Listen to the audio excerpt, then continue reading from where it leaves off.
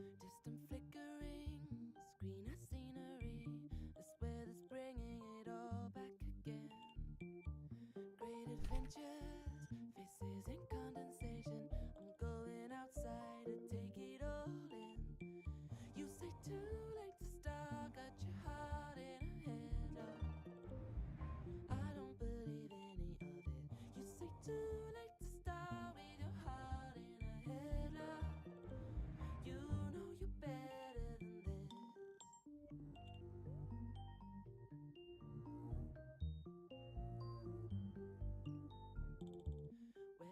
Alright, I think they're starting this thing.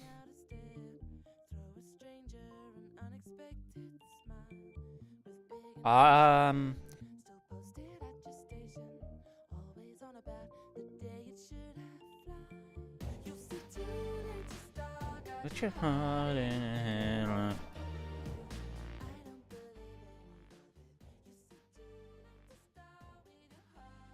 Alright, we are live. We are here. We're going to be streaking with Wraith a bit later. We're going to react to this first time ever DBD League on official Dead by Daylight Twitch.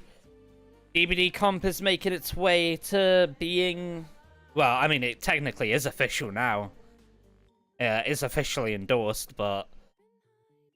Yeah, I don't know. I don't really know the players of Praxis. I know Invictus, obviously. Let's see what the chat's saying. I kind of wanted to watch this. Luckily, I think I just got in time. I've got food on the way as well, so I'll be chowing down on that soon enough when it comes. Oh, my hair's like so greasy as well. Let's see what they're saying.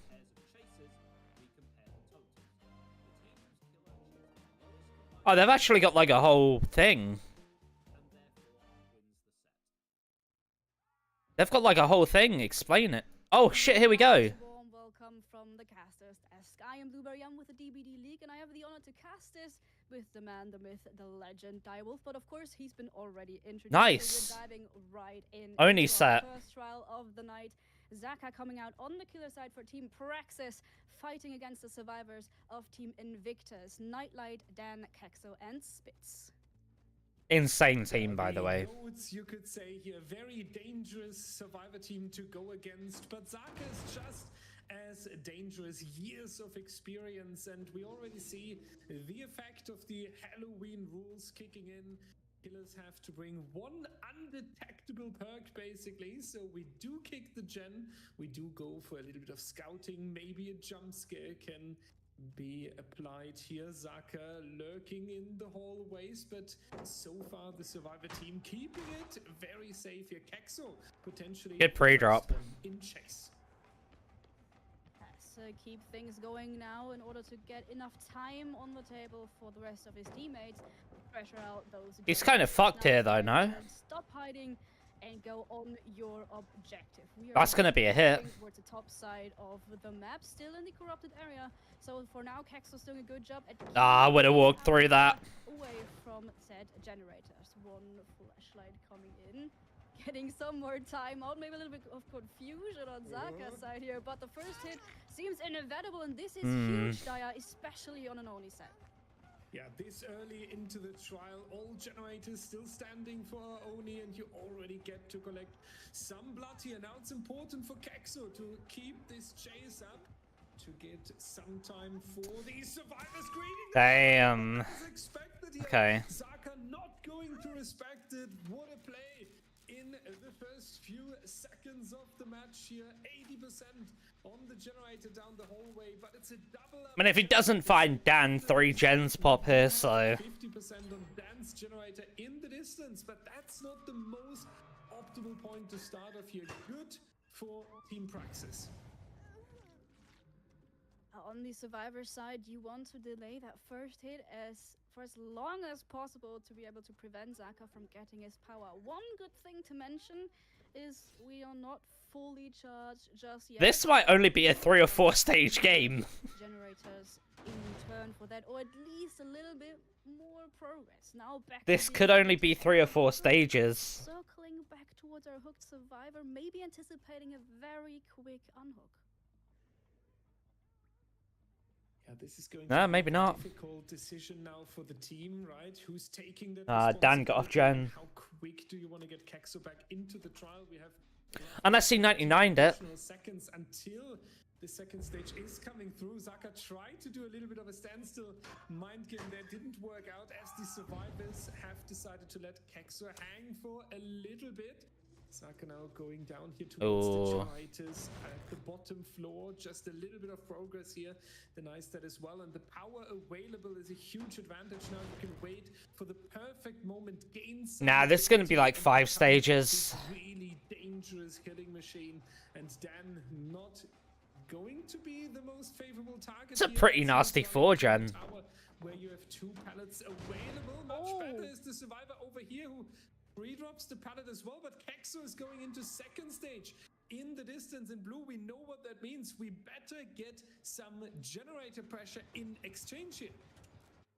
Yeah, this is a really good start for Zaka. These survivors need to log in. Also, maybe worth mentioning, we are looking into these lockers because Can only run gives us DMS. a lot of information on where these survivors are working at, but the survivor currently is hooked.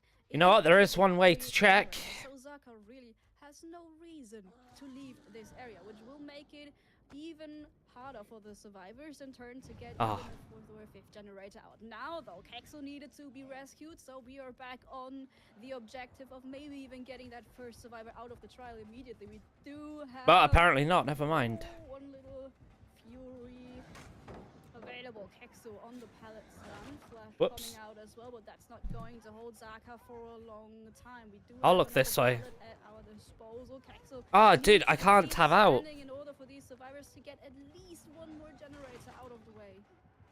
No, I'll look this way. This one generator by Nightlight in splits. We do see assistance Oh, wow, yeah. as well. Dan the man, as we call him in our community. That's going to be the downright there, but it will end in a slug. Zaka will go after Kexo. The problem is he does lose the power, so the mobility is fading, and that means Invictus successfully protected the tunnel out for now, question mark. At least this is a huge turning point now. Kexo will not be eliminated. Not the 3v1 scenario yet. That would really put Zaka in this strong position where you can keep the survivors constantly busy. And Kexo also getting healed there relatively quickly by the team members. And now I can tell you one thing, Blue. We will not see Kexo anytime soon. This man is going to hide whenever possible. I also feel like with Kexo having to be so careful, now we're in our 3-gen situation. Yes, Dan is getting rescued, but you're still in an area you don't necessarily want to be at. Zaka can fully go for the tunnel out, trying to get Dan. We are waiting out the mend, the possible, but we're going for the grab of Oh, wow. coming in. First drop of the Holy game. shit. Dan back up and standing. Let's keep this one going for a little bit longer. What an insane play right there, and this is how you protect your team members and how you play to the true peak of altruism. Damn, chem trap too. Showcase here. Nightlight Okay. will be the next one in chase, but Zaka does realize that's leading him away from the active generator, so has to go back. We've seen the effect of chemical trap there for a second, little bit of a slowdown coming through. And now Oh, damn, they got loads of sets. for the killer, right? I thought it was going to be like 5 sets. They got like 8. Generators in order to force the regression, but at some point you will need a hook stage coming through. So then you have to 9 move sets. and Okay. every time you follow Yes, the survivor, 8 there's this basically. clock ticking inside your head against you, basically. I thought it was going to be like a 5 set thing. It's going to be a huge strategy standoff now. This might be where the trial does slow down and Zaka needs to essentially make the right decisions, as you've mentioned. We do have the 3 generators left in the corner, which is preferable for Zaka, but with 4 survivors left standing, they will be able to split and progress the generators slowly but surely. once again getting some information out of on the position of the survivors. We did also spot the reset earlier, but it doesn't really do anything for Zaka. He's now very reliant on these survivors making a mistake, and especially him getting his power back in order to possibly even snowball. And I mean, I told you, probably about a 5-stage game. I don't dare to call this a recovery for him just yet, but this could heavily tip in favor of Invictus. Yeah, snowballing would be the dream here, right? Which means connecting more. I mean, everyone's fully healed. Case, Everyone's fully healed. Need for constant healing, but it does bring the huge risk. But I do think at this point Zaka does need a little bit of a risky play here, because Yeah, I mean, he's getting some blood. Out of the hands, right? You had the tunnel up in your head as a tactic. You wanted to get Kexo out of the way into the 3v1 as quick as possible, and then Invictus threw all kind of altruistic plays in your way and made sure that they are staying in the trial as 4 survivors. Dude, they can just drag this for like the next 10 minutes if they want to. Here on the bottom floor, 2 survivors up there approaching a generator from the top, and you constantly. I'm very surprised that in custom games you can't disable the gen kick limit. Connection here between the 2 levels, so you can get relatively quickly to the top of the Midwich Elementary School, but we kinda need a hit here in order to get the power. As I said with the anti-tunneling. And the one-shot ability, so I think we need to try get something with our undetectable done. We need to surprise a survivor out of position here, get the blood in, and then we can work from there. They said that they were going to make it so you could disable it in custom games. Easier said than done, right? Because what these survivors are doing right now is exactly what you want to be doing. You pre-run as soon as you get that heartbeat on. Why would you go back there, Dan? The area that Zaka so desperately needs to stay. Oh, it's the other side of the fucking At some point, however, middle. he will be forced to take risk. But so far, these survivors. That was like the closest side. I was like, what? Closest side to the gens. gens. Leaving early and giving him no chance to get his power back. It is, however. He's gonna commit here, right? As you can see. So sooner or Really? later, I think we will They're immediately have running a back. do or die moment for Zaka. And this is the one-time chance, basically. You got the power and you have to make it work. Not only speaking of the team name in What looks theory, better? but also in praxis. And let's see if Zaka will be able to do exactly that. Does want to wait a little think that bit looks here for the better. perfect moment, checking the locker as well. Sometimes the survivor's hiding behind you, but also for the info here. Getting a little bit of Yeah, I mean, he's where they are he's just located. waiting for the right moment to pop his Towards the power. top side needs to make sure that the generators are not completed yet. We have 1 generator, ladies and gentlemen. That is the huge difference here between taking an insane result out of this trial. 3 stages is unbelievable, would be unbelievable, especially with the. It's still going to be 5 stages. Finally, and Dan is going to take 1 tag. That's going to be a reset. Dan's already running back, obviously. Now he's going to run off again. Told you. With a huge patience, and that's really impressive to me, right? You are in this difficult situation right now. You really need it down, and yet he's making sure that he finds the perfect moment for that power usage. It is going to be an important one. And it should come rather sooner than later. Now we've spotted enough survivors close to maybe get that snowball we so desperately. Oh, the tower is the need. closest side, okay. Though it has 2 pallets, that can be very dangerous. Clever. Could spell a lot of time out of the way, but where are these survivors? They've once again ran away from the generators. If you can't find them now, you might never will. Circling around, back down for the drop. I reckon they literally just hide out his power now. Yeah, they look. They hide out his power. Dude, of course. Just drag out the game until the gen kick limit. That's all you need to do. Oh god. Oh, that's funny. His locker here. And we're Oh. for more of them. We see Dan screaming in the distance. What? That means Why did he go in there? Zaka a little bit overshooting here.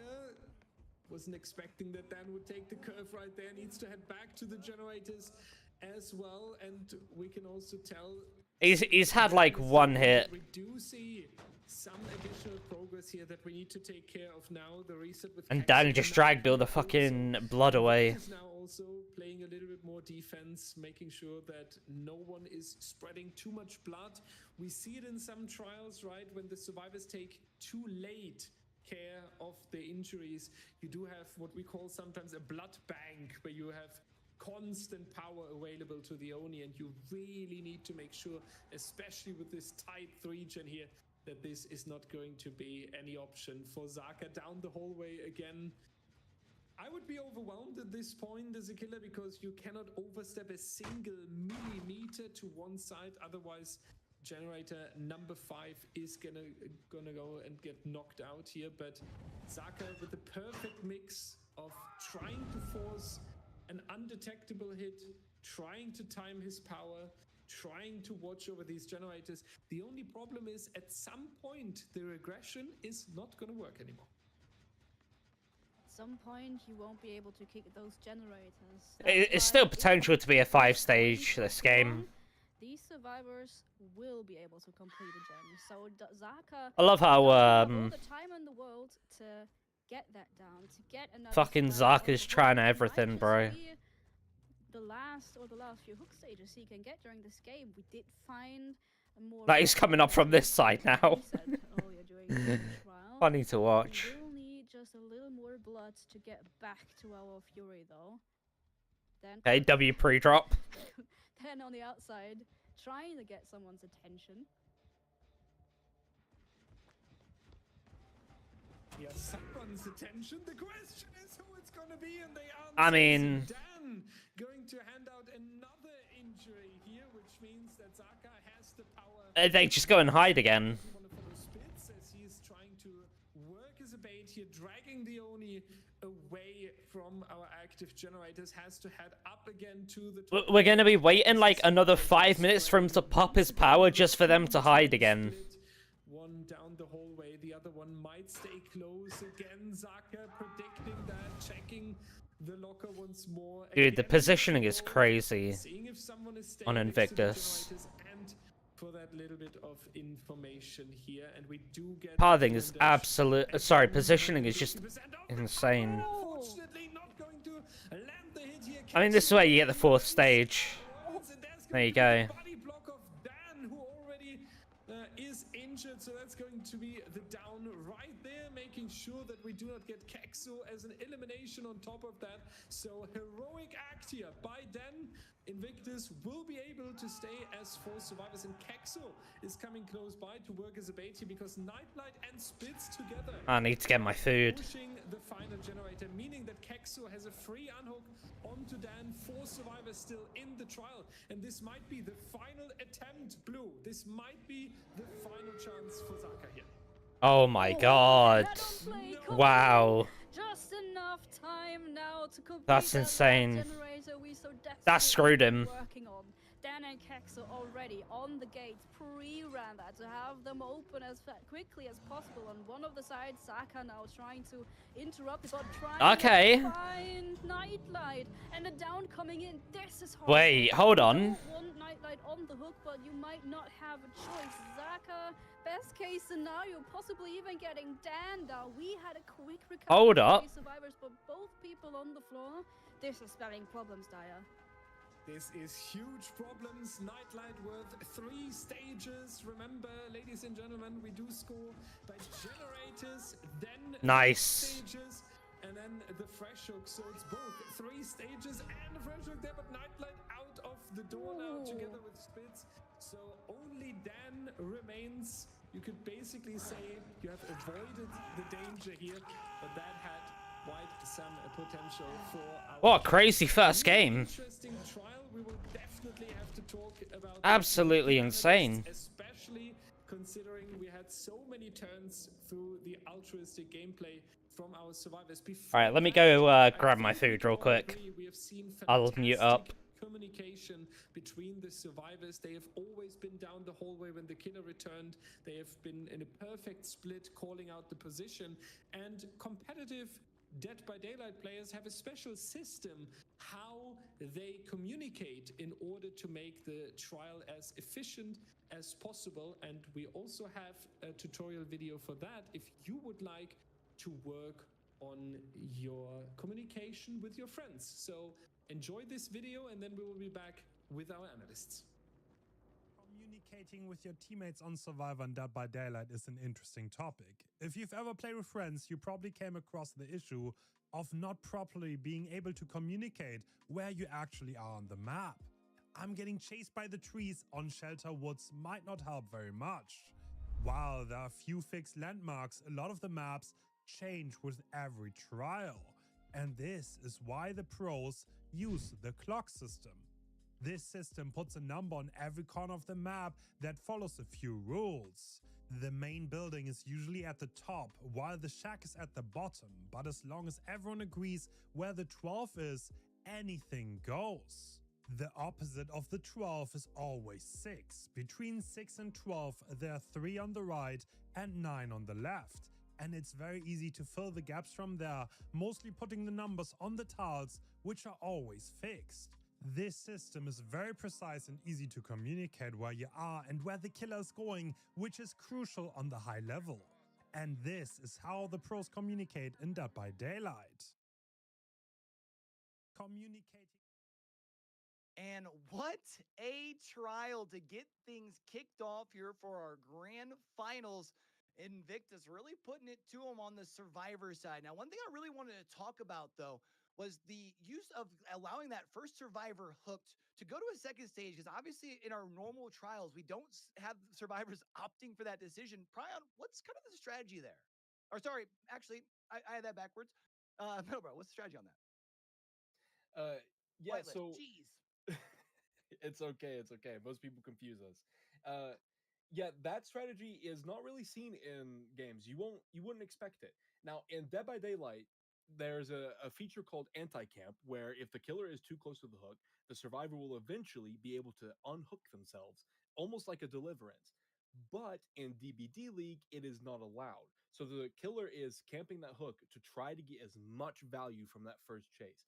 While that first chase wasn't a 5-gen run, it was still a pretty decent chase. So Zaka wanted to make sure that he gets enough from that. And the survivors know that at that point in the trial, there just wasn't enough gym progress and there wasn't enough map pressure to be able to make that trade for the first stage worth it. Because likely Zaka's going to tunnel that with a person who is slugged, the person who saved Kexo off the hook. So they let him go second to try to use hook stages almost like a resource. They wanted to try to waste as much time from Zaka as possible. And then we saw that Dan went in for the save and was protecting Kexo from that. So they obviously want to keep them out of the 3v1, but waste as much time with each hook stage as possible. Of course, we talked about at the top of things, those decisions come across first, but then it's about if you get the true value out of those decisions. And it's easy to look at the results at the end and say yes or no, but Pryon, when we look back at the trial, when that sort of switch at the hook happened, did you feel like our survivors had gotten enough value on those gens to surrender a second stage? Not All necessarily. right, I'm back. And that's where these decisions become complicated. It's a calculated Classic risk by the McDonald's survivors of fucking up the Invictus. order. They let Kexo go to second stage, and they know that Zaka's next choice is going to be, I need that guy out of the game, because they let But him go to whatever. second stage. And that's why the altruistic plays are so important here. The coordination that's required for Dan to come in and take that demon strike to the back for his teammate, allowing Kexo to get away, and that wastes so much of the killer's time. Because if he's getting it down, that's not getting him into the 6 3v1. nuggets instead of It is 20 that just I wanted. so far in the survivor's favor Same. as far as time management goes. And then even further, when he tries to go for Dan again after he has one hook stage on him, survivors are there again with an incredible grab into a flashbang firecracker save on the pallet.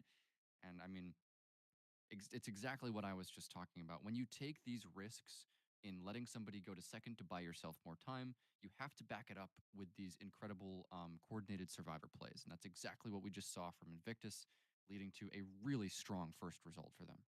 And it looked like maybe for a second, Zaka had a chance to bring things back. You get Nightlight down, you chase down that second down as well, but then Nightlight goes out the door there. So before we head into trial number 2, I'm just curious, Flightless, do you feel like that was more of an over-aggression? I wonder who else is or you just watching wanted to this. make sure you get, or do you think it's just kind of lost track of time? I mean, what happened at the end there? Yeah, Oni usually, now the result we saw, 5 stages, 2 fresh, that's a pretty good win con for the survivors. So Zaka knows that. He knows that Oni, he's expecting more from that. So in his head, okay, I've got Nightlight down. He's going to be Is Ots not watching it? Radar, we can pull it up. Wow, okay. these survivors from getting this pool for free and him being able to escape with even fewer stages. Oh, Let me try to get my power, get some injures, get a little bit of pressure, and then I can hook Nightlight. But I think it actually ended up backfiring because the hits took a little too long to come out, and also Nightlight was crawling the entire time. So his teammates were able to protect him as he crawled out of the gate, and it went up from I believe it was 7 stages maybe to a 5 stage, which is a pretty tough win con to beat. Is going to be quite the win con to beat for sure. It felt like Invictus was able to throw everything but the kitchen sink at Zaka and was able to walk away with a pretty darn good result. It's going to be up to Praxis's survivors to try to beat that here in this next trial. So let's go ahead and take another trip back into the fog and send it over to our casters, Blueberry and Dyer. Thank you so much, guys. All right, let's go. This was such an intense trial. We have seen how the teams can throw all their resources together, and it's time to go into the rematch here. Midwich Elementary School and Pedro on the killer side. We have seen 5 stages on Pedro? survivors in the previous trial, and to be hip Okay. and cool matching the Midwich Elementary School, the win condition is now in hook stages 6-7 basically in order to get the set point here. And Blue, I cannot wait for it. Pedro is such an experienced player, especially when we talk about these very mechanical M1 killers. I'm so ready for this. And I hope We1 is as well, because he was the one who will find himself in chase the first time alive coming out, however, to get away from Pedro and to try and prevent this first hit from coming out. The I mean, wall dude, that was so just obvious. not quick enough. First hit coming in even earlier than during the last trial. Now, even more than we've had it in our last Classic one. B1. We need to keep this chase going, but honestly, now we can just wait for the blood bank, as we've called it earlier, to donate the drop little by little until we got our first demon dash. Yeah, We1 needs to make sure that he does stay on his feet for a little bit longer. We see Laser and Ward again grinding on the gen. Zaka preparing a generator with around about a quarter. Oh, this is progress at the rough. moment there, and we do go for the tower loop here. You have 2 pallets. Sometimes we say you can build yourself a house. We1 with a confident vault, and now the Oni stays Oof. in the tower. That's going to be a huge time waste right there. What a play by We1. Damn, this is going to be a close set, I think. It's not going to work another time, but that is 2 generators getting completed. The grinders were real. Laser and Ward. We might even see a 3rd one if we do not make it in time. We do have a little bit of heartbeat here, no, but Zaka is far away. We do have quite some distance here, so it should equal 3rd generator coming out in the best case here. Pedro selecting a little bit of blood, so the power will be available, but 3 generators at the beginning for Team Praxis here is a huge start, especially when we talk about a 5 to 6 stages Too late. condition here. Hey, Pedro needs to block him. I'm not gonna lie. We have 3 generators out of the way already, trying to regress all the progress that is on the remaining generators. Even though it's not a lot so far, we are prepping for possible eruption proc as well, so we will be taking this one too. Did spot a survivor, not yet the one we want to. Someone's saying, what the fuck is IGN progress? What do you mean? Snowball with our ability available, but uh-oh. Why? Zaka surprisingly catching strays and an M1 from Pedro. He's just giving them out for free. Now popping the Fury because this should be the point in time where you go for the rescue. We want off our hook, but not out of the danger zone just yet. Yeah, the danger zone just starts, right? We have We1 and Zaka dropping blood at the moment on the map here, so that will Wow, be okay. something to consider Yeah, this is later going to be a when close the set. ward is going down. The ward has been defeated in his tower, basically. Unfortunate for Team Praxis. That's the second hook stage on 2 survivors. Remember, we had 5 stages on 2 survivors in the previous trial, so 5 stages spread across 3 survivors, or alternatively 6 stages on 2 survivors equals 2 kills. That is enough for Pedro here. We have more than halftime on the generators, but having 3 survivors with an injury and 2 stages already is definitely a good work so far. And that also means that we have the power now, as we predicted, Blue. All of this blood is now going to become a problem for the survivors, right? Strong early game, but at the moment it might turn very soon. The issue is, even though the game looks like it's in Not the worst case for our survivors. the game looks like it's in their favor. Zaka or laser now, because as we've mentioned, fresh hooks could become very, very important when it comes to winning this set. So ideally, you want to take care of that immediately. So getting a survivor, Even though it looks like it's in Praxis' favor, get towards those 5 stages is now they're leaving so much blood everywhere. Get some Like, more information out of the way. Let's see if we spot one of our fresh, but I'm sure, for one, they're resetting, and for 2, they will hide this out. Uh-oh. are they gonna hide it out though? Oh, indeed, we do have a laser. Come on, that was obvious. Is going down, and that is also the 3rd individual survivor that we have down. Invictus wins this. That means laser dead. Hey! We won that or ward that. One of these survivors completely eliminated later on would be the stages on 3 survivors, and therefore the win here. So Praxis needs to speed it up on the generators. As good as it looked in the early game, as difficult it is now later on, because they do kind of chose to sacrifice safety. Like, he's got his power constantly. And make sure that they are getting pressure onto the generators, right? And they were confident that they can just keep the speed on the generators up. And unfortunately, they had to realize now that Pedro, with winning these very mechanical mind games, getting downs quicker than anticipated, has taken control back. We see it right here. We still have 2 survivors injured. We are more than halftime on the win condition. We have the power available while some blood orbs are still on the map. And we have 2 generators on a high progress, but also in regression. So right now, a lot of things point towards Pedro and Invictus here.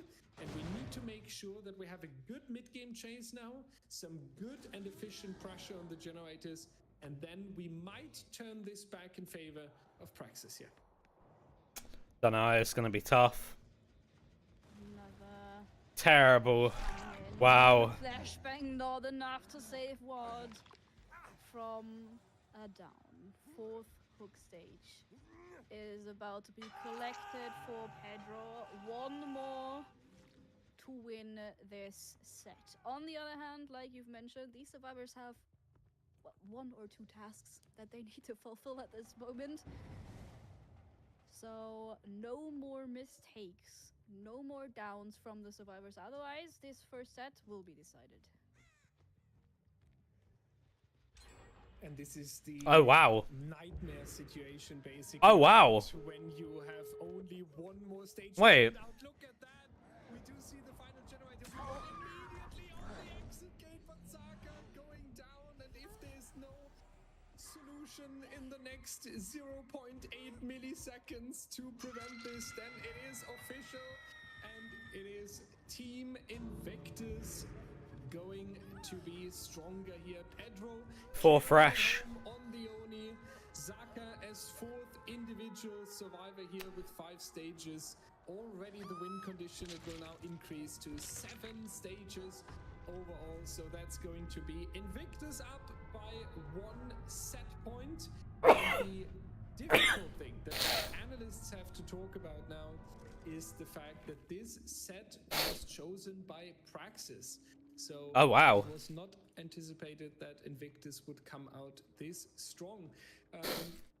Q and friends, what do you take from this very first set here? Well, first off, that set was awesome to be able to watch through. I mean, really two completely different results, or I should say even not results, but two different approaches on the killer side, which I think really made for a fun dynamic between both Invictus and Praxis here. But I think the first thing Dyer mentioned last time, this was Praxis's pick. And last time these two teams played it, Praxis won this thing. So Oh, you damn, that's mentioned how you thought bright the that Oni were going gets? to have to be Jesus a Christ. nice starting point, Flightless. What went right there? Yeah, it was the fact that Invictus's survivor side did so well.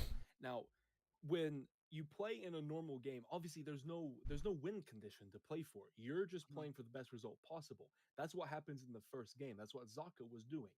But in the second game, there's a slight advantage. Now, the survivor side, they know what win con they have to play for, but so does the killer. And that completely changes how the game is played. So, for example, there, Pedro, he knew that he only had to get 5 stages with 3 fresh hooks. And he did that exactly with 4 fresh hooks.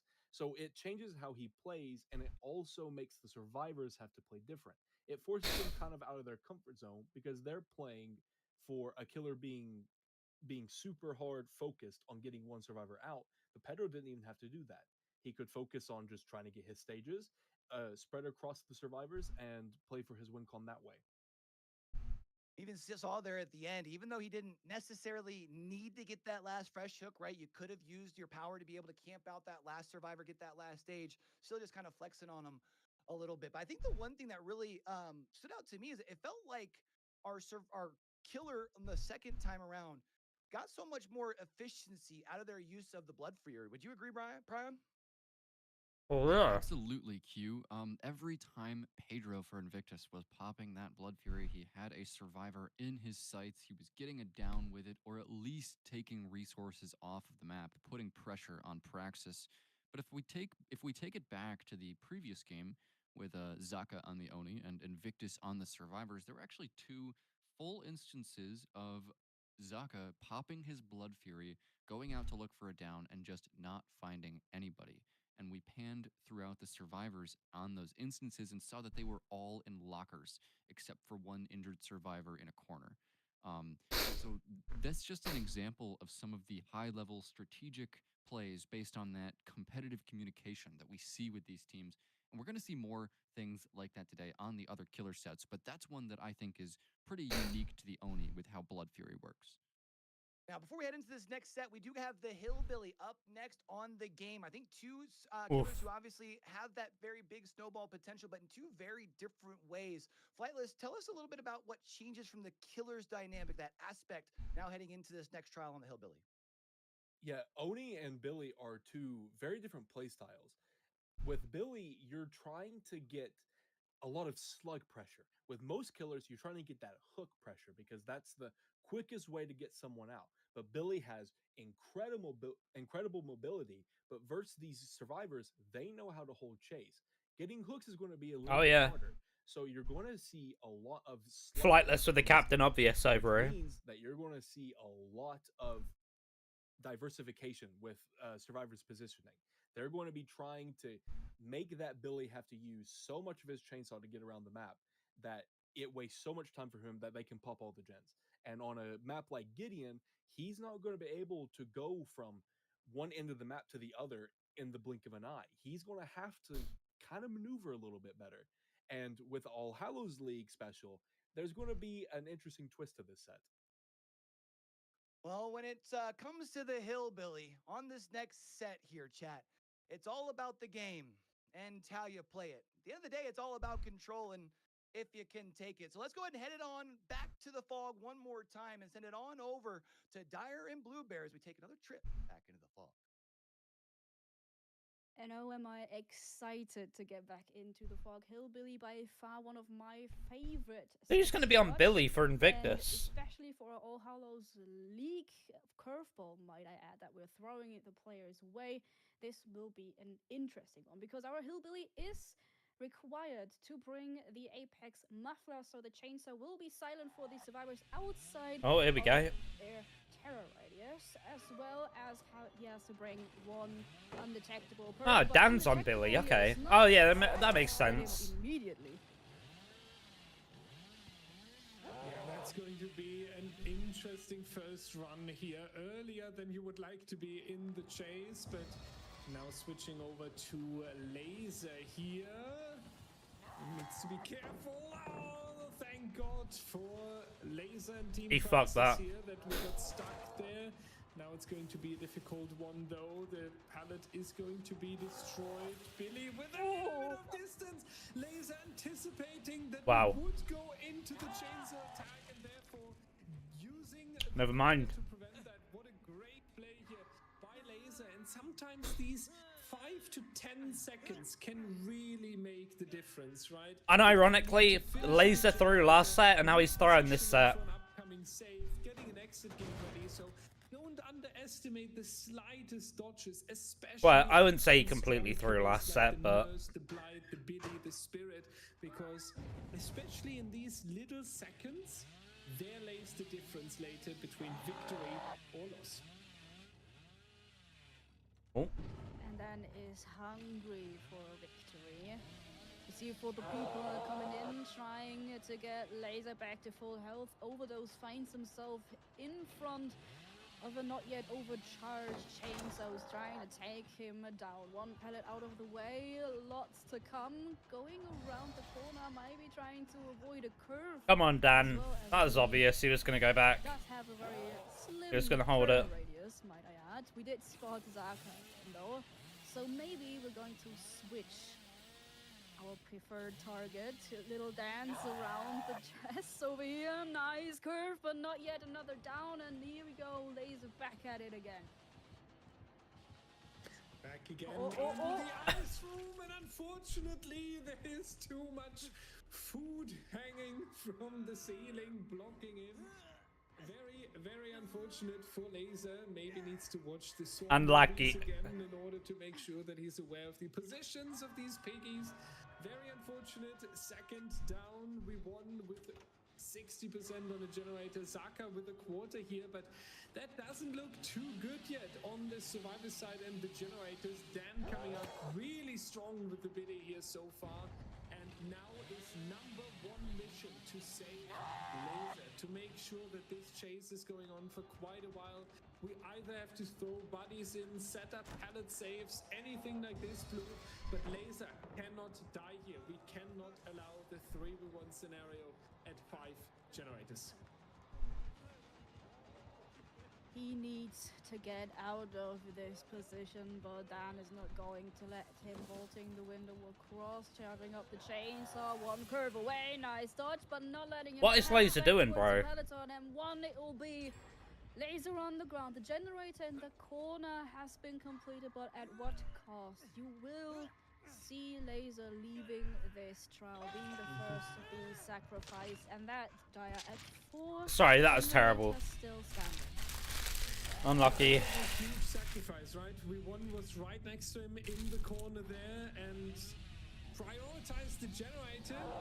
Most likely Like, based on communication. 1 kill at 4 gens. But as you say, you really have to discuss this later. Was it worth to get the generator out of the way and sacrificing Laser here? We one could have Realistically, as a meat shield. Dan should be on 1 stage at the moment. Can run a little bit longer now. The pressure is on. Not 3 with 1 dead. That we do not go down anytime soon. Zaka and we need to reposition themselves on the generators. We need to Oh, get wow. out of the way. Holy shit. Dan with an absolute blink after getting the chainsaw out, watered down onto Overdose, and people sometimes say, Hillbilly on the game, that's going to be difficult with so many pallets. Well- on the back. Well, Dan makes it look like a Sunday walk in the park here. What is this killer performance?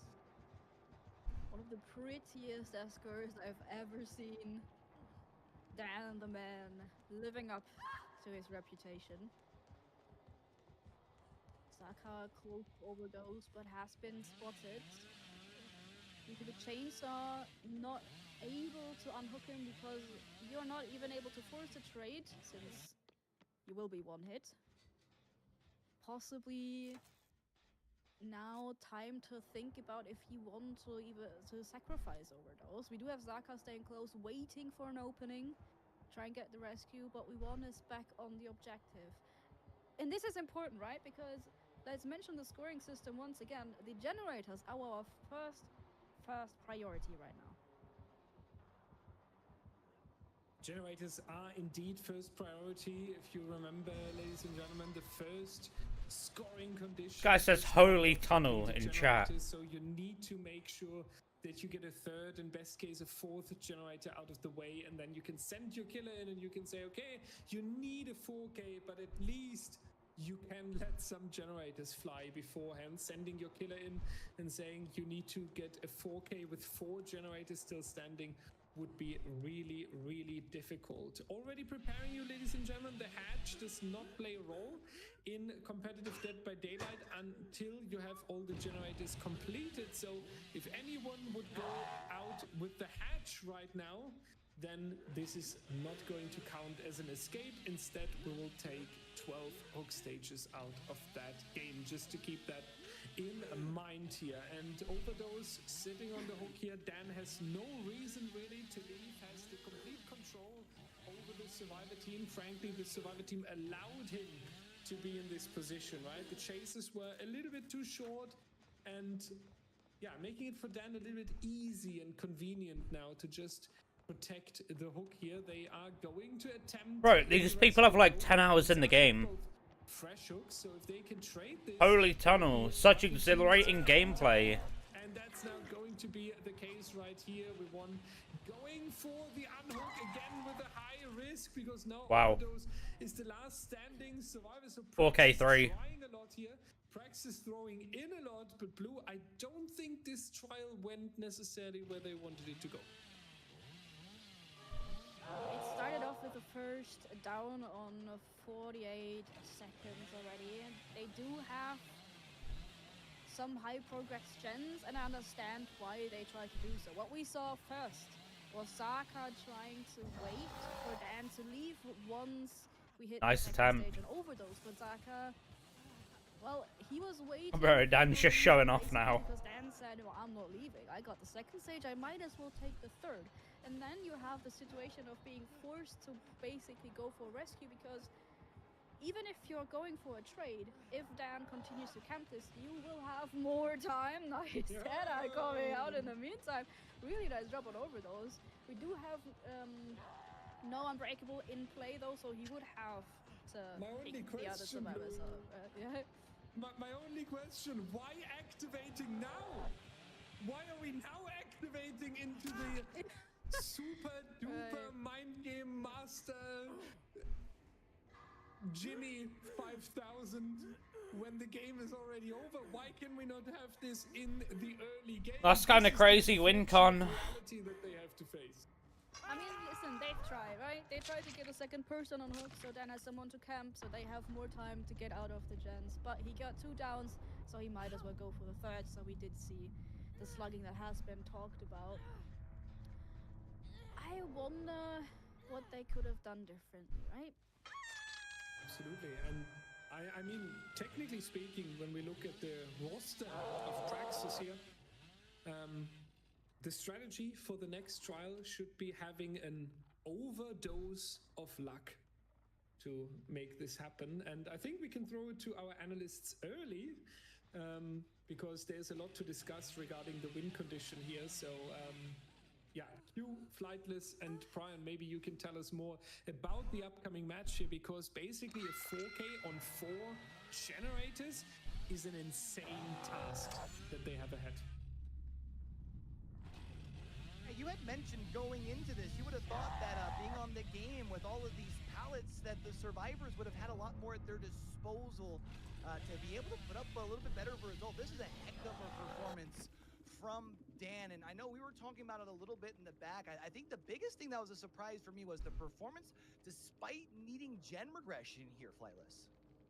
Yeah, typically include in comp and in pubs, you're seeing more gen regression like pain res, pop, eruption, ruin, things like that. Now, in the All Hallows League balancing, in this set specifically, you do need an undetectable perk, so that's why you see unforeseen. But you also see corrupt for the early game. You see Deadman switch for a little bit of slowdown for each hook, and you also see ultimate weapon for a bit of info. But you don't see any gen regression, and that is because on a set like this, the gens are so close to together on this map that the gen regression isn't that big of a deal if you can have super fast chases.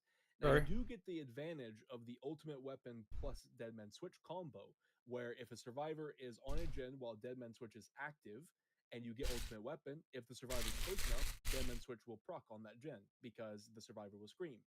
So that is a little bit of All right, a back in good a sec. combo, but usually you'd see gen regression.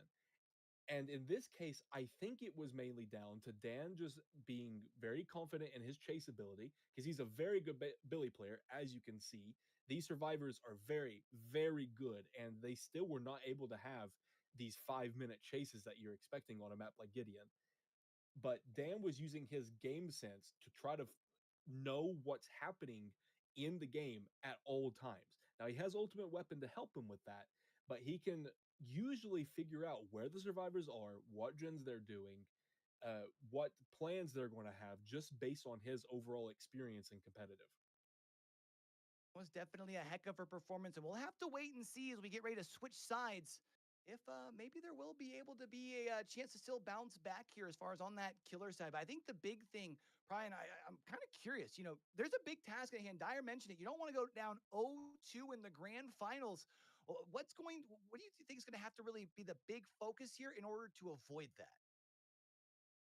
Yeah, and that's an interesting question, Q, because you said you really don't want to go down 0-2, but with a win condition of a 4K at 4 generators remaining in the set that you did not pick, it almost feels a little bit inevitable. And it would be smart to, as a competitive team, kind of shift into the mindset of having a mental reset and y- you know that it's not exactly the end of the world if you don't meet this 4K at 4 gens remaining win condition on the hillbilly set, because that's extremely difficult, frankly.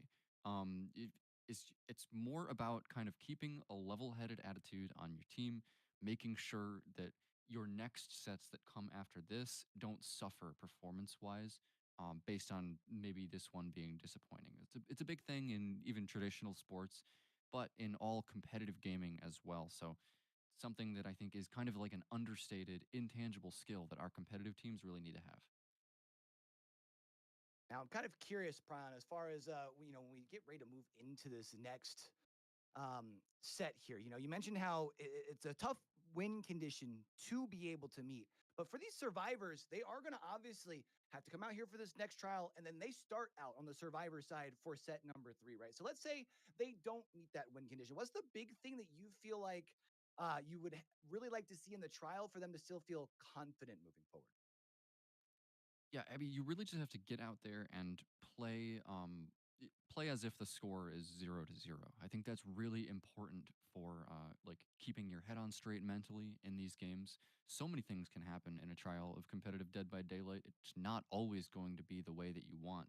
There's always going to be one little thing that will go wrong, something that will go awry, and just not letting that affect you is one of the most important things to having a team that like stays together and gets consistent results.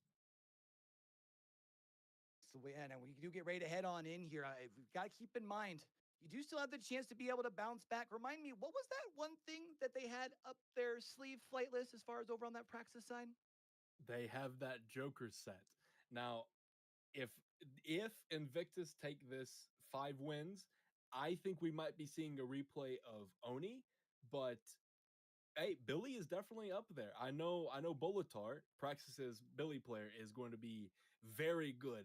If anyone can 4K4, I think he can do it. Copium. Let's let's go ahead and see if he can do it. Let's go ahead and take another trip back into the fog and head back to the game with our casters. Hey, is it copium or is it just optimism, right? In theory, everything is possible, so we keep believing that there is a chance that Praxis could take this performance over. I do have to say though, 3 generators need to be completed. In turn, we would have to see a very, very quick first down. Last trial it was within 50 seconds. Let's see if we can top that. We have to top it. We basically had to load in with 2 survivors hooked, considering that I'm late. with 4 generators standing. I would even say if you achieve a tie here, getting another 4K3, then you can basically celebrate this like Christmas. Rocket is the first one in chase.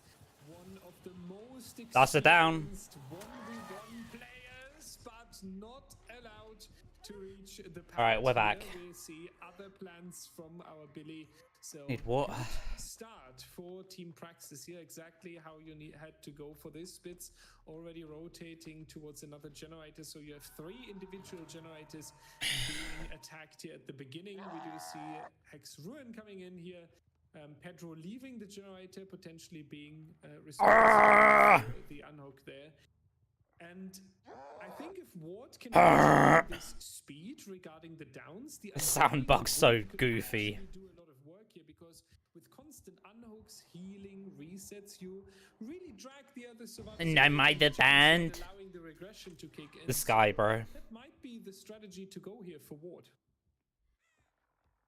He has a ton of So isn't the win con just 4K3? But the survivors in turn are doing a good job of hiding things out. I don't think this is gonna happen. Seen anyone else getting spotted? We will eventually find another generator, but we have seen Pedro's gen being very far progressed. I don't think we'll be able to prevent that one from popping. And realistically, what you're trying to go here is the tight condition of only allowing 2 generators to pop.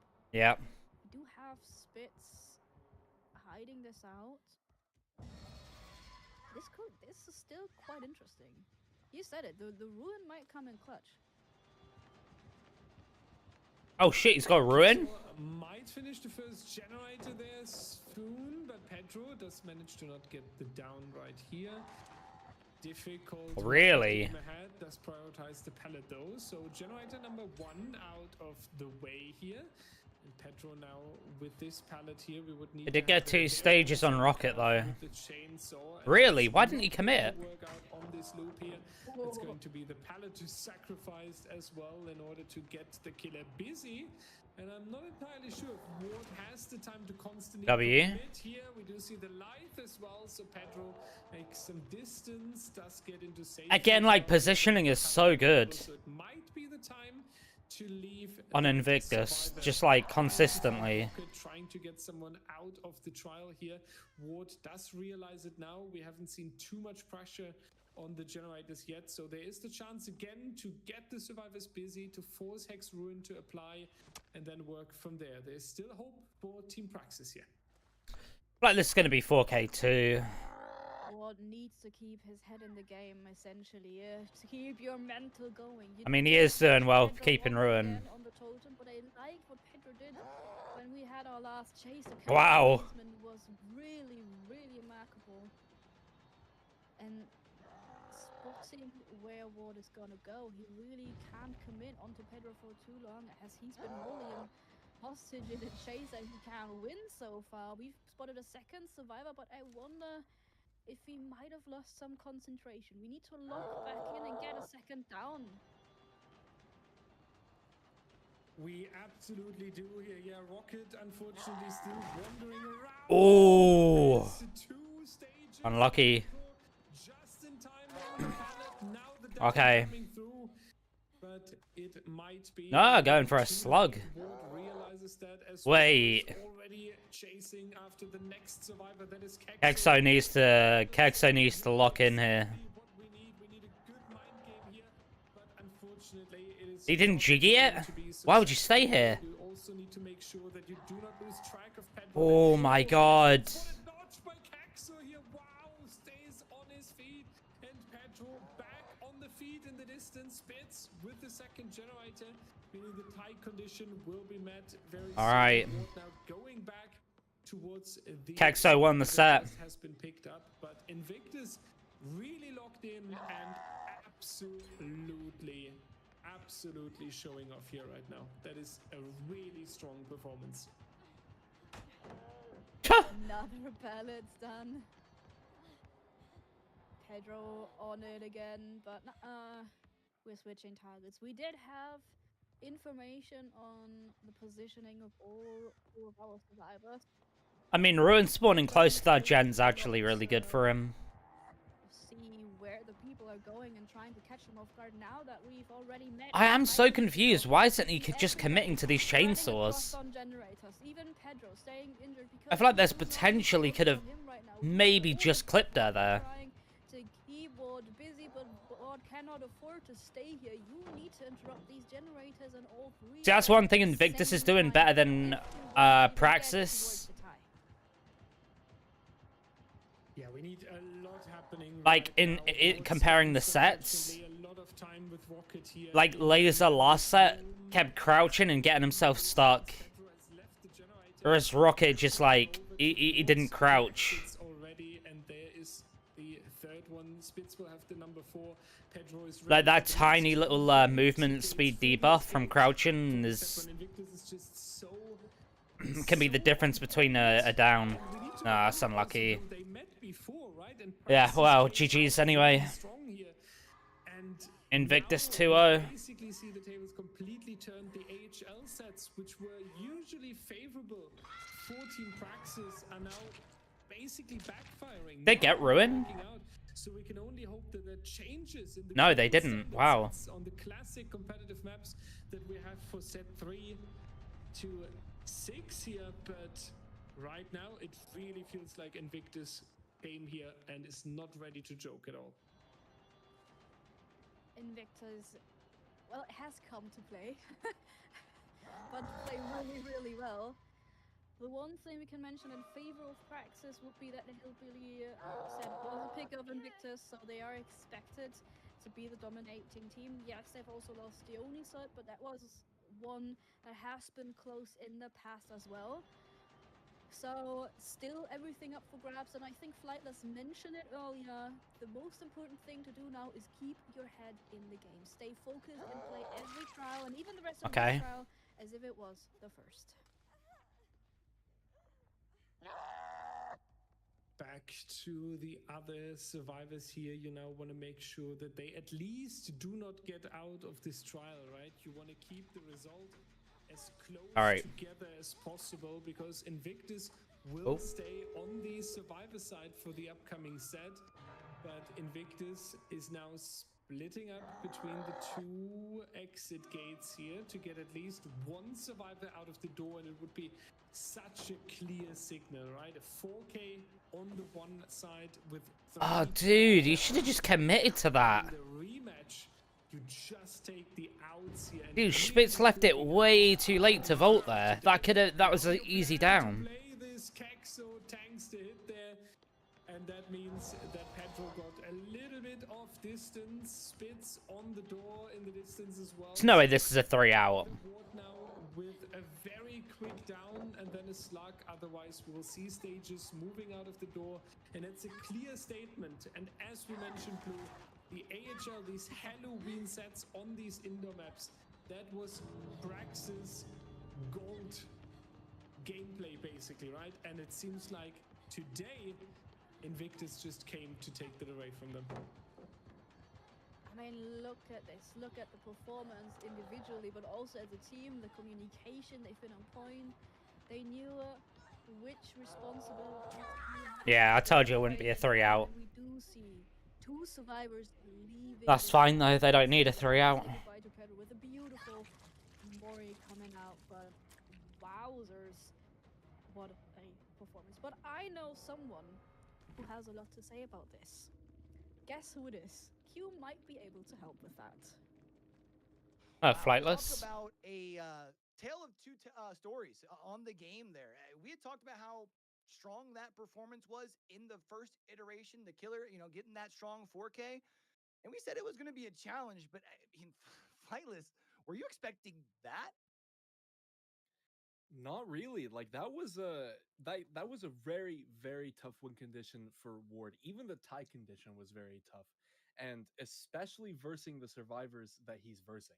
Invictus, a very very good, well coordinated team, but their individual players are awesome as well. Kexo and Spitz very well known in the comp community, but also Rocket and Pedro. For anyone who doesn't know, DBD League, we don't just do 4v1 tournaments. There's also been 1v1s where there's a killer versus survivor and best of 3 showdown. And They're there is trying a to like whole push 1v1 DVD ladder League in so DBD hard. Discord. And Pedro has been top 1 on the ranks for Lord knows how long now. And Rocket has also been up there, known as one of the best 1v1 players in the world as well. So not only does Ward have a coordinated team to verse, a tough map to play, a tough win condition to meet, he also has to verse some of the best chase survivors that the game has to offer. It is just incredibly tough for him. So I'm not surprised that Praxis ended up losing this. Yeah, I think with the way that the results kind of settled there at the end of the first iteration of that first set, we kind What's of the next so I don't set? want to spend too much time breaking down that last set because, well, you just said it, Flightless. At the end of the day, it was just a really big challenge, and unfortunately, just couldn't quite stand. Oh, unknown. But Hmm. we did put something together here special for you guys. Kind of talking about some of the stats throughout the course of this event here. So let's go ahead and take a look at them. Some stats that really kind of stand out from one side towards the other. We talk about our highest 4K rates, lowest 4K rates. Interesting. What really stands up to you as a surprise here? I'm not Yeah, surprised Wraith is surprises, up I there. would say not so many surprises here, but I do want to talk about the Blight. You see him right there on the screen with the 60% 4K rate. I mean, And yeah, now, but you might think that his 4K rate should be higher, given that he's one of, if not the strongest killer in the yeah, entire but perk game. bans. Keep in mind that we explained our balancing and how that works Uh-huh. earlier. Blight is That's getting why a Wraith has a 4K rate with almost every strong perk allowed on the survivor side, and many strong killer perks banned. why from Wraith's both got a sides. higher So that win is, rate. I think, a really important stat line here to consider as we are going into this Blight set next. And just to compound on that, we also have interesting. the best and worst generator defenders stat here. And Blight is the number 2 strongest gen defender that we have in DBD League, only allowing the survivors to do on average 3.73 generators. And he's only beaten out there by the Dredge, who, as we discussed earlier, is played on Midwich, and it's probably the strongest incarnation of the Dredge you'll ever see. Wraith almost 10 stages a Some game. applause here. I mean, even when we look Well, at like most hook stages per 9.75, that's game, most hook crazy. stages per game. I mean, Flightless, walk through this. I mean, is there any of these that you feel like, man, like I feel like we saw such a strong performance from Oni earlier. 7.3 stages kind of seems low, no?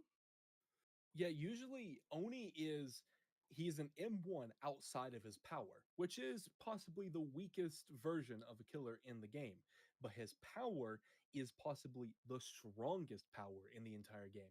So Oni has Makes a sense. very, very diverse range, and seeing Singularity, the that slowest stage first down? is somewhat surprising. Usually you'd see probably around the 9 I guess to it 10 makes stage mark sense if you just because pre-drop. his power can just snowball incredibly well. But one I want to point out is that Unknown, like we talked about how Dredge has a pretty high 4K rate for a killer that you wouldn't expect to have something like that. Unknown, while not being on the top of the leaderboards on that, he is tied, I believe, for first place of the amount of trials played in All Hallows League at 60 trials. Very being the interesting dark stats. with Nurse at third for 10% 4K rate on Slinger. The comp players seem to love Oof. him, and I love him as well. So I'm like, we may be loading into the Blight game, but I want to see this Unknown one really quickly. Blight will be fun for set number 4. We do have the Unknown on the deadest of dogs. Heading out to the wild, wild west. And it is going to be up to Praxis here to try and bounce back. This is their killer pick. Let's see if they can avoid going down 0-3. They don't have a Wraith Take set, another do trip they? back into the fog. Thank you. They so don't. much, guys. Underrated, Well, man. some people would say this killer is unknown. Well, then who are we actually playing? This Harmless. No, because it's unknown. This pun was needed, ladies and gentlemen. Spitz, Pedro, Dan, and Kexo loading into the desert here, facing Zaka, and it does mean a lot, I think, that Zaka is back on the killer role here, not only because of the character we are playing, also because of the experience that is connected to that name. And as our Good analyst dodge. pointed out, being down 2-0 in the grand final is really not how you want to kick this off. So a lot responsibility here on this set. Spitz manages to get rid Oh, of the Invictus power against that's Harmless, towards the dude. houses section Oh. here as well. Zaka trying to go for the mind game. Like, this is just Just free for just Invictus, gonna no? offer you to make some distance, does take the power again, but also quite some distance after dropping the pallet here. Blue, so far it looks good, and Spitz looks like he's locked in. He's doing an incredible job so far, keeping Raka busy for as long as it needs to get that first generator out of the way. Another Volt coming in. We do have a drop down. It Like, seems that we can almost have 2 it. gens done with There's no... another pallet that Spitz can use to prevent that Oh wow, first that Volt linger though. from coming out. We haven't even caught up for one singular 2 gens done and not a single injure. There you go. chasing for so long. Now it's coming in. The first generator already out of the way, and the second close to follow. Yeah, here comes the down. This one was meant to bounce off this rock there, I believe. Why's Kexo off the gen? Didn't work out. Ah, fair Spitz enough. Gets rid of the power again. Kexo coming in order to help. Spitz does take the power, but does have a little bit of I don't know if I agree with especially that. Kexo taking a hit here, so we should be safe and should get rid of the UVX once more. I don't know if I agree with Kexo taking a hit like Entirely that. sure which survivor to follow does decide now. But we do see that Kexo is the next target here now in front of the main building. We do sacrifice a lot of pallets here at the beginning, but it does make sure that they are running. We have 2 survivors grinding the generators in the background, so They're doing what now? absolutely the correct play here. Invictus Nice already attempt. Going strong. They're back on Spitz, the one survivor we previously let go, but look at this. Damn. We're also close, taking another hit. We do have Spitz caught in a corner. Isn't allowed any mistakes. No, we do even have the UVX tip. A nice teleport, but still not enough. I feel like that teleport was so late. Too long, but Okay, you still got the eventually down. We've managed to get it down, but I have to commend these survivors. That has been one hell of a first, or at least 2 or 3 first chases. The first down coming in at 2 minutes and 56 seconds. So almost Wait, what 3 perks has Zaka minutes. got? Have they gone without a down? Incredible performance from Invictus so far. Absolutely incredible. 3 minutes is just an incredible start, and you also have the 2-0 advantage in your backpack. Ruin, Pain Res, Corrupt With Batteries. 2 set points into the 3rd set of this grand final, which is again selected by Praxis here. And after a few minutes, you have this feeling, okay, this really goes for us, and there's so much that works right now, from the communication to the first chase. Kexo going down here. The good news for Invictus is that Spitz is safe. 2 And stages. this rehook, basically, of the survivor that we could potentially tunnel out in order to achieve the 3v1 advantage. So I think this is going to be a 4K one. Pain Res kicking in, going for a little bit of a regression, but the problem is that Kexo let the killer really far away from the active generators, so we can not defend the hook while checking on the generators, meaning that Invictus will soon encounter a free pull, and that also allows for a good reset. Good teleport. Immediately teleporting back, catching Dan while he was on his way to maybe rescue Kexo from the first hit. Coming in earlier now. If they somehow pop another gen, yeah, I was gonna say, if they pop another gen here, I don't know, but Someone else has to rotate over to get Damn. Now we have 3 individual survivors on a half stage. We need another down, we know. More time has to pass, trying to get the What? UX to hit once more. Vaulting the window, you will ah, have Yoink. to yeah, What? break the pallet I was gonna say, but maybe not. Maybe we skip that. okay. Yeah, why breaking the pallet if you can achieve the hook stage? With Oh, he a lot expected the less effort, TP. right? Kexo's second stage here. Spits with another You get shot XP into for the talking in distance. chat? Pedro and I have Dan no idea what the for XP a does. reset. So Invictus not getting too greedy here, which I also like, even with 2 set Never points heard of that. and a confident early game. They do not want to smash through the Nice generators chase in music's this speedrun bugged. here. Instead, they make sure they take care of one another's to have at least 2 survivors that could also go for a double pressured unhook in the Bad a distance. prestige. Kexo 40 seconds away from the potential elimination. After that, Zaka potentially in the advantage with only 3 survivors being able to work on the generators, but we will find out soon why Invictus was healing, and the answer is probably that Dan joins us here for the unhook while Spitz is grinding the generator. Yeah, there he is, coming from the other side in order to get Kexo off the hook. That adds some time. I feel like Invictus are making some really weird plays this game. This game, anyway. Yeah. The next generator. So really good tactical teamwork here.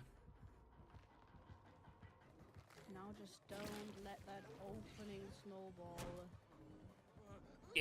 Really? Didn't swing at that? Survivors injured, or 3 survivors back up and standing, depending on what way you want to look at it. Kexo, however, dead on hook, down. Yeah, this is gonna be 4K1, I think. Side of hope for Zaka for sure if we get that elimination.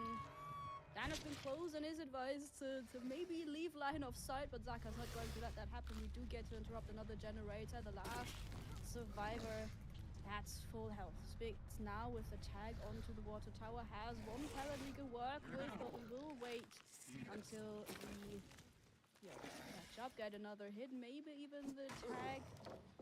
Nice zoning from Spitz, getting the pellets done and himself towards the center of the map, essentially getting even more distance between himself and the Undown, at least until there's another teleport available.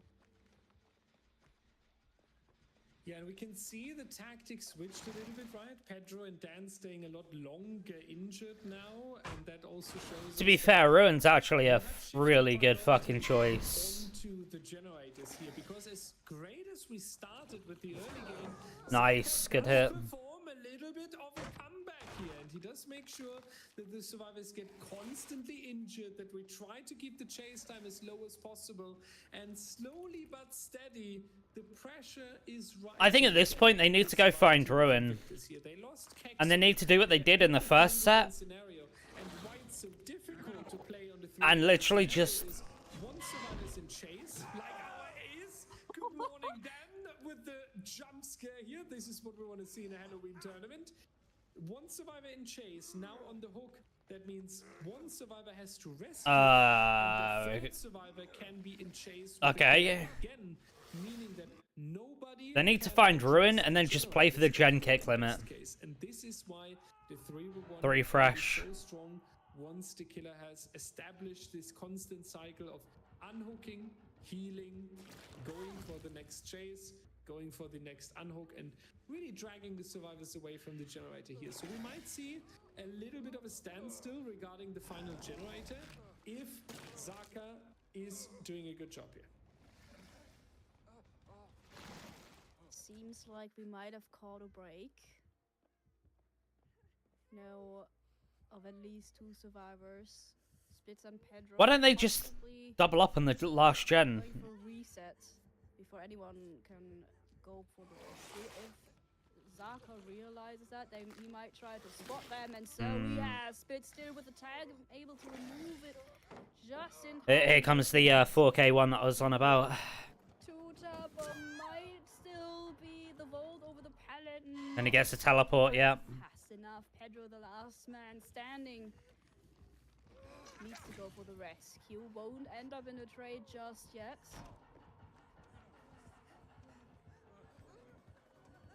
One of them's got a head on though, no? This is intense here because Invictus does realize that it's over soon. Pedro, Yeah, 4K1 win con. Survivor. All the responsibility onto him and Zaka. Zaka? Where's Zaka? Is it unknown? No, we have him right behind us. That's going to be the locker grab right Oh. here. Ladies and gentlemen, that's how you Well can played. win the match. What an absolute fantastic opening early game Well played. from Invictus. And now look at this 4K with the generator still standing. I said early on it was going to be 4K1. Is considered a weaker killer in competitive Dead by Daylight.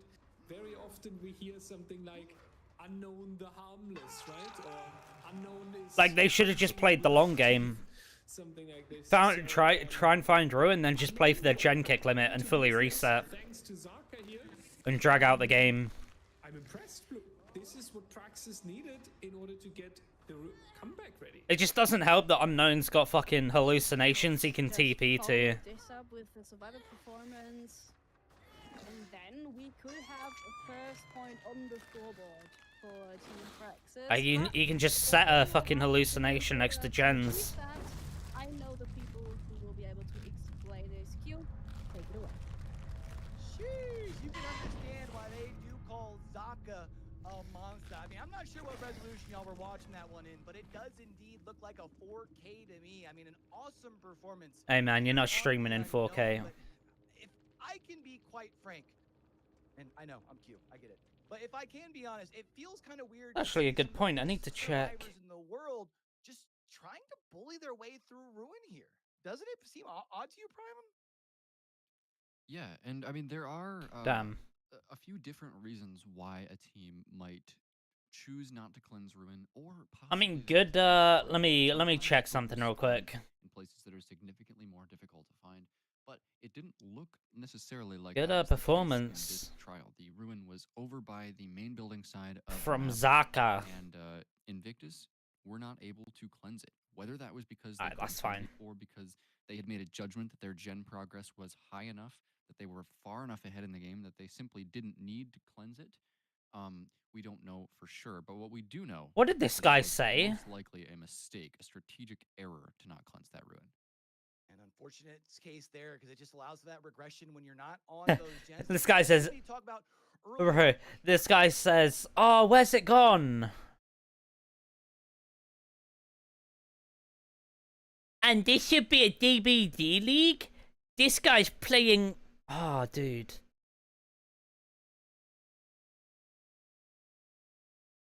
And this should be a DBD league? This guy's playing like my friend and he have 10 hours in game. You're the whole reason this is being streamed on DBD's official Twitch. Pressure in chase. So you're going to see a lot Well, more altruism. that's not the for reason, but chase itself, not even the for reason why you need opponent. to watch. Spitz wasn't even hooked. 2 gens had been completed, and there were body blocks. So for Dumbass. most killers, you want to try to delay the first down as much as possible because it's very, very low risk and high reward. There's almost no downside to it. And at the start of this game, we saw it. That was an incredible start for them because Spitz was able to have such a long chase with the help of those body blocks. Able to get the long chase, but you know what's strange is we see such a long first run. I mean, you mentioned it, basically 3 gens as far as for that run there. But then to be able to go from that first hook on that survivor to the elimination, you don't get any more gens. I mean, what's going on with that, Prion? It's a combination of a lot of things, Q, and a lot of it comes down to Zaka's skill on the killer. He's able to finally get that down, and multiple generators have been done. It took quite a while, but after Kexo is put on the hook, Zaka, you see him kind of extending throughout the map. He's taking short chases with other survivors. He's landing UVX shots, building pressure. And Is it going to be KL on Unknown? A UVX shot on a survivor. While there's a hook to defend, he would just immediately teleport Maybe. away. It's an investment for later. Not actually We have any saw heat he would coming. get those Oh, yeah. survivors with an injury from the UVX later when they would come in for the unhook, or once a survivor was out of the game. And so combining that with the pressure from that Hex Ruin, every time Zaka would extend away from the hook, take a chase. The light go gets for so UVX, bright if I want he's it to. regressing the generators with Ruin over and over and over. And Invictus not cleansing that Ruin, combined with Zaka's skill on the unknown, not missing those shots. I think that's kind of what we saw there. Gotta say, It's actually quite crazy surprised good here lighting. has been Invictus, a squad that usually kind of known for having like the very strong survivor performance. I guess maybe you're hoping that at any point in time, one of those survivors can kind of extend one of those chases just enough to be able to get you across the finish line, maybe. But definitely interesting because that first chase did indeed go on right next to where that totem was. And then we saw, you know, basically they used those pallets to their disposal to be able to prolong that first chase. But then at the end, unfortunately, just no sort of resources for them to be able to use at their disposal there. So I actually don't know let's see who's if we going to can come move out on ahead, top this heading set. towards this next trial. What do you feel like has to be the key in order for Nightlight to force a 3-0 here for Invictus? Ah, yeah, his He's KO. gonna need fast chases. Like we said, Unknown, more of a general weaker killer, but he does have some lethality. If you can hit those UVX shots, Foam shrimps. you will get those 2 taps insanely quickly. And Nightlight's going to need to do that. And on top of that, he's going to have to use his game sense to be able to protect these generators. So he needs fast chases, he needs good hooks, and he needs to defend these gens and delay them as much as possible. Right, this is the first set going to Anyone Praxis. who can take the harmless killer of the unknown and beat what was already quite an impressive performance on that first iteration of Dead Dog. It is the 101-time DBD tournament champion, Nightlight. So let's go ahead and head out to the Wild Wild West. The All Deadest right, of W dogs, Glaze. as we head out for one more trip back into the fog. Yeah, on the Dead Dog Saloon, many survivors lost their lives, but there's hope because we have some Nightlight. Oh, nice. Here we go. Through the dark times here against Overdose, we won Ward and Zaka, and it will be a difficult trial because whenever someone mentions 4K and Unknown in the same sentence regarding competitive Dead by Daylight, the survivors are giggling and say like, ha, we want to see that. But we have just seen it in the first trial and we have to see it here again on this trial. Overdose is the first one in chase. He's going to drop the pallet early, trying to get rid of the power effect as quick as possible, but unlike Spitz in the previous Nice. round, does not manage to do so. So it's a quick injury combined with the Shack pallet sacrifice. What is he doing? Now, difficult for him, potentially the snipe coming out after the teleport, but just gets out of the power here. Blue, that was really the danger. That was just a millisecond.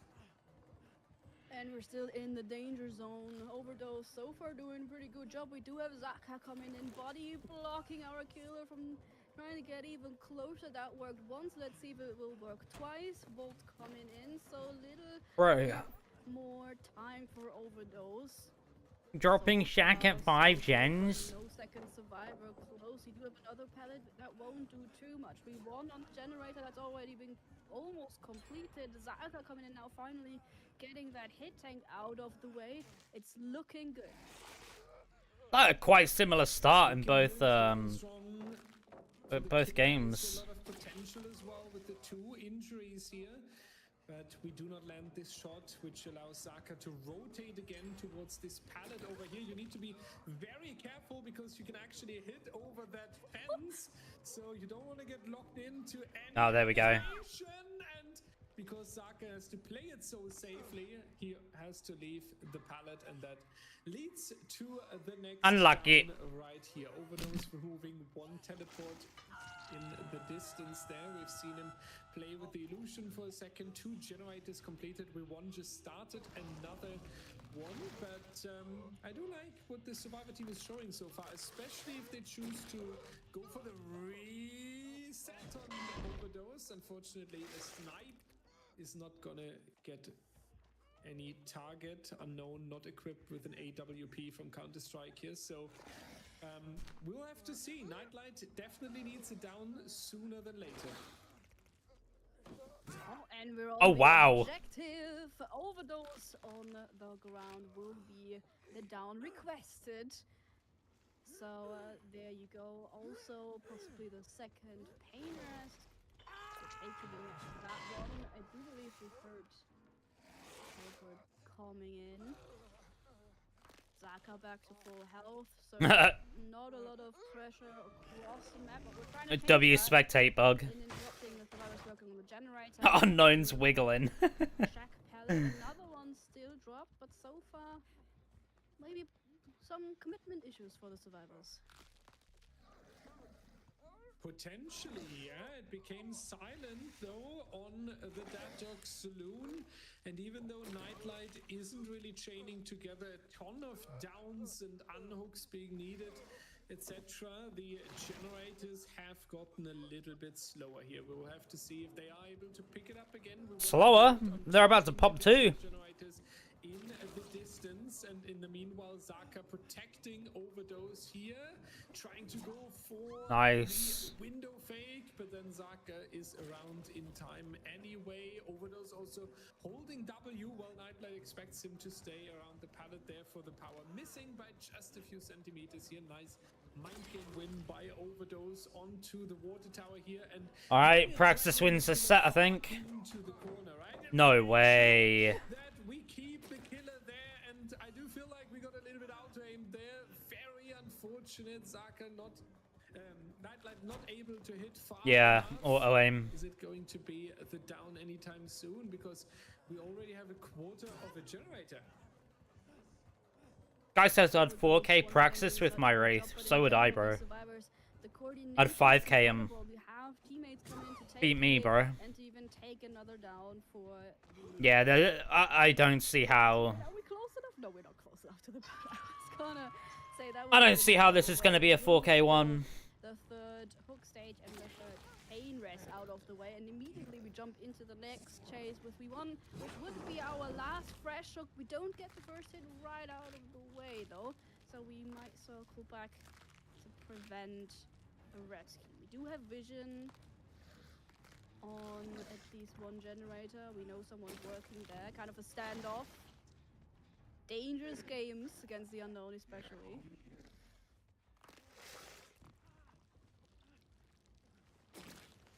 Yeah, one more basically, right? As a Praxis fan, you would hope that Nice. just one more is going to happen, but Nightlight is at the moment really able to prevent that. We won coming in for the pallet save, but all he takes for it is an injury, so basically he saved the killer. Yeah, That GG's. attempt, but Nightlight not I mean, that's able to defend obvious. the final generator, so we do go into the end game here, Blue. They've done it.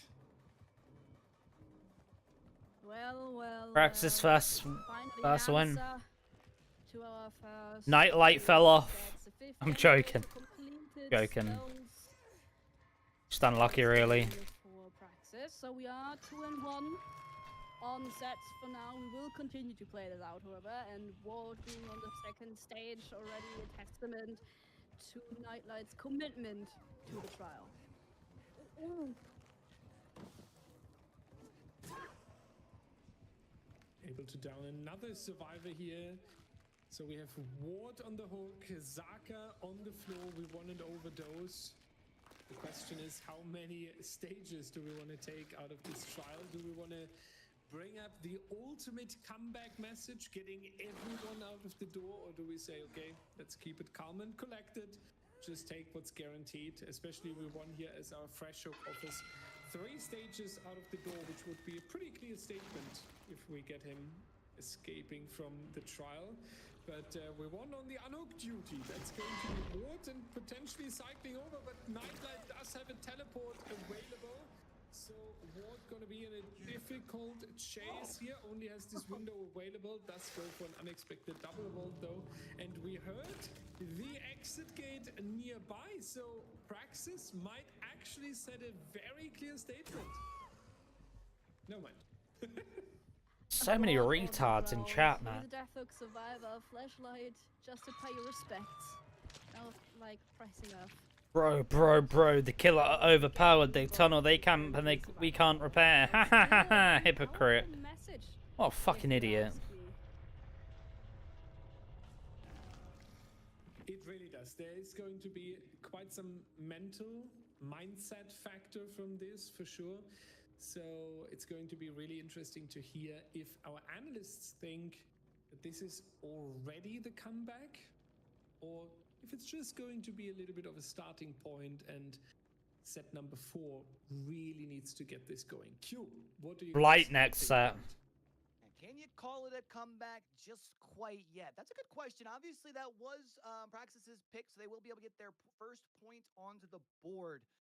Maybe it was simply because of the win con that was on hand or not, but I feel like the big thing that really stood out to me in that last trial was the build that Nightlight came in with. I think I saw a couple people in chat talking about it. Flightless, break it down for me.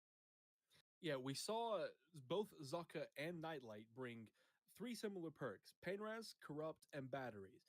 Batteries a little bit unorthodox. You don't really see it much, especially on a killer like Unknown.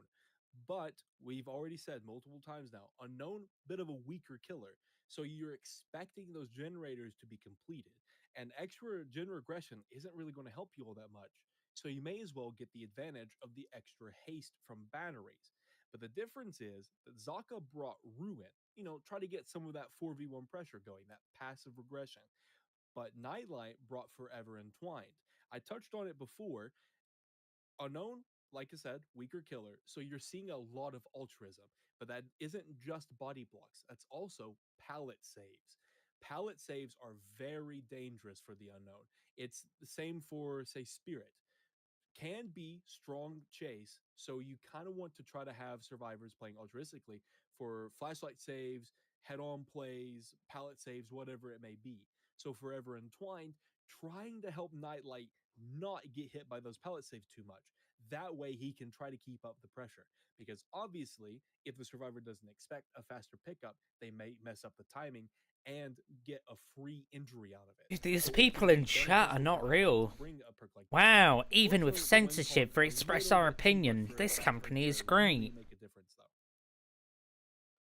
Unfortunately, not going to be able to pull off the upset there, but man, oh man, talk about the case if they would have been able to. I mean, 3-0 would have been So dumb. enough, but instead, Praxis does indeed get I have their good first opinions. set How about onto that? the board.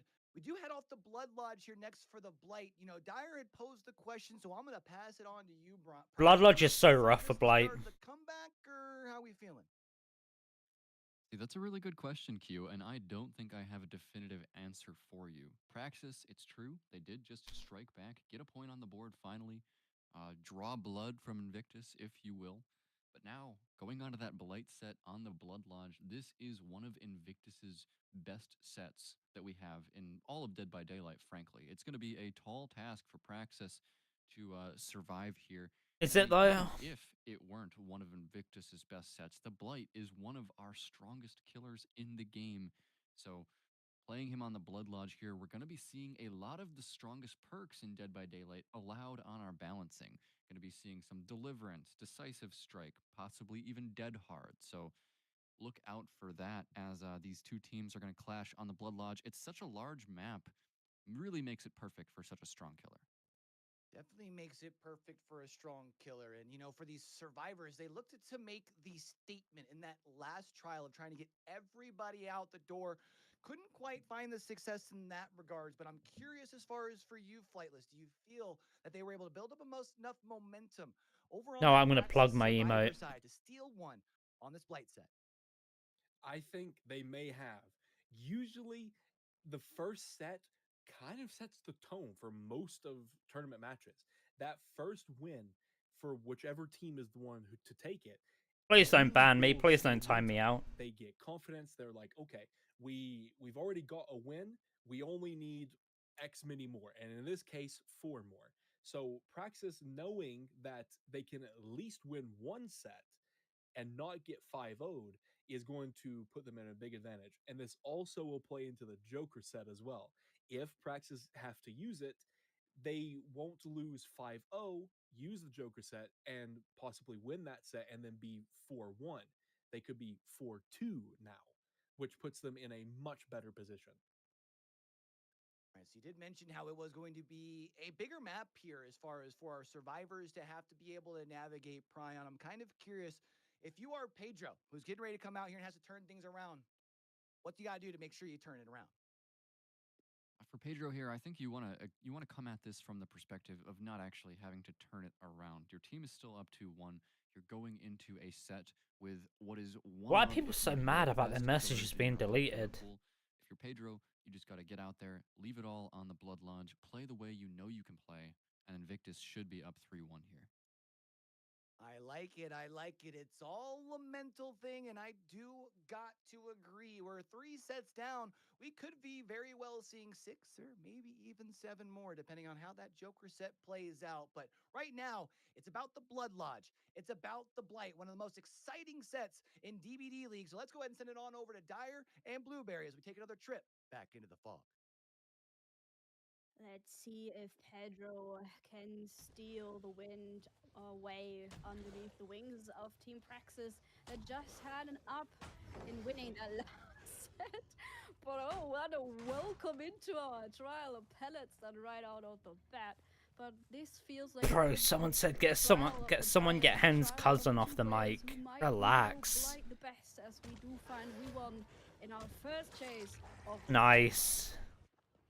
And we won kind of famous for his own blight, right? So we better see some good juice being served here. But unfortunately, we only have a TNL, therefore very understandably taking the life in order to make it further and further away. But we only have some very little to work with. Wow. It's not going to be enough pointing in order to not be locked in the down animation and immediately able to crawl, but no survivor around, unfortunately, to set up. Who is setting up, however, is Overdose with Okay. Deliverance. So you really see now the strategy of the perks falling Go back. together for the stronger killers, where we have more perks available, and having Deliverance active is one of the most important jobs on It's gonna the be a survivor fun side set. during the early part of the trial here. So that will be 1 point for our survivor team. Zaka is the next one in chase, takes an injury here, and we force a regression onto the generator. Decisive strike onto V1, so also the survivor that you want to see downed early. Pedro going for the swing here in order to force the survivor into dropping the pallet by confusion. That worked out. Oh, And dude. and Zaka holding W. So unlucky. So really interesting to see, right? The DS player worked out as the first down as they wanted. The Deliverance worked out. So Praxis is setting up for some good perk usage, and so far they're performing well on these chases. That's so fucked. The pellet we locked in, but not on the survivors. Osaka gets to live a couple more seconds, wins the 50, and the way towards the window has opened up. It's a window of opportunity. That's so fucked. Him right now gets another wall. Nice, there you go. It spells a down. Zaka on the floor in turn. We do have the first generator getting out of the way. Ward. I need to stop eating these. On the second one that should lead us. On the way. Zaka with a fantastic chase here that was so strong against the Blight. We will go into the basement here, but I think that is okay, right? Because the basement is difficult to save from. Yeah, that's definitely something you have to worry about, but trading this long chase time for 2 generators now on 2 hook stages is just really strong. Yeah, it's not great. Tier killer against a huge performer, as we could call the Blight here.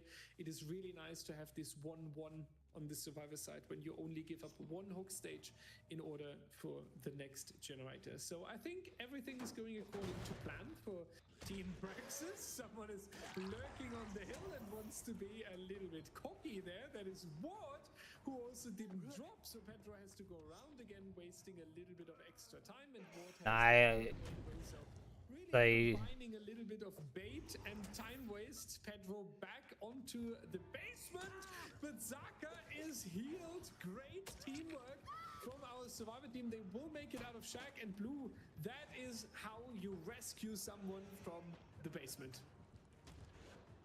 You said it, basement. Bro, It's not the worst. what is case. Pedro doing? The survivors, you just saw the experience and the coordination that has worked out perfectly. We have recovered from what could have been a very detrimental state in the game. Now Zaka once again on the turn, waiting for the rushes to replenish. Nice that Wow. timing, makes his way towards the next resource, and that's a huge one. So Jesus, this might be a 2-2. and try to interrupt the generator. Praxis might have this set on lock. On prior. What also able to get a stun out onto our Blight, and is the plot twist player who could have the resources if he gets the time to reset himself. But so far, yes, we find ourselves on the ground, but it wasn't so voluntarily. Still, though, that was another really good showing from Team Praxis. So it wasn't this one-time chase from Zaka where you think, okay, they are making a comeback and then everything is going normal. This was the second good moment of the match here. Even Ward kind of wasting time there from the killer. So they are back on track here and they prioritize the generators in a really strong matter here. Good to see that. 3 stages in exchange for 3 generators is definitely really strong against the Blight here. And Pedro is also facing 3 healthy survivors, so there's no one you can just rush at and get a quick down and then chain a slug together and return to the unhooked, for example. You always have to go for 2 tags if you want to down a survivor here. And Bro, that why is this also, not? again, wasting a lot of time that the survivors can use for the generators here. We have some sort of a 3-gen around the hooked survivor here that you can work with, especially with a mobility killer. So I wouldn't be surprised if we do push Ward into the second stage here. But Overdose does manage to get out of the way. He will happily trade though, because he has Deliverance active. So you can go down here, you can unhook yourself. Ward is in safety and our killer even has to go away. And here, ladies and gentlemen, you see another great tactic with the perks, because the Deliverance player, or the player who you suspect of having Deliverance, is very often not getting hooked and instead being left on the ground in order to deny the Deliverance. So you pair Deliverance with the Unbreakable to get back on your feet. So far, Yeah. it's safe to say everything Praxis planned with their perk. But net wise, it would just be like easier to.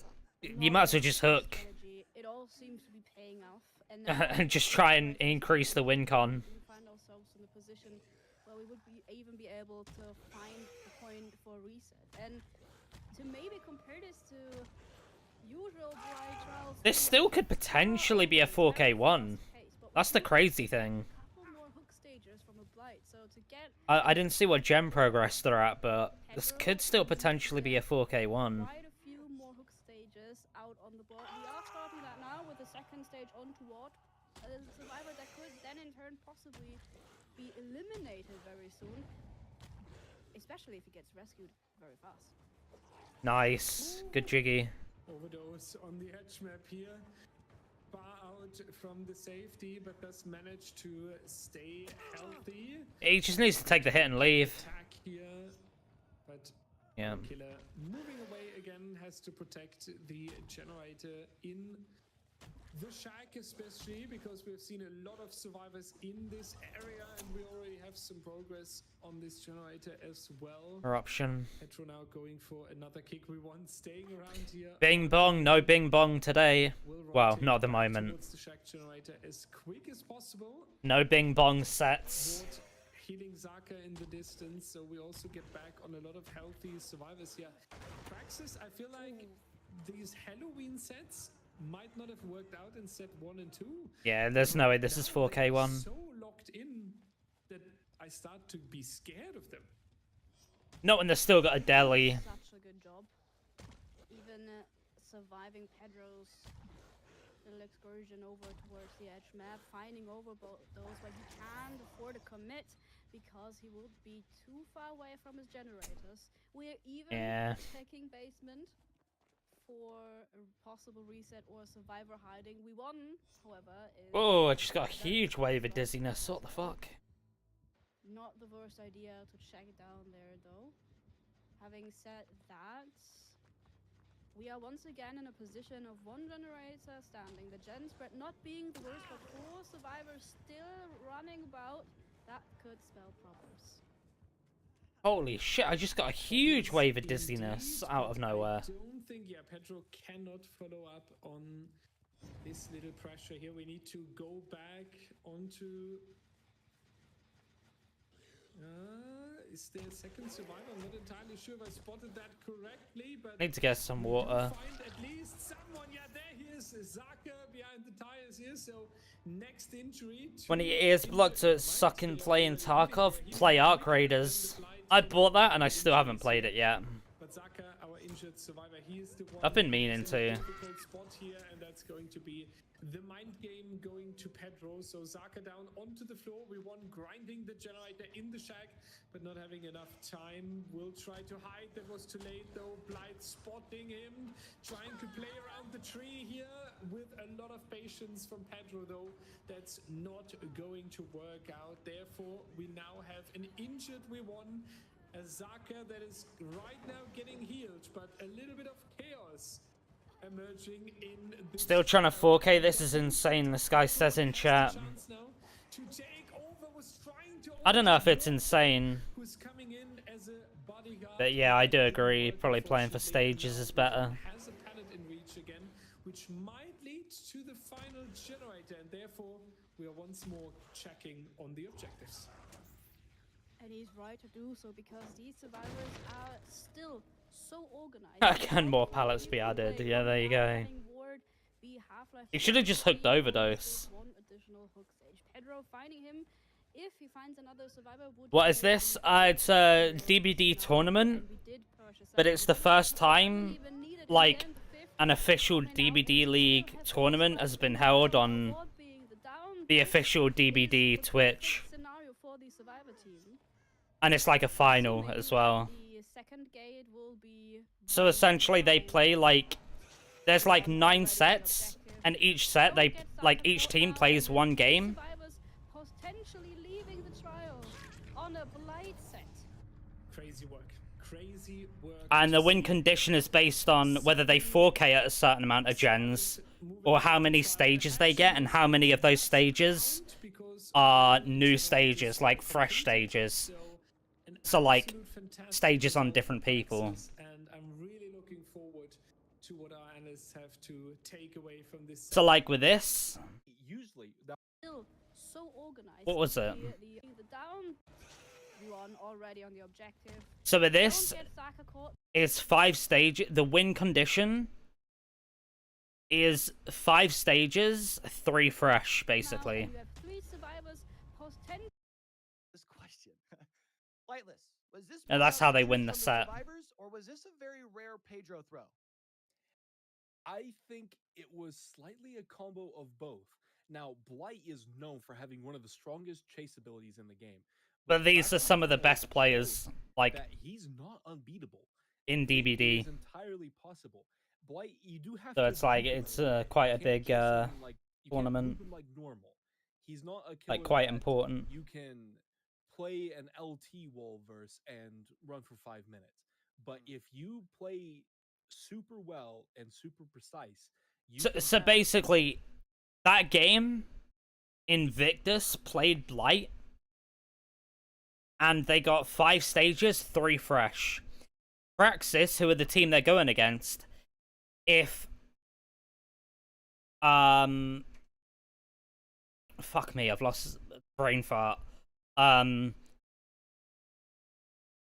If they prevent 5 stages, or if they get more than 5 stages and 3 fresh, or they just 4K before 5 gens, basically, because that's just how it will be, then they win the set. on the Whoever wins 5 sets wins the And you had mentioned the importance of being The able tournament. to get use out of all of those perks. I mean, Brian, it definitely felt that for Praxis, they got value out of all 16 perks. out but there. Invictus are like the For sure, Q. And one of the expected big to win, things to eventually. remember when we play like a Blight or But the Nurse past or 2 Singularity sets haven't been too great. competitive is that the survivors are going to have a slew of strong perks available to them. This set That and the significantly last one. changes the playstyles that they have to employ here on the survivor side. And one of the coolest things about competitive is actually the way that the different survivors have to play differently depending on their perks. So we saw so many perks, getting perfect value there. There was Zaka with the Dead Hard. He got healed instantly off of the basement hook with the Resurgence. The Deliverance player, Overdose, was not found first and got full value out of his Deliverance, not to mention his full build. So you'll often see that these survivors with the aggressive exhaustion perks like the Dead Hard, like the Balanced Landing, healing perks like Resurgence, anti-tunneling perks like Decisive Strike, these survivors are going to be out and about in the map. They want the Blight to find them. But the Deliverance player has to play very stealthy because the game is significantly harder if that Deliverance does not come in through that survivor getting found first and hooked. Whether it be off of the Deliverance, right, the Curse of the Deliverance, or even if we just see that very early down in that first chase, because obviously we saw the survivors do a great job of being able to fight back, but Flightless, tell me about a strong killer like Blight. Just how much weight is on that first down? It is very important because when you have Blight, who is high mobility and high chase pressure, those survivors are going to be playing that start quite slow. Like Pryo mentioned, certain perk builds are going to cause players to play a little bit differently. For example, the Deli player is playing super passive and trying not to be found, while the DH or the DS player are trying to be found. So because eventually someone will be found, you may as well have it ones with the anti-tunnel perks to make it a little bit harder for that Blight. So having that first good chase where is super important, because the sooner you get that down, the sooner you can pressure the map and find the other survivors of importance. And V1 may not have had a super long chase, but then afterwards, Zaka had an incredible chase and got full use out of his perks, Resurgence and Dead Hard for that second chase, meaning he didn't Yeah, even have to go Flightless. second stage.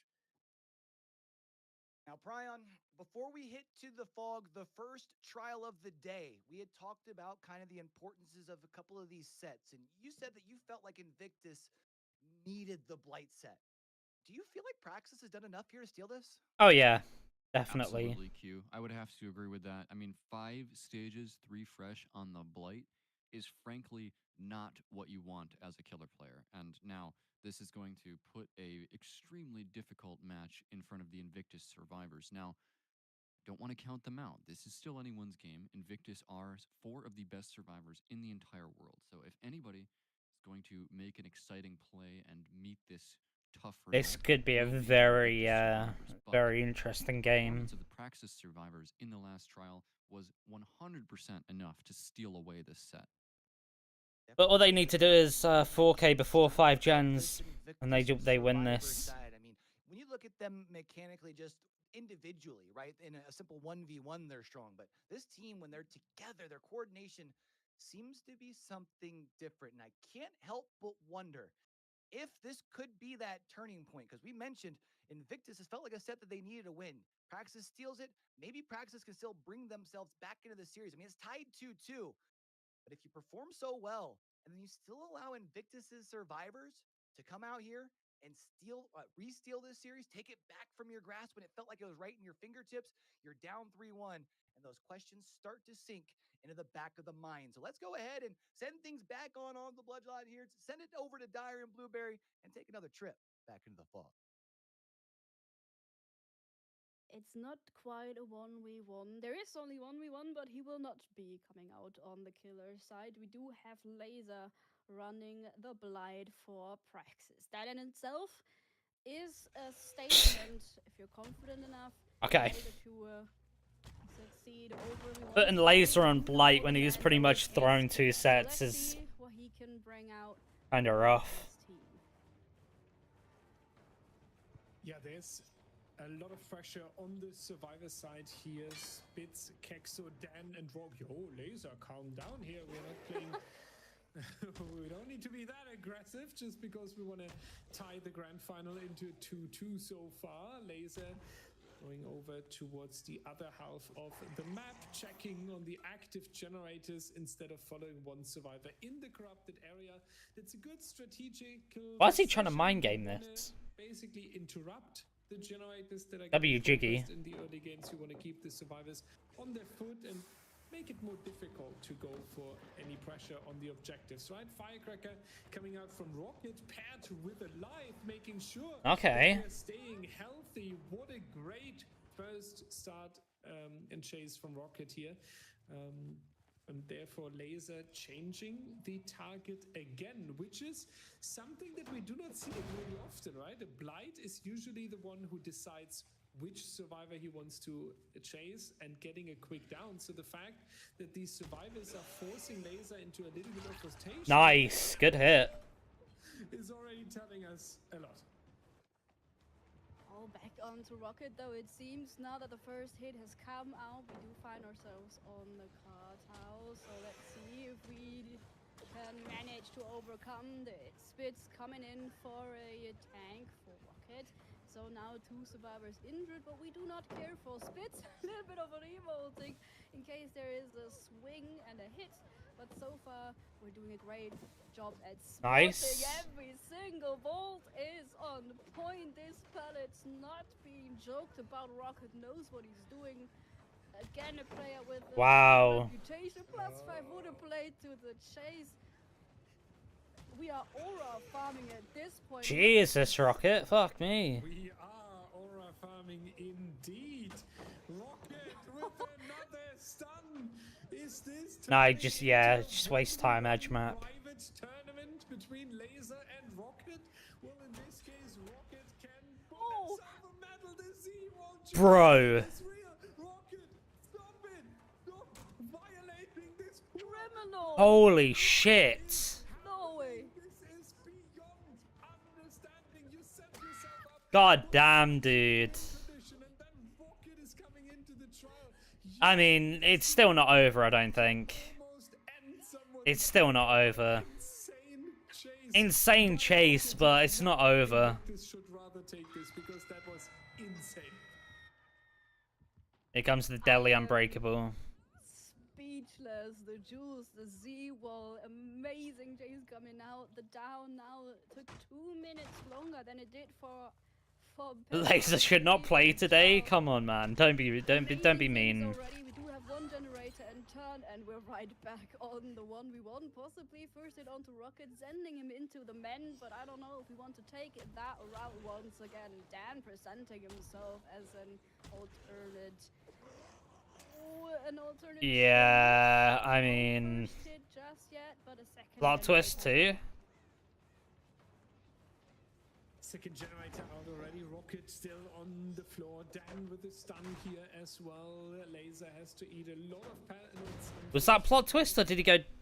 It didn't scream, so I'm guessing plot twist. Across the board already. In both of these trials, the Blight really Yeah, not plot twist. coming out as the strongest character here. The survivors playing out of their minds. Everyone's fully healed. Throwing Everyone's reset. actions together, quick resets, perfect communication to move away from the generators in time before the Blight is coming over, and that means Nice, good hit. Spitz, unfortunately, is not able though to go for the dodge here.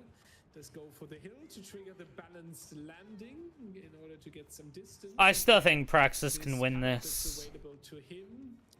And Laser really locked into these chases away. I don't from even the think that generator chase from to Rocket is the going to be good opponents. enough. And that causes 3 individual survivors to work on generators. I feel like it's going to be a 4K one. A little bit worried about Praxis. Nah, it won't be a 4K one.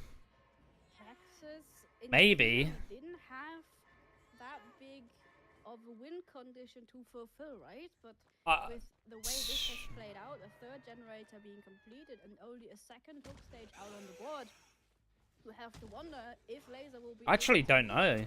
You need at least 1 more fresh already. So tunneling someone out, not possibly the best idea at this point. If you get a 3rd survivor and tunnel them out, that would be still towards a tie condition. So a lot on lasers played so far. Back onto the shack here where we have a generator with pressure. Pretty much the last 2 gens halfway. Dropping the shack pallet. Kexo has half of a generator done in the distance, so Invictus really setting themselves up here. Rocket with the Locket juice. Dude, Rocket's insane. Power that will be an M1 here, but we had the window available, and will make a little bit of distance. And all of these little seconds now, Blue, really come in clutch here. We really need to watch out on Okay, I take that back. This doesn't end in the end game out of nowhere. Also, a cute little moment between Rocket and Laser.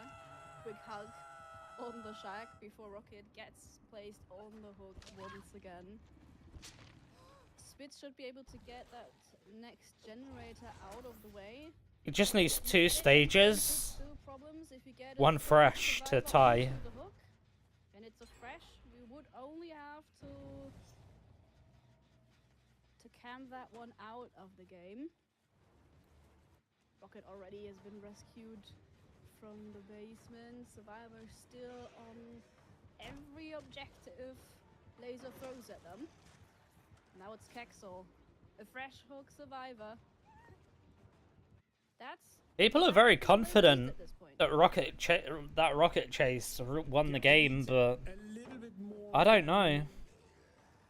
normal downs, I would say, because if Invictus is now chaining together again a strong chase from Kexo, maybe even with setting up a pallet save together with the final generator, we might be in danger Break it. in the end game. Dan and Kexo are the 2 risky survivors still, right? Because they still offer 3 stages, each of them. So it's understandably that Spitz is rotating in here. Dan and Rocket together, grinding the What? generator. They're trying to go for the swing there and getting the down, but with the head through the pallet, basically, it's not going to work. And we actually only have 3 stages. Laser, we need an endgame grind. I mean, this is GG's. Wait, it might not be. It's not GG's. And we do see, moving on to the next survivor here, potentially Kexo staying onto the floor though, and that is something that Invictus needs to consider. Bad play. Make Terrible a play. short run down here. Everybody else gets out, that's it. Our survivor team. But Wait, I'm Kexo confused. dying would be too much. We would have 6 stages. Oh, yeah, of shit. survivors, and we had only 5 stages in the Hey, man, I previous haven't fight. slept. So we need to get Kexo off the hook before hitting second stage, and then all of these survivors need to walk out of the door here. If Kexo goes second and we rescue, it would be a tie.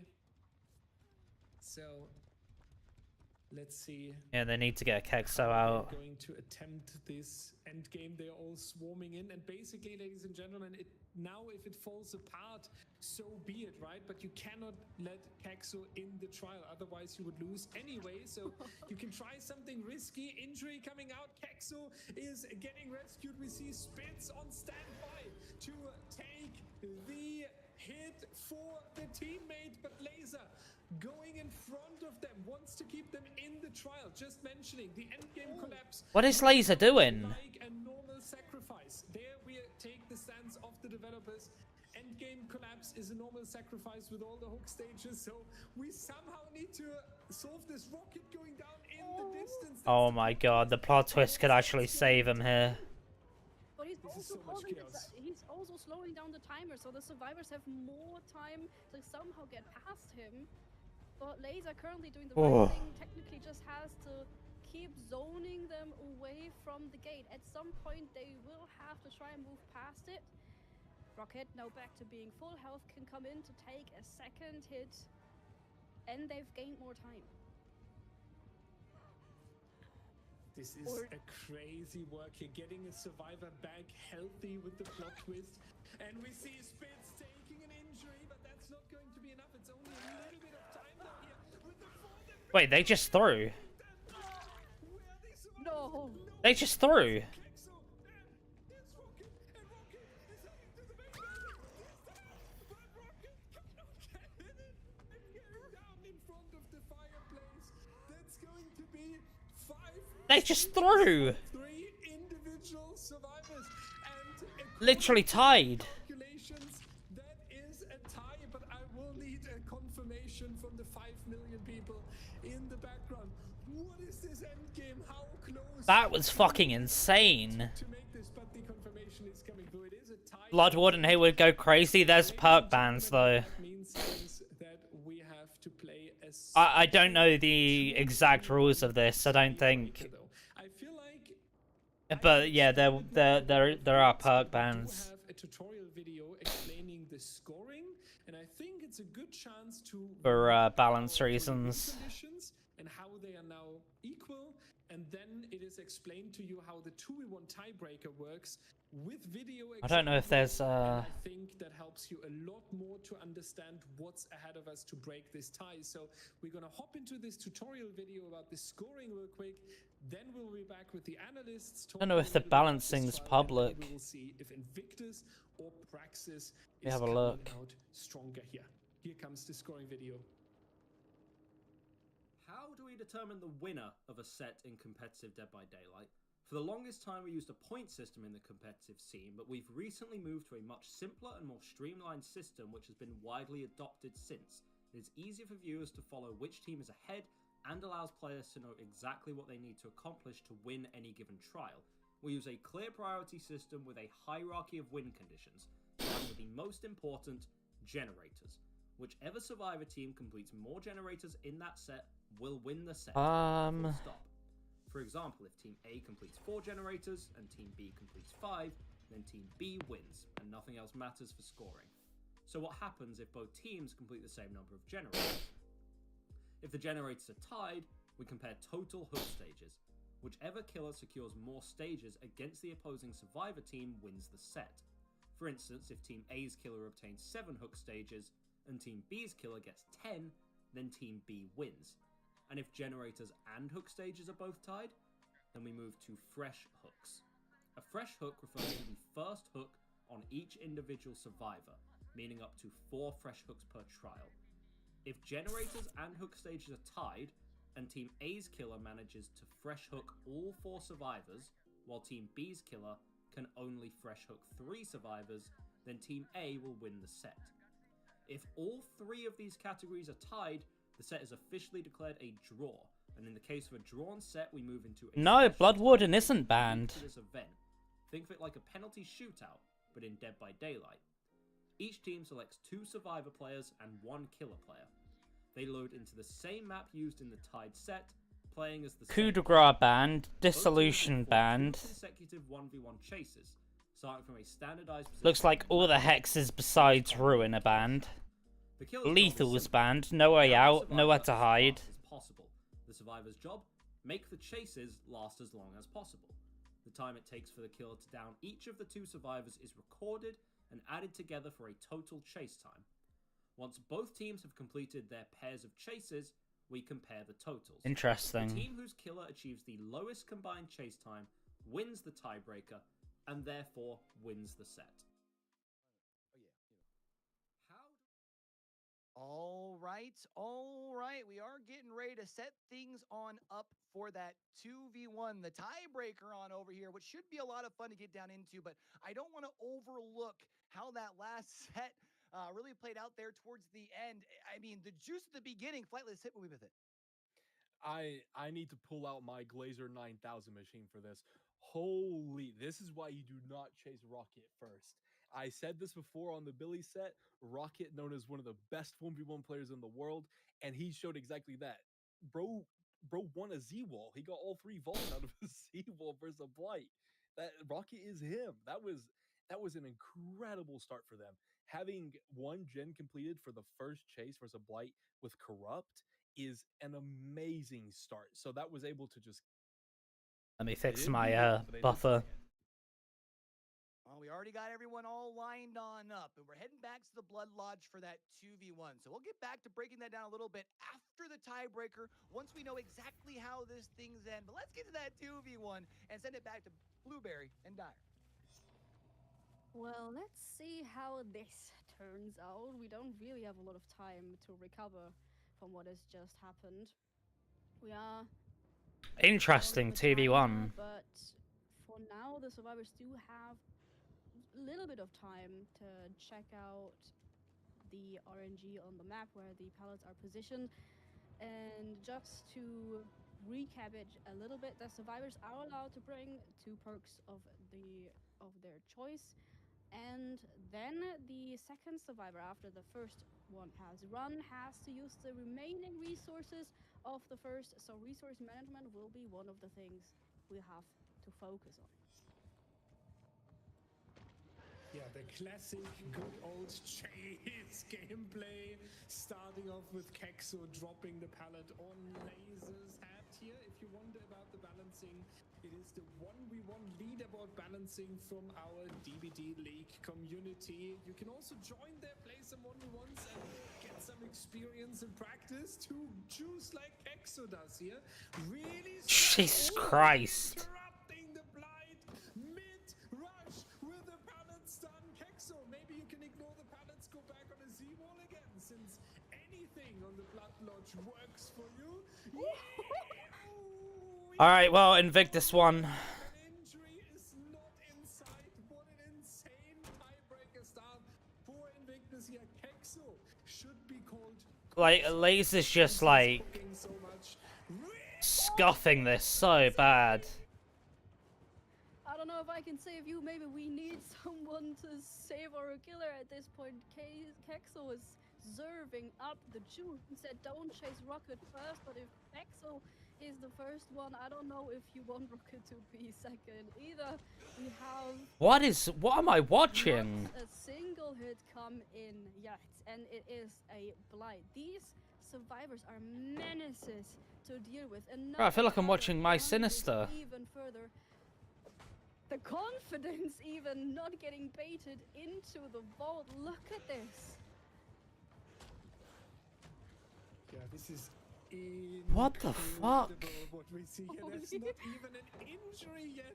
Rocket is probably already asleep in the basement, waiting for his turn on this chase.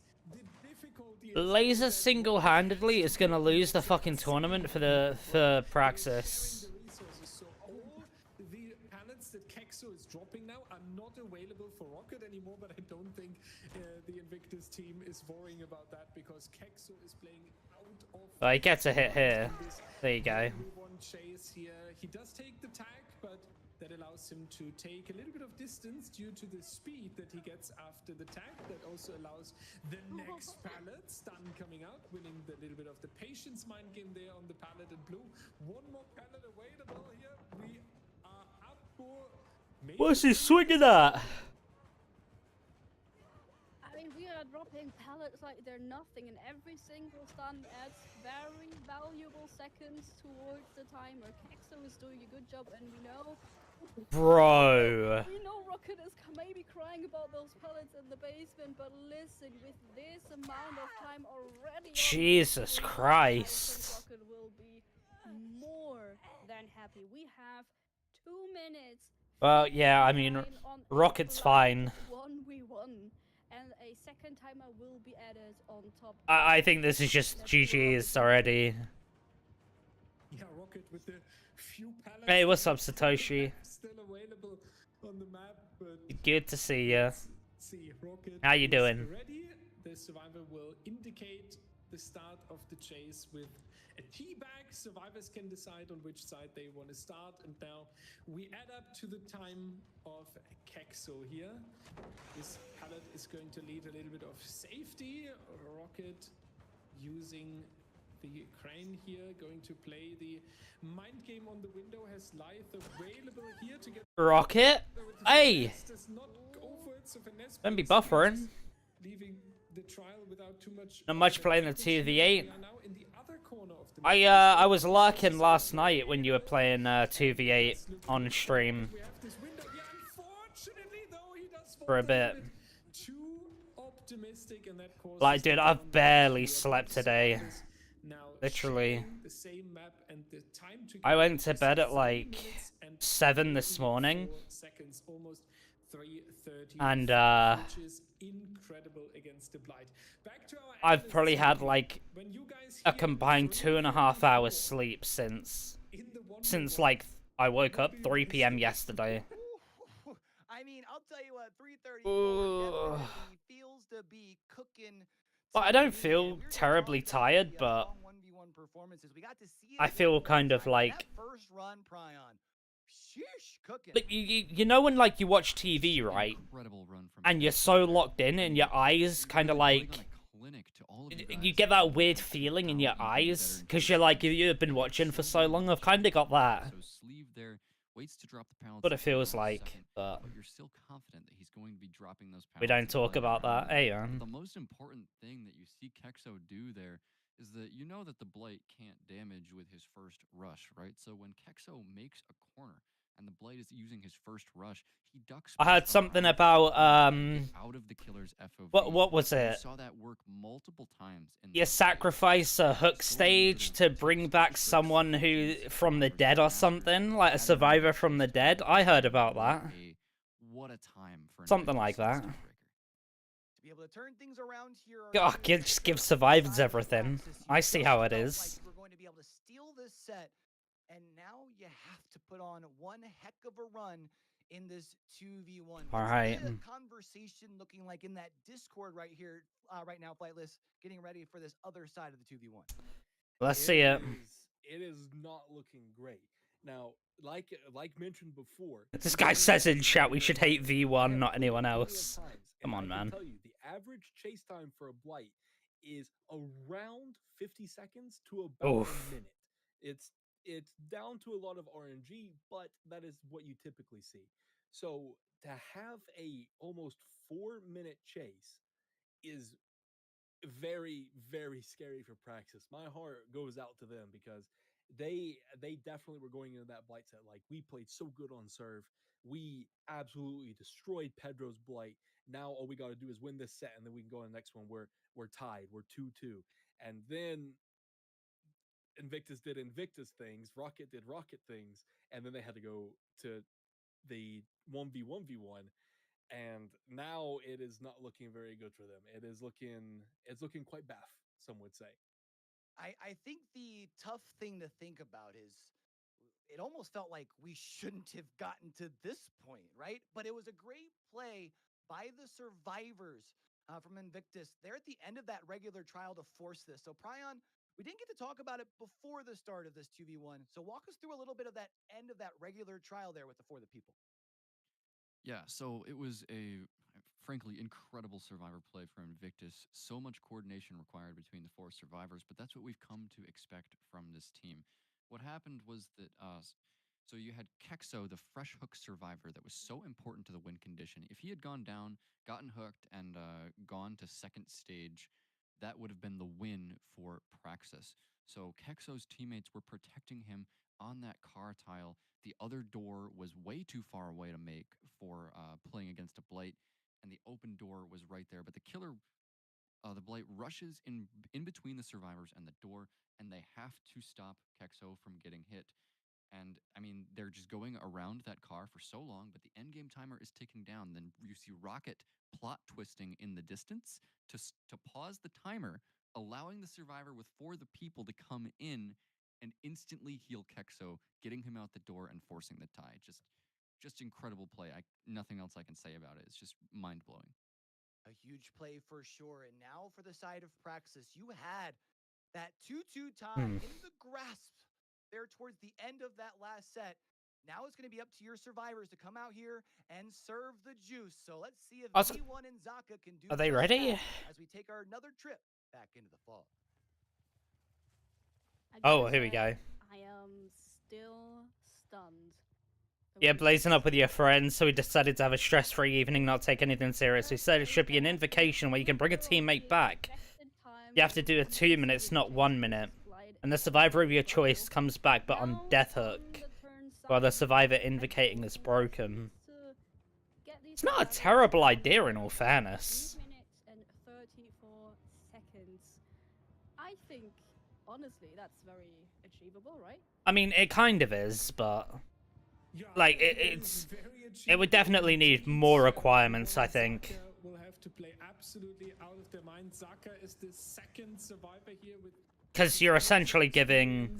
Imagine bringing that and shoulder the burden. Monster sometimes, so He's taking the second run, and this is the unfortunate reality when you face the V1 is Blight, isn't he a Wraith main too? I'm not sure. and you do find V1's yourself definitely in known tricky for his spots. Blight. So V1 taking the hit very early does get a little Not bit sure about distance Wraith. after the Shag has to Maybe. go this pallet though, and is now in a difficult mind game situation here. The Vault coming through life, just saving it all. And that's exactly what Praxis needed to do. Wait, how did he not break that? To get it down right here, our Blight misses the pallet. That's going to be more distance and time for one, even with a dropped resource. Yeah, but imagine bringing that invocation and shoulder the burden. Like, how would that work? You bring him back on Death Hook? Yeah, the Going down here. Invictus win this. All on to Zaka. 54 seconds on the timer. No way Praxis get 3-minute chase here. I do think we won after getting that first early hit, trying to keep himself closer towards the Shag for Zaka to have a little more resources for him. Not exactly. I should enter this. Zaka with the I mean, I don't know how. I don't really have, like, the connections as such. Immediately dropping it once again, going towards the long side. I was watching Tofu's stream last night, and he was on about how someone in his chat wanted to scrim with Trickster. Or someone sent him a message about scrimming with Trickster. And I think they did in the end. So it's like, I might end up, like, in the future, sending him a DM and being like, yo, you want to scrim against my Wraith? You can go to the edge map now. Play this tile here. There's even a panel thanks to the new update. But Zaka did a little bit too much. Does take the hit in order to get back towards There you go. of the Blood Lodge again, but that's going 3-1 Invictus. and that's going to be the unfortunate news here. 2 minutes. Does think that only the big names get to enter this? Yeah. Invictus here. So Invictus, I mean, this is the finals of this All Hallows League. that's going to be a 3-1. And it's like, it's the first time it's been hosted officially on DBD's Twitch. Not DBD League, but like actually on Dead by Daylight Twitch. So that's why I'm kind of like watching it. Should be a communication, and I think even though we can't listen in to the communication of our What's the next set? I do think Next set's Executioner. explaining it here. Do you want to take it away? Okay. Communicating with your Pyramid teammates Head. on Survivor and Dead by Daylight is an interesting topic. If you've ever played with friends, you probably came across the issue of not properly being able to communicate where you actually are on the map. I'm getting chased Here by we go. enemies on Shelter Woods might not help very much. Clock Wow, callouts. there are few fixed landmarks. W along the map hens. change with every trial. And this is why the pros use the clock system. This system I puts need a to number learn on this. every corner of the map that follows a few rules. The I main also, building yeah, is that's a good usually point. at the I need to top, learn while like the clock shacks at the callouts bottom. before I But as do long as anything everyone comp as agrees well. Where the 12 is, anything goes. The opposite of the 12 is always 6. Between 6 and 12, there are 3 on the right and 9 on the left. And it's very easy to fill the gaps from there, mostly putting the numbers on the tiles, which are always fixed. This system is very precise. And easy Anytime to you see a communicate Claudette with that short hair, you where panic the because that killer's means it's going, going to be a which good is Claudette, crucial yeah. on the high level. And this is how the pros communicate in Dead by Daylight. Thank you, hens. Communicate. Oh, they cut him off. Amazing to see all the hard work that has been put in here over at DBD League to help put things like those map callouts together. And if you guys are wanting to check those out for yourselves, make sure you're jumping up into the Discord, !Discord, get involved in the community, but also in there, you will have access to all of those map and callouts there for themselves. But we do now shift our focus over to set number 5. It's the Executioner here. Damn, are they ready already? Gonna be huge. This is Praxis's pick.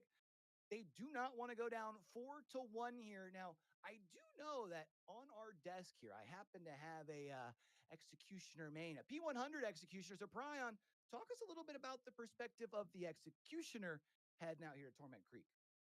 That's me. Alright, I'm going to quickly grab a glass of water. I'll be back in a second. I just love to see him in this competitive setting. It's wildly different than you would see on the live servers. I mean, not that you see him that often on the regular game, anyways, but yes, he is my P100 killer, and you will absolutely be seeing some crazy shots coming out from Zaka on the Torment Creek here with that punishment of the damned. And I mean, it's honestly more on the survivors here how this set goes. The Executioner is an extremely strong killer up close, and he's got the ability to very quickly remove a survivor from the game if they're able, or if they are stepping on his trails. But survivors have a lot of counterplay kind of available to them against this killer, and a lot of it has to do with the fact that he's not like Blight. He has to walk everywhere. So, Flightless, what do you have to say about the survivor side of this set? How is it kind of different than what you would play against an Executioner in your own games? Yeah, usually Executioner, he's a lot of 50-50s. You see a lot of just kind of sending the power and usually kind of hoping it hits. There's of course the game sense where you know roughly where the survivor is supposed to go. But at the end of the day, the power is mainly just a 50-50. So it is quite jukeable. And Zaka Executioner is really, really good. So he's probably going to be winning most of those 50s if I had to guess. So he has a lot of pressure with tunnel outs because obviously he has the cage. Now they did recently add a base kit borrow time to the cage, but you still don't get any DS and DVD League. You don't get anything. So it makes tunneling so much easier. Yeah, and Before we there's a load into, unique go ahead. Yeah, there's a unique counterplay that kind of has to come out from the survivors here when somebody is caged. The caged survivor will often go to the furthest point from where they were down. So I would want to watch here the Invictus survivors. If somebody tormented goes down, watch for Invictus survivors to be rotating throughout the map to where that cage is going to be before it happens. Now, before we headed into things here, Flightless, you had told me for Praxis, you felt like the three sets that they needed to focus on Oni, Unknown, and Executioner. They won one of the two of those that have already been played. So, how important is this Executioner set if they want to have a chance to come back? Yeah, so far my prediction has been pretty much correct. I did say Oni was a coin flip, so I Praxis may not have won that, but it was up in the air. And then they did win Unknown, so I have a feeling that they're going to have to lock in for this game because this is a huge turning point for them. They need this win right now. Let's see if they can turn it on or around. It will be the survivors from Invictus back on out here to try and run it down one more again. Let's go ahead and go off to the fog with Dyer and Blueberry. They're looking forward to get towards the match point here. 3 sets taken already for Invictus. Praxis has to use the Executioner set to make a really huge step, and Spitz, Rocket, Nightlight, and Dan will be very confident after this crazy tiebreaker that we have just seen. Blue, that means Zaka has a lot of work to do and a lot of pressure to deal with. Hopefully he'll be able to keep his mind calm, especially when having to face Rocket first, once again. Ducking out of the window, it seems like a deja vu. Back on the shack, back with Rocket. Blocking the pallet, great way. First hit coming out, crack pallet is out of the way. And while we give Rocket a little more time to get towards his next resources, might be worth mentioning that this is the first time we see Torment Creek this entire... Alright, I'm back. Jesus. This is Torment Creek gameplay indeed. The players are not really used to it. Who's on the pyramid? On this map here. Personally, my favorite map, if I may add here. Rocket is not going into the cage just yet. You want to say Interesting. to deny a little bit of, so we will see EMS. coming out here. Oh, So deadlocked. interrupting Whoops. the survivors for a moment, but yeah, Rocket Okay. will be sent to Zaka. later on. Okay. Now it's important that you do get the first hook stage quickly, that you make sure that you get another survivor. Deadlock's a very good choice. Already around the main building here, Very so strong build, this just gonna actually. Go for another shot potentially, but Zaka cannot go for that since we have the base placement over here. Ambitious shot right there. Spitz able. I'm to gonna make a push very us early into prediction this game, towards 4K2. Rocket, and we will now try to get the survivor as quick as possible. And then you also realize Nice why, balanced. the cage wasn't used yet, because we do want to deny a potential pallet save or a flashlight save, anything that the survivors could bring out in order to assist each other. Nightlight already on the assisting duty, getting a first hit. We are ignoring Rocket for now because This is there is KO's no first one serve game, I to think. take with us, and especially now that there's no other tablet behind the main building, Right. we will take this very, very happily. A second generator coming out in turn, however. We do have Basement. generators quite close, so I feel like Zach Interesting. does have a plan for the end game. Yeah, we do need to make sure that we see basically the focus, the lock in on one survivor now, right? Because we already lost 2 generators here. We have 3 survivors that are still healthy and can go for a Yeah, this shouldn't be a 4K2.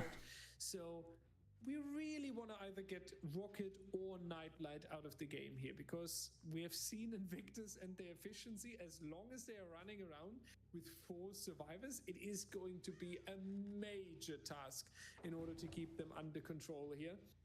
Zaka does find our next survivor, which is Spitz. We've seen good 7 stages, Maybe 3 Spitz fresh can is going to be the win con. difficult palette to play around, but will successfully do that for now. Killer expected Spitz to double back in order to go for the dodge, and look at that aura farming, just standing there, not even actively dodging. Cry for me, This is buddy, huge cry for for me. Spitz. That wastes a lot of time. Injury not even coming through yet. Absolutely incredible. We see 3 generators being worked on in the distance. 2 by Nightlight and Dan, 1 by Rocket, and 1 was early around the main building area, so they are all good to go very soon. Crazy work by our survivor team. And now realizing There's your 3 fresh. more resources, he is going to be edge map ending, which is just running towards the edge of the map to have the longest run possible. Just trying to dodge would possibly spare a couple of seconds for Zaka. Oh yeah, deadlock though. Will come out in turn for another fresh hook onto Spitz. You have to wonder if Zaka's now going to hunt down Dan, or do we just take one of our survivors who has been hooked before? I mean, he can hunt down Dan, but Right? Dan is not really the survivor you want yet. Maybe if you start yeah, realizing this game I agree. out of your hand and you will be in the end game soon, then See, you can consider you just have to play for stages. you would get 3 stages and the individual survivor hooked, so you basically progress 2 win conditions at the same time. But until then, I do think we still want to try to get Spitz, Rocket, or Nightlight out of the game here. Like, dude, Dan's not gonna show his face at all An insane 3 until GC endgame. the survivors here. This is basically the entire Torment Krieg for 3 generators, which is impossible to defend. So Zaka, I think, will push Spitz into the second stage, and then he has to accept that it is time for the end game. And then in best case, you can go for Dan and go for a late kill onto Dan here to achieve the maximum amount of possible stages. Yeah, you could try going for Dan. Dropping into second stage, marks an additional 1. Sky in chat, dude. He is camping him. Sorry. Oh love the shit. Imagery of one survivor being Idiot. in a locker and the other one hiding out with urban evasion is just a very beautiful thing to see. Spitz getting rescued. Everyone is again up and standing. We will want to get the reset onto Spitz pretty soonish now, though, since he would be able to be executed. Seems like we've kind of switched the pacing a little bit. Yeah, the pacing definitely. What interests me, Blue, that's why I'm a little bit baffled right now. Where's the final generator? We just looked at Spitz being all the way down there, going into second stage. Where's our generator? Relax. Well, it's been. Is it being worked on? I hope so. I think they were looking into the manual for some time. We do have a little bit of progress, and there is a deadlock in place, so possibly just has been blocked from being able to further progress this. I have to wonder though, if well, no, I don't have to wonder if Smith's going to survive this, since he's There's your obviously one 6. will be taken towards hook stage because the pain rest still available. That's the reason why we don't execute him right then and there, and we so desperately need it, because now you see the last generator does have quite some progress on it. You need to find this, like right now.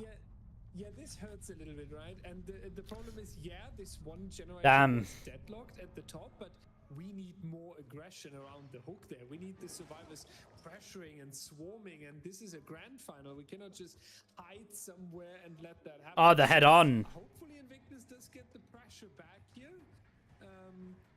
Because the 5 stages so far is definitely something that offers the potential for... Why is Zaka not going back? Good to really keep it on that low number, but Zaka now with a successful tag here onto the survivor as well.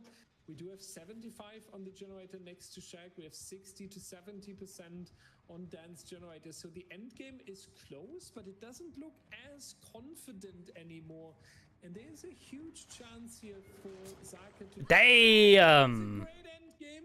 Rocket and Dan Good hit. But Nightlight also taking an injury. Maybe we see a late shift here. The final generator will pop, but maybe with some good shots onto the survivors, we can make an end game speed run for a lot of... Oh shit. 4 fresh maybe. Yeah, this is gonna be 4 fresh.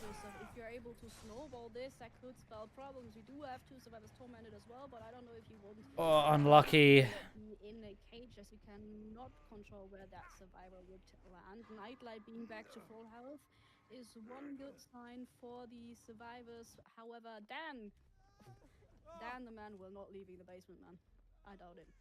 I don't think we'll see Dan leaving this trail. So 8 stages. Is also the survivor that you...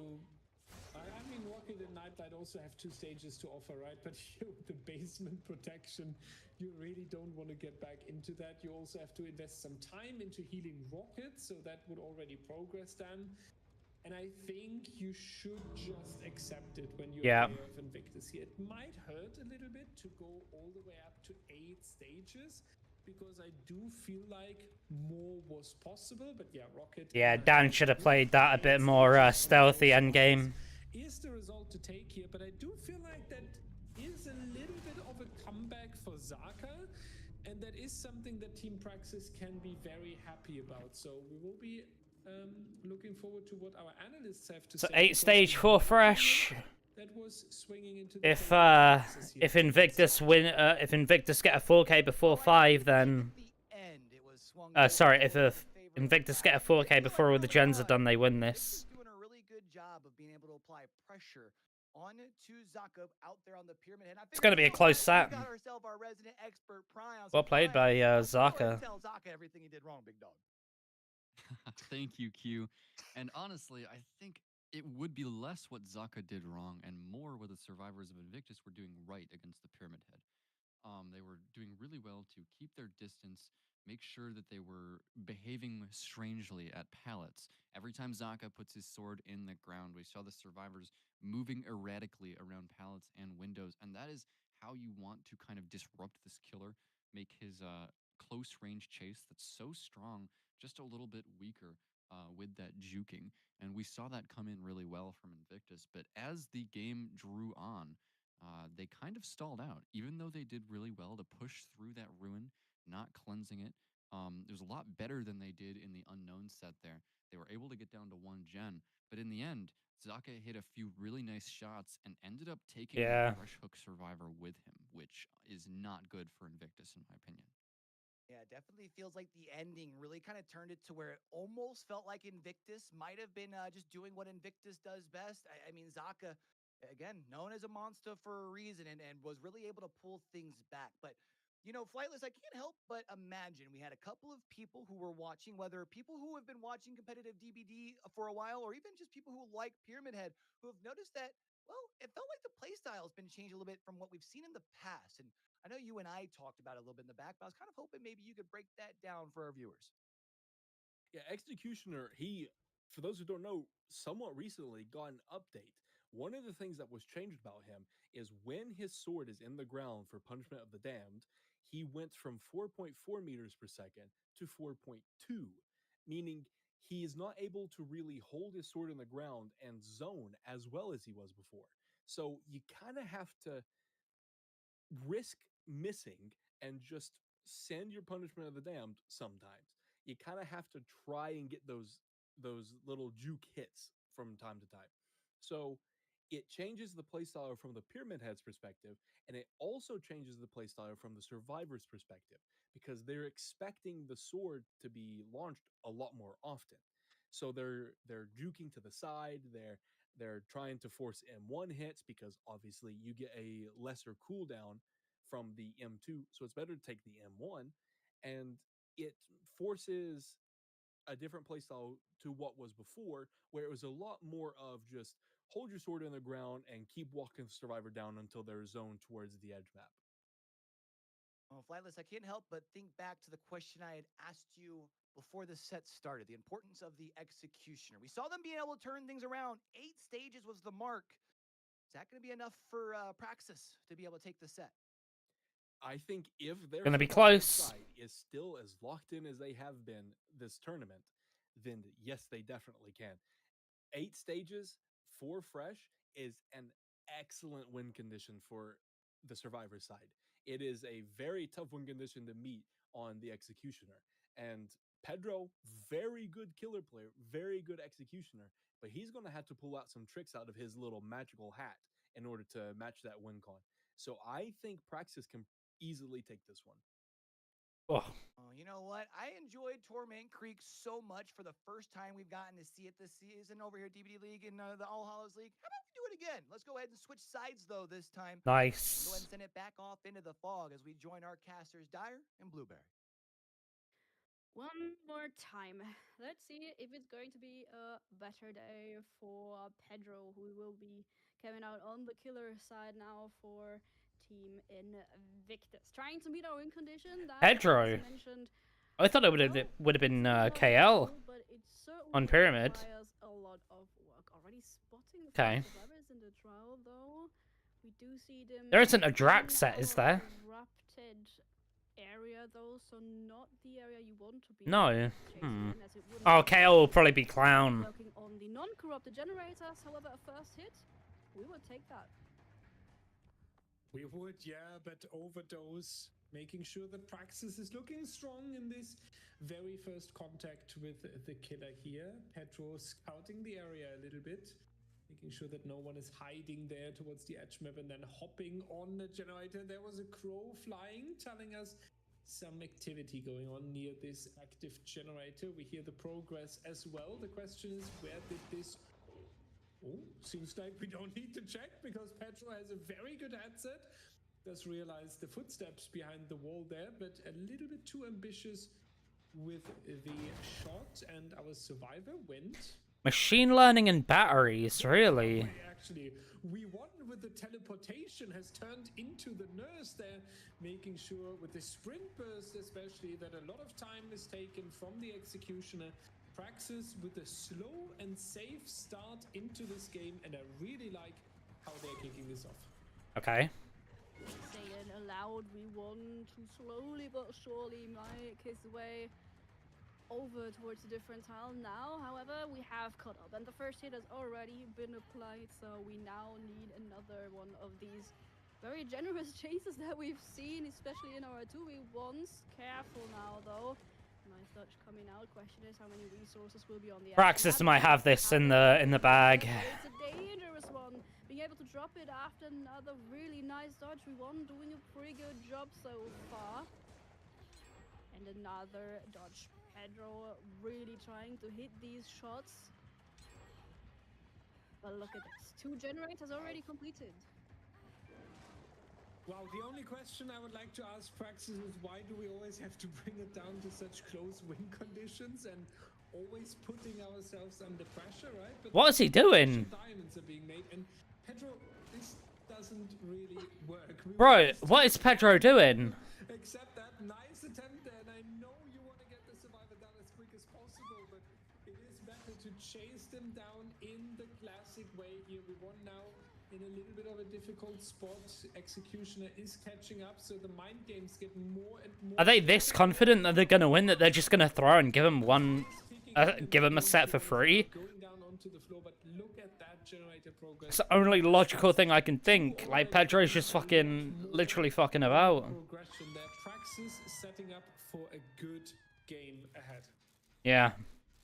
I don't know what the fuck Pedro's doing. And 57 Oh. seconds for first down in this trial, which did take All he's got is pain res. then compared to our first one. We won definitely did a really good job. Question is now who will be the next one. Zaka seems to have been spotted.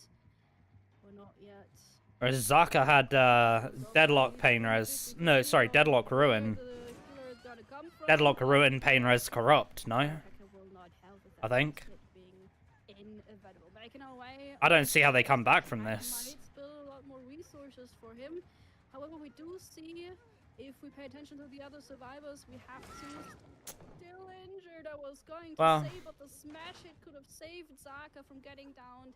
Didn't quite work out in the end. Overdose, making sure we won, is up and healthy again, however, and Laser still on the objective. So everybody still very organized.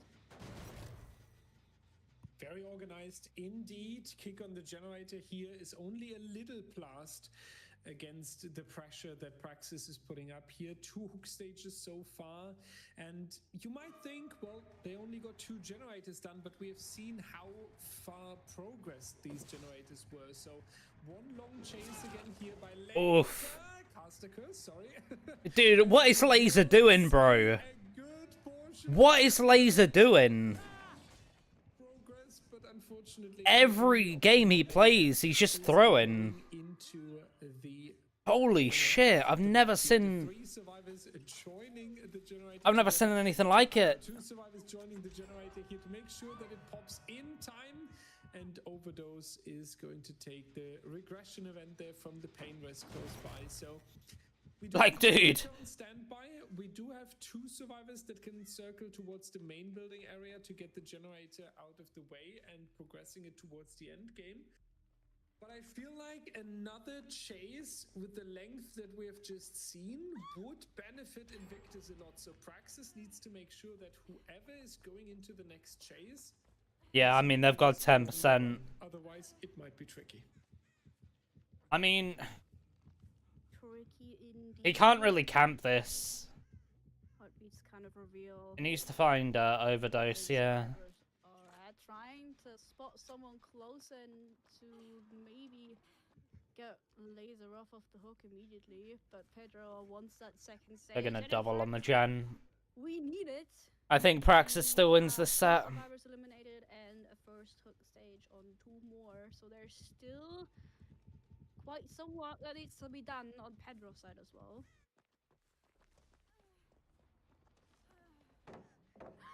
Difficult decisions now also ahead, right? For the killer, you do slowly realize Praxis is doing a strong game here, so you start considering Overdose as a target here to get 3 stages.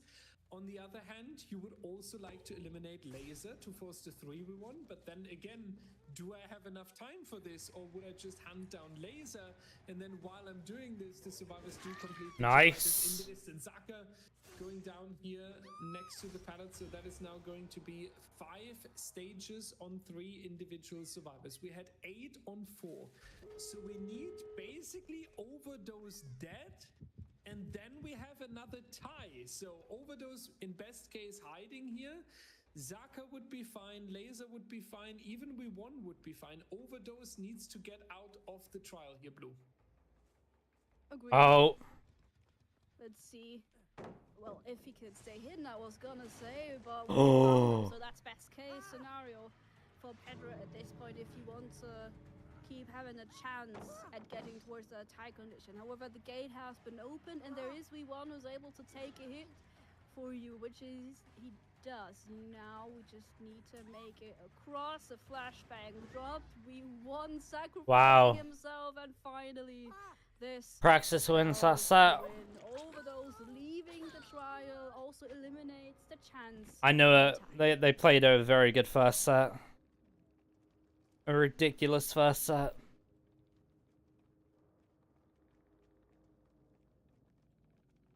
What a performance here. What a strong performance indeed. You really can't be mad at it. Man, they tried their best. They tried to line things up the right way that they could. And at the end of the day, the survivors from Praxis just able to pull things off in the right sort of capacity to keep moving forward. And I know, Flightless, we had talked beforehand the importance of this set here. But one thing I did want to talk to you about a little bit is it felt like in that last Clown trial set. we saw a little bit of a sort of a unique build being brought out. Yeah. See, with DBD League, we are not allowed to bring in-game perks like Noed, for example. With Yeah. the win con that Pedro had, you would think that Noed would be needed because obviously you don't need to 4K with Ginger maining. So you may as well get the advantage of the haste and the insta down in in-game. However, it's not allowed. Also, players are required to select their builds before the set is even played. So Pedro's build could have been chosen a week ago. So he has been sitting on this build for a while. Machine learning has two effects. It gives you haste and it also gives you undetectable. The undetectable, not too much of an upside, but it can cause a little bit confusion.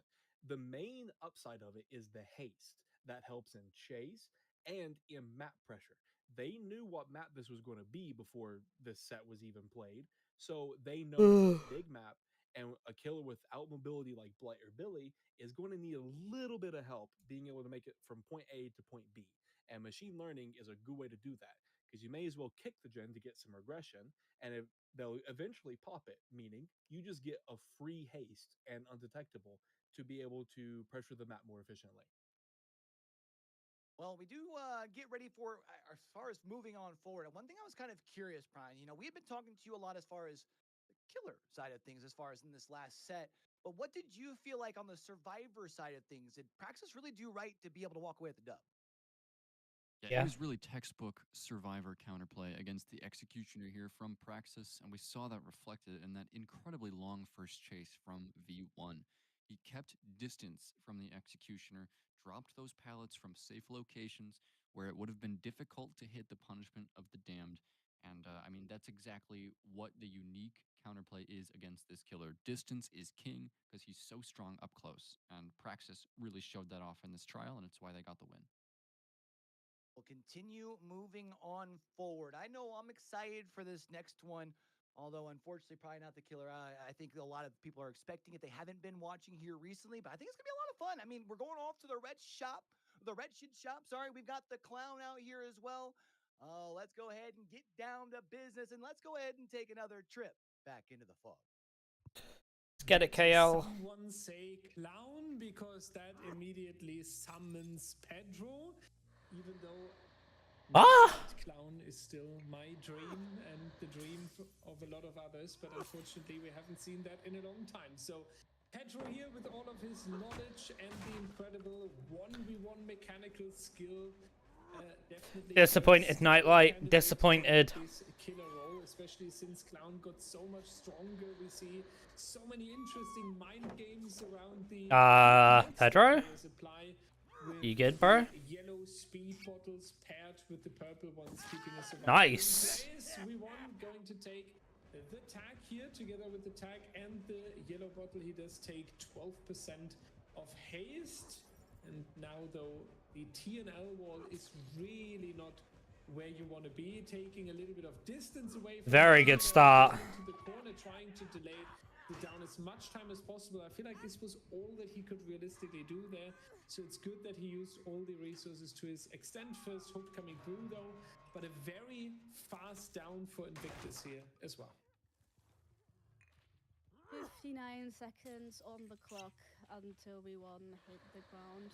You have to commend his decision. Not bad. He realized on the TNL wall he doesn't have anywhere else to go. Pain Res, Eruption, Corrupt, Sloppy. So we did take it to the corner as far as possible to get some more time out of the way. Solid build. You've mentioned we did get to apply, or rather prep the eruption for the generator earlier on. We did spot laser, but meh, I don't know. We don't feel like chasing laser today, I think. So we will just go back for now and interrupt Zaka, who was trying to get back on this generator, but that has been well, at least interrupted for now. And this can already cause a lot of harm, right? When it's not going to plan according to the strategy, then it can really be tough on the teams here. First generator is getting out of the way, and we won. Yeah, I would say is not going according to plan, because usually you really want to save there, even though Pedro is trying to take the benefit out of the early down. I feel like we could have seen a little bit more aggression by Praxis taking the one off the hook here, because having a tunnel out target with 4 generators standing blue, that feels kind of rough here. That's what happened earlier. To invest all the resources, And then they had, I don't remember what set it was. Like you said, on the prospect of having, And then they had a 3v1 at 4 gens. Has an easy choice to make in trying to defend him. We do have the rescue coming in, but it won't take long until we come back. The purple bubbles hit, slowing them down. Saka's being ignored because we do not care for him. Hit tank coming in though. Let's see for how long we can last, but we find ourselves back at the same TNL. This one should be a miss, but how many more can we take? Especially with these bottles, it makes it so hard for the survivor to escape, and still, the TNL being the only resource, we find ourselves back on the edge map, ending another generator coming out, but we once on the ground. It's fast killer too. Really good attempt though on this TNL. We have seen how even in the difficult, slowed down moment, he has taken a confident vault, then getting the speed again from the yellow bottle. And that went into 10 to 12 seconds extension of the chase. Yeah. And that led to the 3rd generator being completed. So every single second really matters. The most important, get your notepads out, ladies and gentlemen, and write it down. The most important resource in competitive Dead by Daylight are not pallets.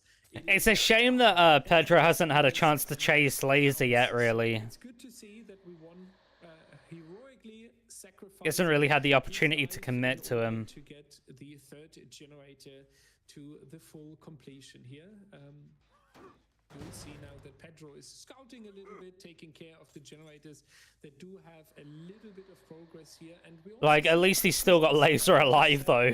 That's the funny thing. The final generators, right? Laser is That's a hit. on a 3rd of a generator progress here, but if Zaka now jumps into this middle section here, then you would really break the final 3 gen away from one another. Oh, dude. Nice mind game there. Nice. The 2nd one is not going to come out, but our survivors do realize gens take How much pain res does he have left? I'd really like to see that. And it's important that they keep their focus on the objective. Oh, well, I'm guessing 3. The hook starts to send them down a spiral, though. Only one survivor being able to work on the gen if no one else gets found. We do see Nice little eruption. putting across, also prepping the next possible eruption proc. And you have to wonder how much more can these survivors do, because with one survivor already out of the game, I'm looking at the prospect of a 4K, Daya. Yep. 4K1. Absolutely, yeah. We won leaving the trials so early, even though he did this sacrifice. Is this going to be where laser fucks up? 10 extra seconds in his chase to get the 3rd generator out of the way. I think overall it is not looking too confident for Praxis here. We do need a longer. Just going for ward. Mid game, we need need to make sure that we delay the next down as much as possible. But Ward is unfortunately already injured. We do see the reload coming in from Pedro. He does take the speed here as well. Wow. It is going the down right here. Zaka and Laser prioritizing a generator together, which also shows us the survivors slowly realize that the first win condition, the number of completed generators, starts to be more and more important, right? Absolutely. One more thing I want to mention though is they need to complete these 2 generators, right? But they also have the additional task of possibly getting Ward back to full health so he can last a bit longer in chase. With the clown also bringing Sloppy Butcher, that also complicates things because it makes the many tasks you already have even harder by forcing them to complete the heal in one and with the heal taking longer in itself too. Zack, however, not really concerned about what in the slightest, putting himself back on towards those generators because, like you've mentioned, priority number 1 still needs to be generator number 4. After that, however, to set yourself up for success, maybe want to consider getting Ward back to full health. I absolutely agree with you, Blue. You said that so wonderful. Okay, enough of blueberry glaze. Let's see, but they're doing exactly what you say. Now it's time again to set yourself up. Laser on the one gen, Zaka on the other one. However, Zaka rotated away, potentially because Ward just communicated, okay, I am in danger here, and I might not live too long. What's he swinging at? Where Zaka comes in here, the meat pallet basically being set up. Zaka taking a hit for the team member while Laser gets to a third of progress on that final generator. Zaka now with the responsibility. That is a perfect switch though. Our second tunnel out target is now safe, and Zaka has 2 minutes of hang time, which could really benefit the survivor team here. Laser progresses the generator beyond. Could still be a 4K1. In the distance, Ward going into a locker in order to make sure that we do have a short break there, resetting, not being found, not spreading blood everywhere, and then potentially when Pedro is now expectedly rotating away, you can get out of the locker, take the rescue onto Zaka while Laser is in chase here. So great tactical setup from our Praxis survivor team, and it seems like it is working out exactly like that. Now Laser getting the speed boost doesn't help him. That is one thing with Clown. You do misjudge your swings sometimes when you run through the haste gas. Onto the ground should be an easy task given the Clown's ability to slow him down. Now these survivors do realize though the reset is mandatory. Ward being back to full health. I wonder though if they will take the time to reset Zaka, because now we will see Pedro rotating over again. So let's keep Zaka at the distance because he also splits a couple more hook stages and try to get Ward to rest. This is actually a really, really well played game by Pedro. And now it is going to be a huge strategy question again, right? Who will rotate for the unhook here? Is it going to be Ward? Could be tricky because then you basically serve the survivor with 2 stages to Pedro. But Zaka is injured. That would be very risky. Luckily, Pedro Zaka hops back on the gen here. So we have to speed, run back here, playing a little bit of Mario Kart. But Ward is the one who has 2 tags available, and if we see a good chase here, we might have the chance to get that 5th generator out of the way. I mean, I would have just tanked a hit for Laser. See? Laser is vaulting into the killer. Very good mind game by Pedro, getting Laser back onto the floor. He's just stacking stages. Meanwhile, he's getting a good amount of slowdown. No, what? Yeah, hello.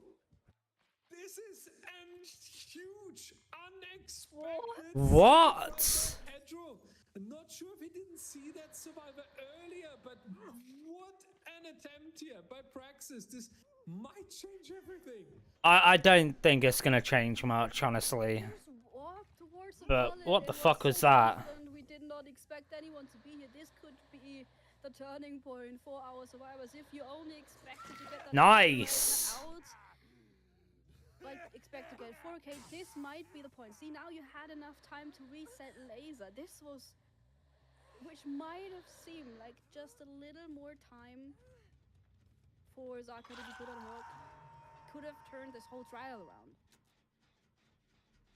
Yeah, crazy work there from Praxis. I now hope, like, when you can pull such an unexpected save, you really want to take the Yeah, I benefit mean, afterwards, right? So I no one's really progressing hope gens for again.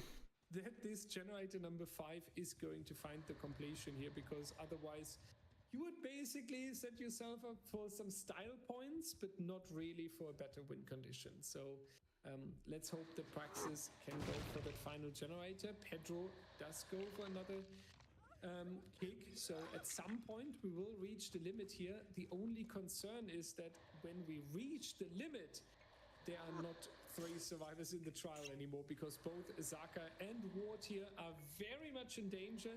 They have both been hooked 2 times already, so ideally you get laser into the next Live. chase here, or laser rotating in to take a hit. Pedro, however, has to go back on the generator duty in the distance. Where's the This is comms? potential, If they coordinate this perfectly, Laser should not be on they this. might be able to get this generator out of the way, keeping the killer busy, cycling back and forth. This generator split might have set them up for success. We have 2 generators being pretty far progressed, and they're on opposite ends on the map. Nice throw. Zaka now being chased. God damn, dude. Pedro's just winning every 50. On the floor leaves Laser and Watt, both being able to push these generators. If you pick Zaka and put him on hook, that's all the time you have to complete the generator. If you circle over towards Ward's generator, I feel Laser could be able to complete his. Yeah, I really hope so. Ward is almost with the full completion, right? 80%. You do need a little bit of distraction, a little bit of bait potentially. Yeah, Pedro is going for it. He does chase Laser. That means Ward will get generated. God damn, dude. Off the way, and we might even see an escape here. Of course, Ward is not the ideal survivor to leave, because Laser still has 2 stages to offer. But What is Laser doing, dude? would be happy Yeah, he doesn't. Wait. Wait. Unfortunately, Laser going down a little bit too early here, forcing. Nah, Pedro's gonna come here. He's gonna commit, no. Oh, blue. There's no way. This is all or nothing. He commits to this gate and looks around the gate, right? I just like Right. Hatch also still again is in play. You don't have ultimate. So Pedro now needs to find Ward, but has to keep that in the back of his mind. He cannot lose track necessarily of Laser, or at least go too far from the shack Yeah. if he wants to allow him to go towards Hatch. Well, this is what you'd expect, yeah. Hiding, not choosing the locker. I am wondering why we're not Yeah, go for it now. possibly using the pink bottles, but so far, so good. Not falling for the bait of the killer, just leaving and circling back really quickly. What needs timing? Yeah, Ward needs to basically get the stealth skills back out, right? Something that you don't need too often in competitive DBD, because it's a lot about setting yourself up for a pallet save, going for a strong 1v1 chase with winning the mind games and so on. But sometimes in This the is crazy. moments, it does come back to this horror game scenario where you are trying to hide out the killer and where you are trying to just go on pure survival. So he does pick Laser now in order to... Interesting. Potentially does use the yellow bottles there in order to reach the hook quicker, but that ultimately allowed Ward to escape the trial here. So we will see one stage going out of the trial blue. I can understand that you don't want to take too Well much played. risk, potentially having Laser walk out of the door here with 2 stages. But maybe our analysts can judge this situation a little bit better and tell us why not playing for the 12 stages? Why accepting basically the out of ward here? Take it away, guys. Yeah, I definitely think there's a lot to break I mean, down you from can't that last really. trial for sure. We'll try and do a quick facet in a hurry in between our two trials here. But I figured, in that last chance that we had last time around when we were on the Executioner, we talked with Pryon, who was a pretty big Executioner main. Well, this time around, we get to talk to the biggest clown main here in DBD, Flightless, to break down that gameplay a little bit there. Yeah, I think your mic might have cut out there for a It little was bit. my back, my throat. I'm sorry, dog. That's my bad. Oh, okay. Well, anyway, so yeah, Clown is a deceivingly strong killer. He's not an S tier by any means. He's no nurse, he's no blight, but he has one of the best 1v1s in the entire game. Now, his 1v1 side has been slightly nerfed because yellow bottles are a bit easier to play around as the survivor compared to the old purple bottles. But now his mobility is a bit better. So overall, I think he's even stronger than before. We have seen the Clown 4K with gens remaining before plenty of times. And this game, it almost turned out that way. Now, we did get one stage out, but I think, as Dyer was pointing out, Pedro kind of accepted the one stage out because 11 stages is practically Still a so 4K good to see win. my boy Wraith And up it's not there. quite, there is a chance you can lose that, but Fourth it is highest very, hook very stages. close. So I think Pedro just knew that Third lowest he gens could risk completed. getting 3 stages out, so he would rather just take the one stage Good to out. see him up there. I feel like usually we see a lot of times with like our traditional M1 killers, right? Like the big thing that they like to go for is like spreading the pressure. You get the multiple hooks, but it almost feels like here you were trying to rush that first one out. It feels so opposite of what you're used to seeing, right, Brian? Yeah, absolutely. I'm Keith. surprised And Vector's one got thing like that I a really wanted to quick point down. out here from that match was the stealth from Ward. There were multiple times in that game where Ward was just in a locker, off in the distance where you would never expect a survivor to be, and he was getting clean unhooks over and over and over again. Guy in chat especially says in Wraith kind of Q1, strong with when average it 9 really came hooks. down to him not Guessing getting it's because of the thrown map he into has enemy ranks. It's something he's that's played important on. to No, point he out. just doesn't have If to you're deal new to with dog competitive shit. Dead by Daylight, you might think of that as playing immersed, or maybe it looks kind of boring, but actually, not getting found at all is one of the strongest things you can do in competitive. Almost every second chance Like the way perk is that they banned were able against to, him. play around that and keep themselves alive. The stealth Meanwhile, was he can use definitely key. basically Do you feel like anything. there was anything else that really stood out to you, Brian, that the survivors were able to do in order to at least kind of save the situation? Because we were talking earlier on. We saw Give me heard 1 the casters second. talking about the potential of a 4K before the gens were done. Yeah, and I think the survivors there did a really good job to break any of the really offensive 3 gens that would have really stalled them out with 1 generator remaining. We saw a really nice split there from Praxis at the end. Laser was able to be working on that gen over by the main building pretty freely for most of the game. And I think if those gens ended up being closer together, we might not have seen outs there. Now, Flightless, one question I want to ask you before we do head off into the fog here again is, do you feel, you'd mentioned how we sometimes see where clowns are able to get the 4K while gens are still running, or are still All right, waiting we're to be good. completed, I should say. Do you feel, considering that this is 2 of the best teams in the world, was that performance enough for Praxis to be able to pull this off? Potentially. I think it was because Pedro, I think I wouldn't he say would have with gotten such 4K confidence. one from the fact that he was about to hook the survivor, but he got pallet saved. I think that changed the momentum entirely. And Pedro had to True, take he the could have 4K, 4K won and that, that just yeah. gave the survivors time to reset, do gens, and rotate around so that Pedro didn't know where they were. So if Praxis can if Praxis killer Zaka can keep that from happening, I think that he can 4K with gens remaining, and we might see a 3-3 here. It's kind of crazy to think just how much can change over the course of this trial.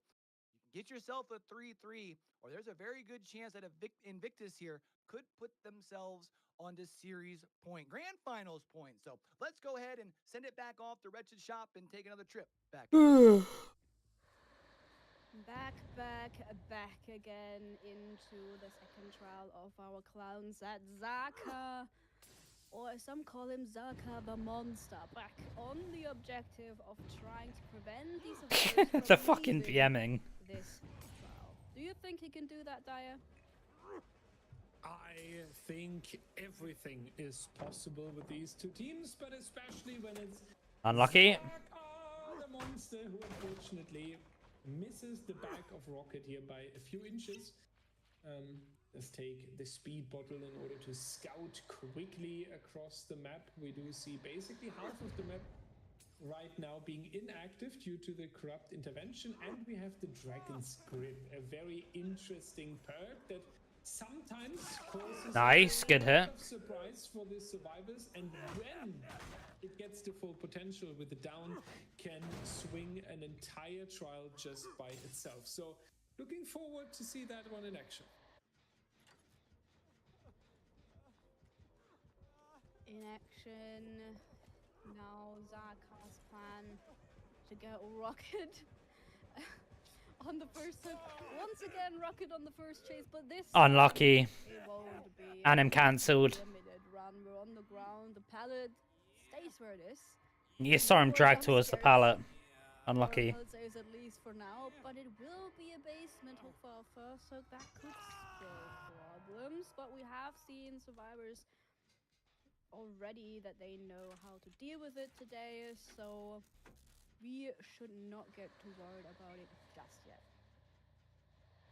Yeah, not just yet. The first hook stage here relatively also speaking for I mean, basement of 5's crazy. Same as in the previous trial, I feel like, and Invictus knows the efficiency that they have. It will be interesting. Hey, spectate serve.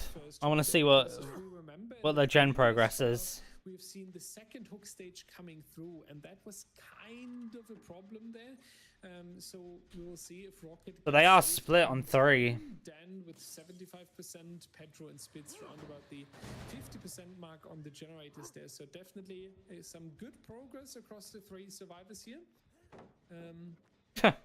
Spitz dropping that pallet early to have a little bit of extra safety next to his generator here. And Zaka trying to find the next. I think they let Rocket go here. Continuously scouting back and forth on the survivor that is currently hooked, right? So Spitz needs to run. deciding it is time to go for the generator, and it does seem like Rocket is That also is. going into the. I'm not gonna lie, that was bad by Spitz. Pin stage achieved, no generator pop just yet, but we have seen 2 survivors working on it. So Wow, this is actually really bad. whether Dan needs to leave his to be able to save Rocket from the basement, and it seems like Zaka knows what's coming. So back to the basement it is. First generator out of the way, but potentially 2 survivors. Oh shit. Close to being put back into the basement. Rocket still injured, but makes his way towards the pallet. Start to apply it, so both Okay. for now. That was lucky. Well, dare I say, back to safety. Rocket still needs to hold his own, but Spitz could have pre-run so much earlier, and also we trust in Rocket's ability to loop even a clown. it was kind of bad timing on the basement unhook. Ability, right? Because so far I do not see a team member coming over to assist here. Pedro grinding a generator. Dan is healing Spitz, so Rocket is all on himself. He has a good reason to be confident. We've seen a couple of very great chases so far in these mind games. W Rocket. On point as well. Zaka struggling. Why would you jiggy that? Rotating away from the tile now. Zaka over here. Wait. Zaka, you good? Holding W away. Now we're back on track here with the chase, but this is an insane chase by Rocket. I feel like this is exactly what we were hoping for. And he in the whiffed. previous trial when we were Oh my watching god. chases, when we always said we need a stronger chase during the mid game now. This is what we were asking for. Just the sheer confidence Rocket is playing these pallets with. Rocket's the MVP of this fucking Right calls. No one tournament, finds dude. fault and whatnot. Sure, sometimes there are Of this finals. Sometimes you gotta read your opponent. Like, Rocket's been carrying so hard. Even Dan taking a hit now should spill the end, but it was such an Insane. run, and if we take a look at the generator progress, it was much worth it. Rocket will be leaving the trial. Yeah, I'm glad I'm not the only one. Complete Yubi Nashi says Rocket's carrying. generators. Yeah, fucking hell. And out of nowhere, we are in endgame because Invictus has absolutely no mercy on Zaka here. 3 stages into endgame. What an incredible achievement. I mean, he might get like 5 stages here, but that's gonna be it. That we have seen by Rocket here. Man of the set, I would say. A man of the tournament? What do you mean? Incredible. Dan now our injured survivor in the next chase, but Spitz and Petrol will Rocket's been fucking on fire. We will even see the escapes being taken here. Dan will try to get back towards the hatch, but obviously that is a little bit too fast, so we take Stop chasing Rocket, yeah. out of the door. Blue, that was Damn. a speedrun. I'm once again What's the next set? impressed. These chases, these first chases, and the coordination have won them this set, and I am so excited to be able to hear what our analysts have Next to set's say about Legion. it. Oh god. Talk about a bunch of filthy gen rushers, these guys. Man, they slam those gens, they get the stages out the door and able to pick out the dub as well. And I feel like as far as for our survivors, a lot of it starts with the play in the basement. So Flightless, break it down for us a little bit. Basement is known for being a very, very dangerous hook because there's a very narrow gap to get out of with nothing in the direct vicinity. So you have to try to get out of basement, and a good killer is going to be able to body block a survivor unless you have survivors like Invictus. This game, they showed how you can get out of basement by like having the unhooked survivor being body blocked by the killer and the savior going behind the killer. Alright, I'll be back What in that just a causes second. is the unhooked survivor is able to run up and the killer is not able to back up to continue body blocking because the survivor is blocking them. So they're able to get out. It almost went badly because Zaka was able to kind of counteract that by backing up a lot more than the survivors were expecting. So Rocket almost got body blocked, but he was able to make Shaq Pellet very quickly. And then he had just an another absolute juicer chase. Like I can't glaze this guy enough. I think he's going to end up making a whole compilation of me glazing him at this point because like I mean he deserves it, but holy, like these chases, I swear. Yeah, it's crazy. I feel like when you think of Invictus, usually a lot of other players come up first on the list of, oh, this is like the lead player, right? But Rocket, I mean, went on a heck of a run. And I think really showed the confidence that this team has in Rocket by allowing that second stage, right, Brian? Absolutely, Q. I mean, letting a survivor go to second stage in basement against Clown is an extremely risky play. We just got done talking about how ridiculously strong Clown's 1v1 is. So having Rocket go to that second stage in the basement and then just leaving him to chase is just an enormous amount of trust in Rocket's micro skill of Dead by Daylight by his teammates. And then once they knew that Rocket was really putting on a show in that chase, that's when the body blocks started to come in. And because he was in basement, the pain resonance was never even used by Zaka. So just absolutely incredible chases coming out from Rocket here. Just probably the survivor in this tournament if you could only pick one that you would never want to chase as killer. Yeah, Rocket has been one of those names. I mean, even thinking back to when I was doing casting like Friday night fights on my channel doing 1v1s, I feel like Rocket was coming through and stealing my money all the time off of that thing, man. Just able to give away the juice for sure. It's always fun to watch Rocket in those 1v1 encounters. But now it is time to kind of shift our focus here. We're moving forward in towards our next set. This is one of those special sets, one of our All Hallows League sets. It's the Legion on Larry's Treatment Theater. Should be a lot of fun, I think. I'm kind of curious, Flightless. I want you to take me through the perspective of the survivors here because usually Legion isn't a killer that gets played a lot. What's something that like the survivors have to really make sure that they're focused on heading into this next trial?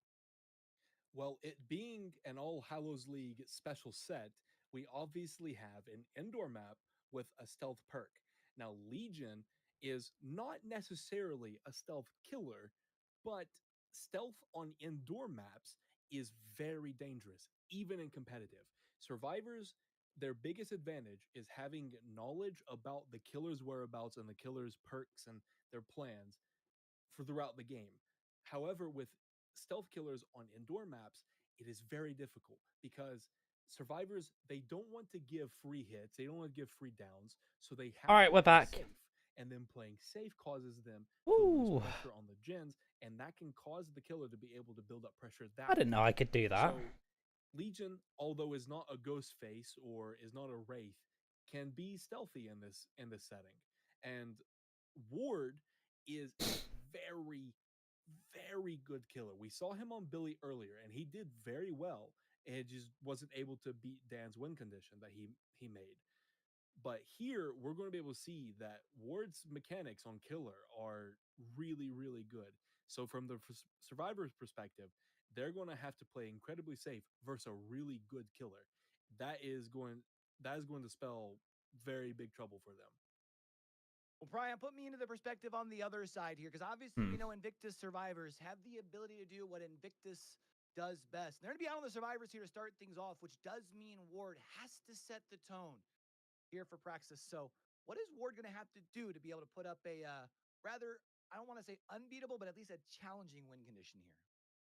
Yeah, it sounds simple when I say it, Q, but Ward really needs some fast downs here. Maybe some chained hits with that Feral Frenzy at the beginning of the match, but I can't sugarcoat it. Larry's Memorial Institute is not an easy map for killer, especially a killer like Legion, who is an Larry's is horrible. and can really suffer with those connected pallets and windows that there are so many of on the Larry's Memorial Institute. So honestly, Ward here, he needs to hit his mind games. He needs to have perfect mechanical M1 chases here to give his team a chance to come back. Now that we have seen Invictus put themselves onto match point, we got to remember back to that Joker's series, or that Joker set. I know you talked to us about at the top of the show here, Flightless. Remind us, what does that mean for Praxis here? That means that if Invictus win this set by any amount of stages, that means Praxis will be able to take any of the sets that they lost previously and will be able to replay it. Now, my guess is that they're going to replay Oni because Praxis's killer picks were Oni, Unknown, Executioner, and Legion. So if they lose this set, I think they'll be more confident on the Oni. So they'll probably go to replay that. But I think they might not even need it for now because I think Praxis can do this 100%. Legion may not be a super strong killer, but Ward is a super strong killer. And they are not perfect survivors. They are not unbeatable. They can make mistakes. And if they do, Ward will capitalize on it. Let's go ahead and run it on up. A set that we don't get to see very often, the Legion set. And because of All Hallows League, we are going to be off to Larry's Memorial Institute. Let's go ahead and send it on over to Blue and Direwolf and take another trip back into the fog. Let's go. Thank you so much, guys. Yeah, on Larry's we go now. The treatment theater, where the developers of Dead by Daylight are sending you when you do not show the best behavior, then you Ha. are facing this no. institution. Yeah, I was waiting for that one. Ward on the killer side, Night likes Spitz, Kexo, and Dan on the survivor side with the Legion. Of course, KO's playing Survivor against fucking Legion. Devour Hope. What an absolutely crazy totem to come out here. I'm really looking forward to Brother. it. Brother. No, that's genius actually, because we are on the AHL Legion. As he right? says. And on the AHL Legion, survivors aren't allowed to cleanse Ruin, since they can't distinguish between Ruin and Hex Devour Hope unless they, find it out early enough. Devour Hope has a good chance of staying during this trial. It's a long shot, but it might be worth it. Yeah, you're right. Not a single hex totem is allowed here to be cleansed, so you could even throw much more hexes in. For everyone wondering, why is Cleansing the hexes out of nowhere, not allowed. Again, the reminder here, we're back on the Halloween sets, special for our annual Halloween event. So we mix up gold standard and a few twisted rules where we force indoor maps, sometimes special add-ons, special perks, and here with the Legion on Larry's, it is the special rule that hex totems basically have to stand, which means for the survivors, Blue, that you better Nice. speed run through the W fight Ketso. generators, because if this trial takes too long, this hex is becoming very dangerous. Let's see for how long they can prevent the first couple stacks of the War Hope to come in. We do have one more thing to celebrate, however. The person we've spotted first in the trial, Spitz. It's his 100th trial of the year in DBDL. So Damn. players with a lot of experience, and we are very thankful to have him here for as long as we've been able to keep him, and he's been a great addition to our teams and players in the past. Now we do see his colleague, though, in the chase doing pretty... Unlucky. Hey, yo, Dan, I was about to, you know, say something were about to positive. praise. Right, you know. I tried, man. But oh well. Yeah, Blue, it's fine. If you want to curse about the quick down, you can just say, oh God damn it. And then you have expressed your negative feelings about this down. Nightlight is the next one. In chase, we do see Nice. the trap coming in. Even the frenzy is not going to help with that. Good work here by Nightlight, getting some distance. Ward now with the next attempt back onto Nightlight. This time it is going to be the injury. And Ward is a little bit angry about the chemical trap that we have seen. So just rushing after Nightlight here, trying to get the down as quick as possible. Nice fake there that Ward would go to the right side, baiting out Nightlight a little bit, but protection is already coming in. Kexo taking Okay. it here, and we do follow Nightlight, however, into the main. Oh. A little bit over peeking there. That's going to be the That's a bit downfall here. obvious. Great mind game coming out from Ward. That was beautiful. Next time we need a bigger team. 2 stages with 2 gens. Now it will spill another first hook stage. For we do have 1 stack of Devourer Hope though, so Good power cancel. slowly but surely we're moving up along. Nightlight being rescued would mark the second, but we do find Kexo and 2 Half-Life survivors who now have to keep going, but I believe Half-Life. pallet has been dropped and destroyed, so not a lot to work with. Dan only has a window, and I feel like my caster's curse is I think it's staying for some time. Take the window.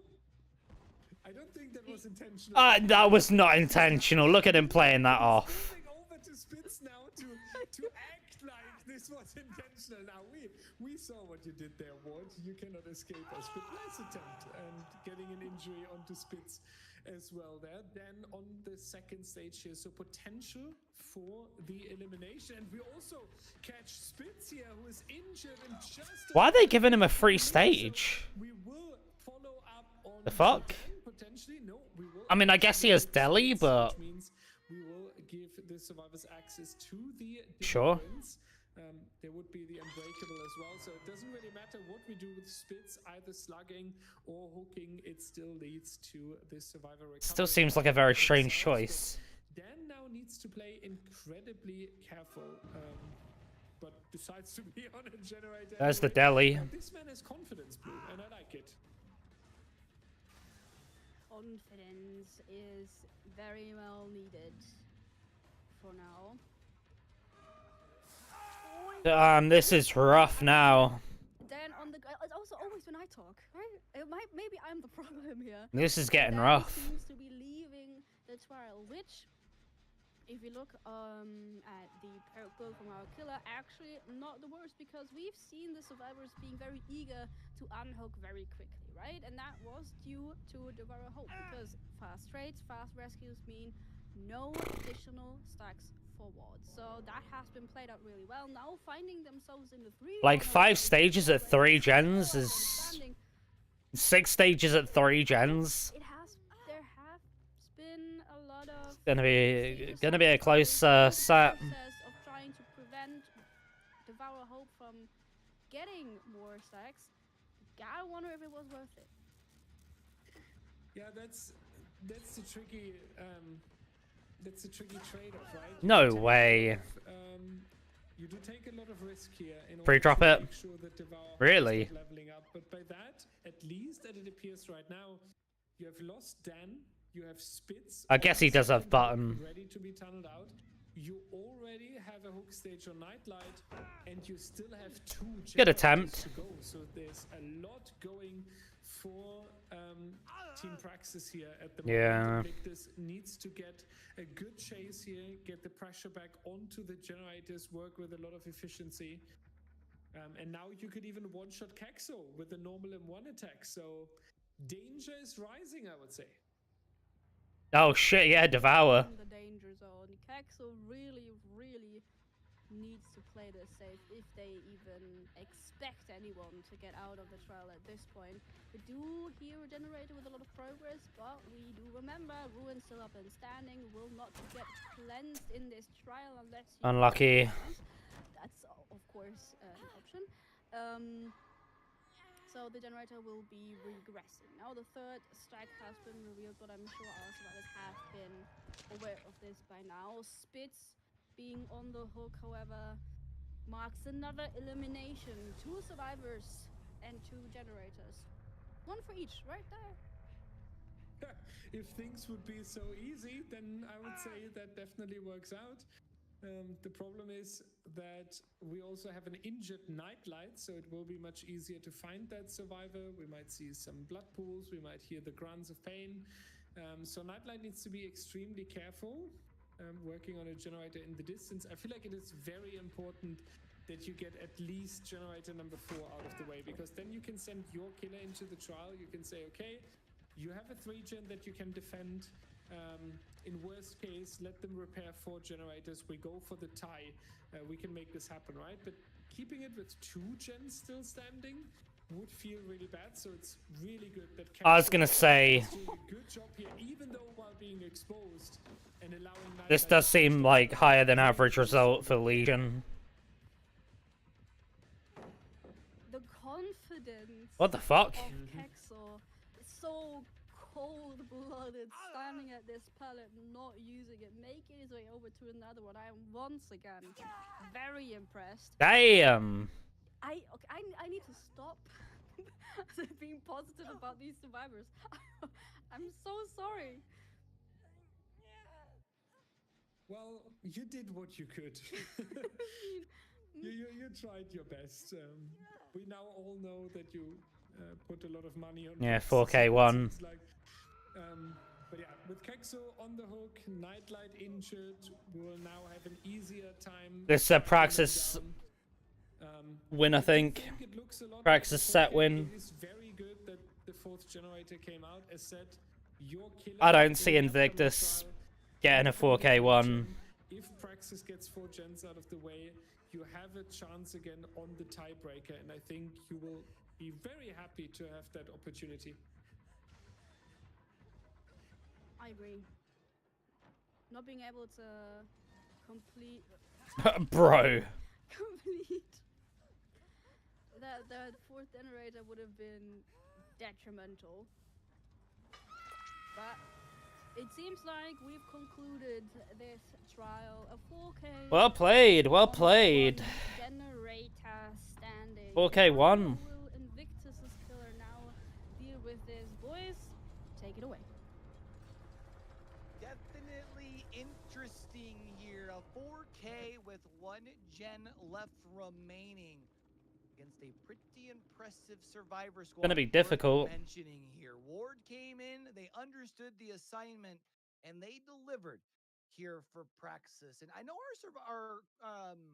our casters talked about it a little bit, Pion, but I figure since we have a little bit of time, nothing else really going on the screen, walk us through the double hex totem build that we just saw on Larry's. Yeah, so the double hex totem build there with the Ruin and the Devour Hope, those were the 2 big players in Ward's build for that trial, because in the All Hallows League, there is a special rule on these Halloween sets where the totems are just not allowed to be cleansed. And that like really exacerbates the strength of the Ruin. And the Devour Hope is actually a new innovation that we didn't see much during the regular season. So you got to wonder if Invictus might have known it was in play because they saw two totems. They knew they weren't allowed to cleanse them, but that other totem wasn't activating into anything. So Devour Hope, they might have been able to call it out before it activated, but because of that special rule, they were unable to do anything about it besides try to play into that Devour Hope, which I think we actually saw there with things like fast unhooks coming in and Deliverance used to deny a stack, but it just ended up not being enough. Yeah, I was actually going to say, as much as I'm sure there are people who are watching would think, well, if you don't know what the totems are, how do you know what it is? But, I'm sure for our experienced players, you can kind of expect it on the other side of things. You know that Ruin's going to be regressing the gens, and if that's going to be regressing the gens. What else can you do but make it so where those later downs, those later hooks, those later eliminations come quicker? And, you mentioned it. That save was so huge. Spitz one denies the save by coming back, or denies the stack coming closer to the hook, and picks up his deliverance stack as well. I mean, it just felt like that play there really helped at least secure them a fourth gen. Did it not, Flightless? I think it did. Usually, we've had this All Hallows League totem rules before, and what we've seen before is something like Ruin and Wretched Fate. Wretched Fate gives a 33% regression speed reduction to the obsession after a gen is completed. It's literally just free slowdown. But Dan, being the obsession, would have seen that after a gen was completed, he wasn't cursed by anything special. So he would have known it couldn't have been that. So he likely called it out. And what other totem could he bring? Possibly Devour. Now, Dan is their IGL. And for the people who don't know any competitive language, that means in game leader. Essentially, he's the guy that calls the shots. He's the one that tells them, okay, you do You this, need to you do this. You do that. I'll do this, so you do this, etc., etc. He's the guy that gives He's the this guy. team the ability to work so well together. He's the one that directs what goes on throughout that game on the survivor side. So he was likely the one that called that out. His Dan the chase this man. game, unfortunately, was not that great. He had a pretty good first one, but his other two a bit lackluster. But what he lacked in the chase, he made up for in helping his team be able to do the right things in order to get down to a 4K1. Definitely worth noting that sometimes the work that's put in the background, it's not always what reflects on the screen. Again, when we talk about this team, yeah, a lot of players individually that you mentioned one by one, but I do think that the work that Dan does as the IGL, The man that died to kind get of 3 pieces gens against the everything Legion. together for sure. Now, Prion, we know that this is Hey, man. a chance where we could be triggering that little Joker set if Praxis lose this. However, if Praxis wins this, they extend the series and you wait a little bit longer until you have to break out that Joker set. Do you feel like they've done enough to be able to avoid that, or do you think that they're running the risk of having to break out that Joker set after this? They're going to have to break it out. By the numbers, you would seem that Praxis has done enough to get the win Nah. on the survivor side for this set. A 4K1 on Legion of all killers is pretty strong from Ward. But one of the biggest things about Comp DBD that people often forget is that you have the killer side and the survivor side. Both of them need to bring it home. Both of them need to perform, have very few mistakes, and there are still opportunities here for Praxis to lose this set despite the strong killer result. Well, there's only one way to find out, and that's going back off the Larrys and switching the sides. So let's go ahead and do that and send it back to All right, Dan let's see it. and take another trip back into the fog. Pedro on Legion again. Thank you so much, guys. And yeah, we have seen the danger Devour Hope can bring in these trials. Let me assure you, during this tournament, Pedro, on the yeah. same map with the same Devour Hope that couldn't be cleansed, we have seen some very strong survivor outs. Interesting to see that Pedro is not going for the Devour Hope, even though with this special rule. Little bit of background turnaround info. The players cannot spontaneously pick their build in order to meet a certain win condition. The builds have to be handed in on Friday, 23:59 CET. So we remove the advantage of playing second a little bit when you know the win condition. So Pedro was handing in this perk build yesterday night, and now he has to play with exactly that. Whoa! That laser, no! How unfortunate! That's an unfortunate start into Bro, every chase. One That is hell rough. of a mind game, I guess, or turnaround, if you will. First hit coming out after Every chase, bro. 4 seconds, which is way quicker than in the last trial, I have to say. We have barely any progress on those generators. We won the only one who's been able to get a little bit on top, but I feel Pedro, you good? one blocked by DMS.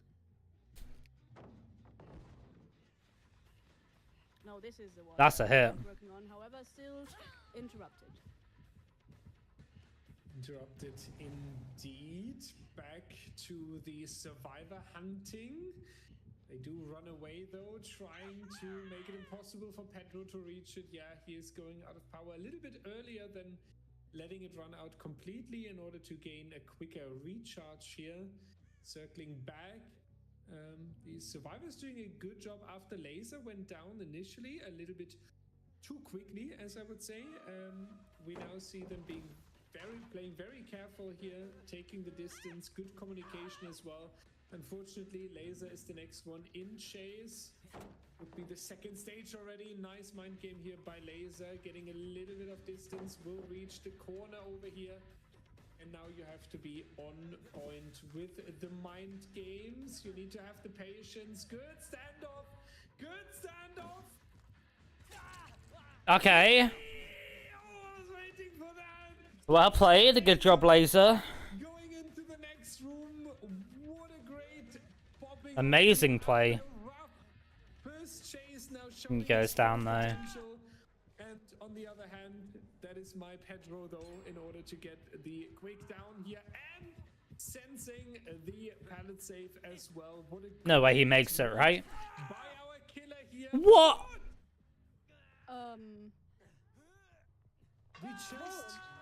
We just talked about Dude. making up for this early down. He's under a pallet with Unbreakable. One guy's trying to flashlight save, and the other's behind him. Gets one tapped. Bro. Even if they pallet save and they don't. That was so free. I'm so confused. They make you wanna lie. I'm bewildered. Up and standing. So is Ward. Immediately hopping back on the gen as he is broken. Laser still. Okay, Laser still on the grind. Okay, getting redirected a little bit. Not trying to pull the pallet early enough, but DS Unbreakable though. Laser is the survivor with D-Strike and Unbreakable. So no matter what choice Pedro makes, for now he can only lose. Now Zaka's been found, however, 3 survivors injured, 1 on the ground, still a bunch of pressure being applied. A bunch of pressure indeed. Yeah, the survivors of Praxis need to make sure that they find some very good answer to this, because it sounds so easy, right? Get all of the generators done. Nice. But unfortunately, we How long does he last though? a lot, and we do play with a lot of risk here. The Unbreakable hopefully helping with that. Killer had the slug. Laser was expecting the decisive strike there, which is allowed on the. All he needs to do there is just get the info with Killer Instinct. Back on the feet here. Laser needs to win a couple of mind games. We need some good chase time. Nice patience on this pallet. Not good enough. Lurking in the shadows to get down again, but there he is. There he is rotating over. Okay, no, it's Zaka, I believe. No, it's E1. Okay. And so they're keeping now Ward away from the down survivor, which is a good idea here. But they only want to do something here because Laser would be eliminated now. And with 4 generators still standing, you really don't want This is what they should have done with Laser the entire tourney. Just have him fall under pallets. To be made. Trying to go for the pickup on Laser, but we can't get him just quite. V1 needs to circle away in order to not get down in the same pallet his teammate is. Praxis are playing this really well. Situation, such a delicate matter. One misstep, and it's 2 survivors on the ground. Nice. It might not even be V1. Zaka close enough, getting down, but Laser up and standing. This trade. That's fine. That's another fresh. Not losing an essential survivor in the meantime. Not that it matters, but has been working on a generator. Yes, it is another pain rush coming out, but hopefully they'll still be able to complete that gen. oh, give me 1 second. And we won going down here in Oh. order to protect Laser. But Laser now needs to use that potential, right? Because they need to get V1 back up on the feed. So Laser has the responsibility to stay long enough on this pallet. Good work, forcing the Legion to break the pallet. Pedro trying to get ahead of Laser, doesn't work out as well. And God damn. Laser gets that very aggressive Laser's swing. actually locking in for once. Very strong showing now by Laser. That is exactly I mean, he would have been dead if he weren't under the pallet, but Laser circling around the counter here now. How many runs can we get? nice. Wants to really get that survivor out of the trial, but Zaka, Ward, and V1 working on the generators. V1 even in the back. Just go back and pick him. Because Hex Ruin is a threat here. Let's see if V1 can finish that, especially. Nah, he can't. ending timer. Impossible. I don't think that is realistic. So nice attempt there, but at least 2 generators being completed here. Zaka starting another. I mean, V1 has no stages either. This is a very close set. There's a good chance to get this done. However, we need to really be careful now. One more generator needed to tie this. I don't think the 4K is unrealistic at this point. Ward working towards that tie condition, and one trying to get the tie. Okay. Well, this is the last pain res. Able to finish this. If he has it. One also the last Yeah, he gets that. That gives a pain rest though. 100% he gets that. But we're circling away from it. Crazy. Good timing. Yo? That's so painful to watch the regression on that, and the Legion, I think, back on the way towards Ward here. No, Zaka in chase. So this is probably going to be a tie. This generator. But we now need to see if they are able to get generator number 5 out of the way as well. They have no progress. Pedro going back towards the hooked survivor in case Ward would rotate over. No meaningful progress anyway. And we do indeed spot the unhooker. Blue, this is going to be such a close game towards the end. Depending on how long Pedro is going to stay in this area, they might be able to get a significant amount of progress towards the generator. But then again, they've got a gen complete opposite side of the map. That one generator is so far away from the Pedro. Yeah. He doesn't have the time to completely stick with V1. We are trying to get the second stage out of the way. And it's even the resilience working on the generator. The resilience still being in play, actually also a huge factor in this trial. But Pedro, now that the second stage has come in, interrupting that generator. I mean, good choice by Pedro. Zaka in chase. Zaka with Dude. the mind game. Zaka with the life. Zaka with the double vault. Zaka with the patience. Zaka with Damn. Zaka with the vault. No way. Double vault. Zaka with dictionary as positive synonyms. Bro. Finally cooking. Yeah, hello, Pedro. Zaka. Zaka with the Zaka. Brazilian. Nice. There you go. It's finally over. But wouldn't we He's want slugging him, though. to commit to this? Okay, they don't. Never mind. I think they count. Just a few Yo. seconds here, but that was such a crazy. He needs to find him, chase though. from Zaka. And that actually made that fifth generator super realistic. That was an insane chase by Brazilian Zaka. still being in game, being a big factor in this trial. I'd like to put emphasis on that because it saved Zaka multiple times on Sat's pellet.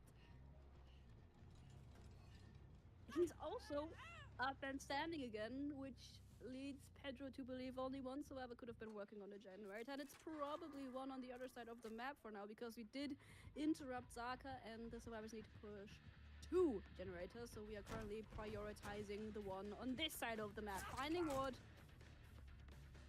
But how much time Just go back. do we spend on Ward? Yeah, it's now also getting difficult for Pedro, right? Good Pedro cancel. has to go back and forth now across the entire Less recharge time. institute. He was really in the position to close this down, but then Zaka showed up with his more than insane chase that we have seen there. Pedro now going back. Surely Ward's on main, though. So Yeah. we're trying to chain a few Kinda. injuries together. We won, luckily started early to run. Zaka's gonna get back on that gen. Big, no chain of injuries. Pedro's playing this well. With a quarter of a generator in the distance, Ward cycling back to get another generator done. So slowly but steady, if we look at the perks of our Legion, the game is getting ruined for Pedro, and that's a quote or a joke Is that it, I'm though? stealing from chat. You know that I stole your joke, so shout out to you for this incredible pun. We won, doing a really good job here, making sure that he doesn't get the injury and therefore allowing Pedro to chain the frenzy together into multiple survivors. Second time now. that we've Ruin's seen still Ward up, it's showing up. insane. I really like that because that's what Praxis Me when I needs don't right now. understand the They rules. need this little bit of downtime, this little bit of room to breathe through, right? And Ward with 75% in the distance, blue, it becomes realistic. We've been pushing through Yeah. this. 2 survivors trying to complete it. We are circling back, but the exhaust could already be enough. 1 hit, but 1 hit is No enough. way. Generator completed.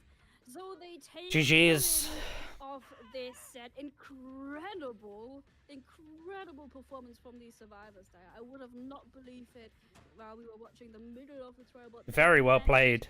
to complete that 5th generator.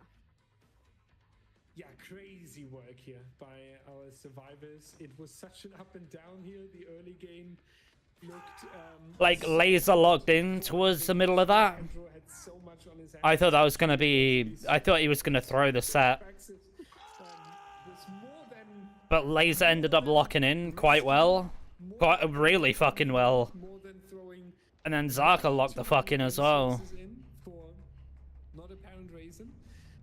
But then Pedro, unfortunately, Well played. for me, the key moment was this long chase with the Zaka, where Zaka really showed off together with some very. All right, beautiful I'm gonna go communication refill my with drink Zaka, again. where we won multiple Get another rounds glass of left water. I'll be early, back in a making second. sure that the frenzy cannot be chained together. Like all of these little great tactical strategic plays fell like puzzle pieces together and made sure here that the survivor team is taking a good result. Very strong, 4-3 now overall. Q and friends, what do you think about this Legion set? Wow. Talk about the turnaround. I mean, we headed out right to Larry's memorial, and there was a pretty quick down that came across from Pedro and got themselves a couple of hooks. And it felt like Invictus was about to trigger that Joker set. But then all of a sudden, it's Laser who's on the ground, and it felt like they were almost trying to throw their game for the save, but they almost had to, and it kind of worked out for him, Prion.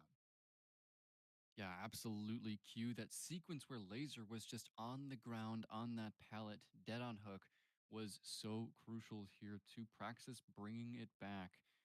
Laser was on the ground for so long, and it seemed like his teammates were just kind of hovering around trying to save him as if they were wasting time. But that whole time, there was another survivor in the background working generators. And I mean, they had to hover for the save there on Laser, because if they had just let Laser die, not played altruistically, he would have died at 3, maybe even 4 generators remaining. And that just cannot happen with the win condition that was in play for Praxis. So they had to make that play, even though it looked really risky. And it ended up paying off. They had gen pressure on 3 different gens, even when Laser died, and that allowed them to go into the 3v1 in a really strong position. Yeah, I definitely agree that the prolonged play was for sure a big moment that Dyer was talking about. But obviously, we don't get there without the save onto Laser, right? You don't get that extra time to get things done. But let's go ahead and talk about the chase from Zaka there and the great job to help bring things back. Because once they did go down to the 3v1 flightless, man, did they lock in.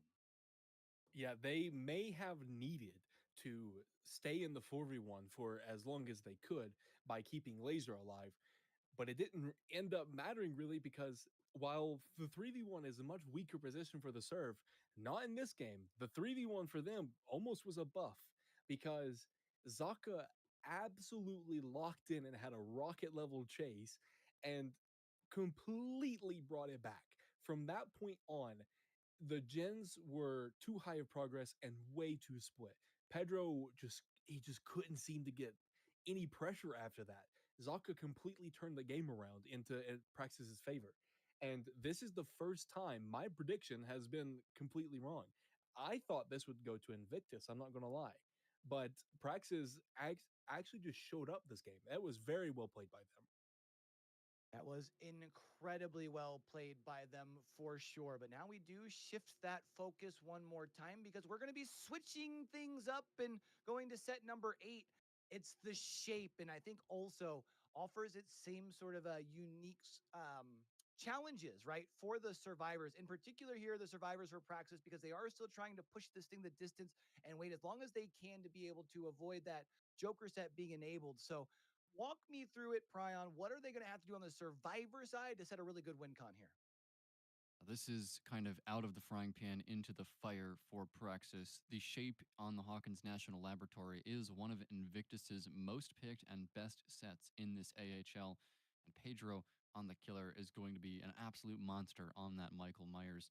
What the survivors need to do here, it's pretty simple when I say it, but in game it ends up being a lot harder. They need to have perfect communication as to where that undetectable shape is on the map, avoid that stalk, make sure that he can't pop that evil incarnate too early into the game, and if he does, they need to have a perfect chase against that slaughtering strike. This is a very difficult set for Praxis. It's a tall order for them to get into the tiebreaker here. Quick, fast, and in a hurry here, Flight. Let's break down what are we going to have to do on the opposite side for the shape to really be able to set things up for Invictus. Well, the shape is going to have to absolutely lock in. We're just going to have to find survivors very quickly and keep them inside a 3-gen. Now, this map, very good for 3-genning, so it is definitely going to be tough for them. As long as the shape can keep their perks getting value and keep those chases quick, I think this will be very good for the shape. Well, let's go ahead and get down to it. It's set number 8. We're off to the Hawkins National Laboratory here for the shape. Dyer, Blueberry, take it away. Set number 8, yet we're in trial number 15. It's been quite some time, so I believe at this point we also need to factor in the stamina, the ability to play multiple trials one after another, especially for the ones that have been playing Survivor and Killer. At some point, your concentration might get a little less focused if you've been playing for a really long time so far. I think our players have done really, really well though. Pedro, early enough getting first hit in on 2v1, but also the Undying is gone.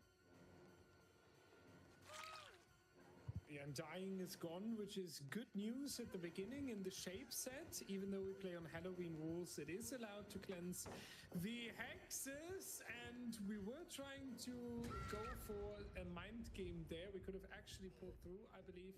Ward coming in to help a little bit, but Zaka already going down, unfortunately, losing the mind game there against Pedro. So very good start. You already have the down. You have an injury onto we won here. So you're really happy with how the trial started here. We also get the first Painless hook to stop any generator progress that we've seen so far. So I would say Pedro is feeling quite confident here. Quite confident with a first down after a minute and 7. However, in turn, we did lose Undying and Ruin, which is to be expected at some point during the trial, but losing him early enough is unfortunate so far, I think. Pedro will be able to deal with this. Nice greed. This time it paid off. Ward on the run. Now the first hit coming in. However, while Zaka is getting... God damn it, dude. I'm so late back.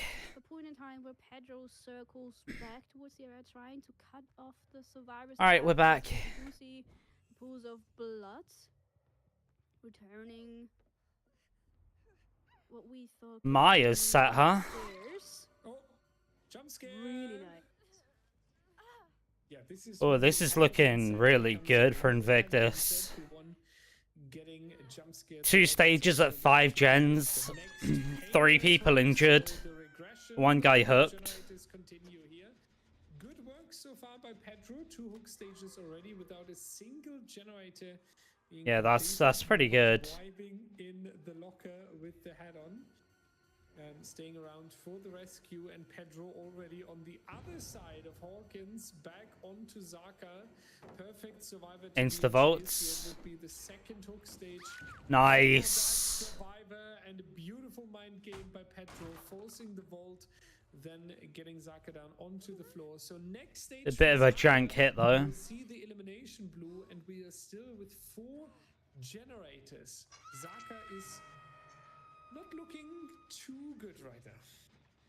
He's got a tunnel out at 4 as well. Yeah, being on the hook, not the most preferable place for our survivors.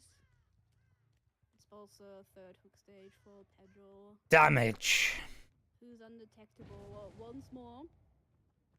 Yeah, he's not gonna go. He's not gonna send it all the way back like that. Does just yet. Oh, unlucky. Bruh, he's now got 2 tunnel outs at 4. Jump scare counter 2-0 for the Michael here, and it was This is exactly insane. the same place. If I would use perk names to speak about this experience, I would say This might be GG here. Boo. This might be the set. What emote is that? What channel? Oh, is that just the DVD emote? This blue. Why me? I recognize the We won on a second thingy. hook stage. But there's still hope for our survivors to even get a couple more generators out. Yeah, we definitely need to make sure that we do not get into another jump scare situation, because that equal 2 hook stages now, and it's really not what we can allow to happen here in the mid game. Nice. We definitely need some longer chases. Dude, they've not even got a gen half. This is over. This is like 4K3. We don't want to see an elimination. This should be 4K3. Is still standing. We also do not have the most significant amount of progress on these generators yet, right? So Praxis really needs a moment where they can make a comeback, where they can go for some resets, where they can reposition themselves. Otherwise, it might be tricky here. So whoever goes into the next chase does carry some responsibility to make a recovery happen. It seems to be Ward will be taking on the task. We've been at this pallet before. It's a dangerous one to Oof. time. Stun is successful. Ward circling away. Does have another pallet to play. I would just break that. Requires Michael to take. You're just giving him it for free. Walk to try and catch up, but he doesn't have too much to work with. Another wall with See? the pellet, however, now Told supposed ya. to need to break it for our killer player. So for now, we're doing a good job on the task, and Pedro realizes that this is taking too long. I think another silver lining for our survivors is that it's, besides the one last pain resident hook stage, it is almost down to one perk on the killer side. So after getting this one, Yeah, I feel like It's not gonna the be a story 4K3. of the ups and downs on the Praxis side continue a little bit, right? They just took Unless he has the another pain set res here, in such maybe. a nice way, bringing it back to the 4-3. Okay. And you think, okay, now we're gonna load into the Maya set. They take all the confidence, right? They have just played Survivor. They stay on the Survivor side. It will be an amazing trial that they can even control, or so to say, they can shape it how they want It could be a to. 4K too. Unfortunately, then again you load in. I mean, he's got time with DMS. And we are looking very realistically towards a 4K here. Zaka will be eliminated. Oh yeah, it's with the definitely a next hook 4K. stage. We1 will be eliminated with the next hook stage. We have one good progress on a generator here next to Overdose, but it was just blocked, so Pedro can also take a look onto it, make sure that it doesn't get completed. We have 3 generators inside around the hook stage, so there are so many things that work against Praxis at the moment that it might actually be a good win condition for Invictus preparing the match point. trying to take it all home. I would say as fast as possible, but we are in trial 15, so I think that might be off the table. We do see a generator with quite a lot of progress. Stalk meter, however, also fulfilled. We do have a rescue coming out onto ward, and now we are reduced to 1 perk only. So if we play this safe, there is a chance for the survivors to get some more generators out of the way. But first, they need Why to would you survive vote that, this, Zaka? and so far it's not looking great. Nope, that is goodbye to Zaka here. So we Why would you vote into that? the 3v1 scenario, which is in worst case equal to 0 generator pressure, because 1 survivor is on the hook very soon. There we go. 1 survivor needs to unhook, and the 3rd one is back in a chase. So that is the chance for the killer to effectively go into a scenario where 0 generator pressure is coming out. Overdose here in a difficult position. Just win the standoff. Oh, dude. Pedro charging around the corner here. That was scary, but That was so obvious, though. Forcing the pallet to break. Instead of going down, this one is a tricky one to play around here. Does drop the pallet, that makes the loop even weaker. And that's Nice. going to leave it down onto Overdose. They did get another generator out of the way. They are working on another one. Now together, they realize that the generators have priority now, and that you at least want to get generator number 4 out of the way. But it is with the back against the wall here, Blue. Literally. At least for Overdose. We have seen Ward be somewhat close towards the hook, so maybe already setting up for the rescue in order to have V1 try and finish his generator. And as I say this, he's being interrupted. So everybody's back to being at half-life. We get to apply the kick onto the generator, but that's not the biggest problem you have right now. Undetectable, once again. Maybe another jump scare for V1? Possibly. I would love it. All good things come as 3, right? As we say in Germany. So, Oh! or you get a jump I mean- scare back, so it's now 2-1. they are taking revenge here, but Ward also in a very tricky Yes? place as the team members. I don't would think that's be. the yes, That's is going it? to be the elimination as well. So It's not a 2v1 special scenario coming up might set, I be the don't think. last potential chance for the survivors to get another generator out of the way. Therefore, very understandably teaming up on generator number 4. It's a They're 4K shooting one. out of the way, but that also seals the deal here. We won is known. The location has been revealed as he was not able to leave the generator earlier. So it will be a 4K with the generator remaining, which effectively means Praxis Killer can defend the 3-gen, can basically go for a 4K with one generator still standing. In best case, you don't want to decide almost match point with the two tiebreaker scenarios. yeah, 4K1, like that guy said, is beatable. Handing it to our analysts with the Michael on Hawkins. How do you achieve a 4K with 2 gens still standing, guys? Yeah, that is definitely going to be quite the challenge, and we can definitely talk about that here in just a moment as we do see the Mori coming across. But one thing I wanted to talk about first, just because I know we've probably got 1 or 2 people who are staying by and watch, and we're like, why aren't we stalking with Michael? So, Flightless, walk me through it a little bit. I touched on it a little bit earlier when we were getting into the Legion set. Indoor maps are especially dangerous for competitive.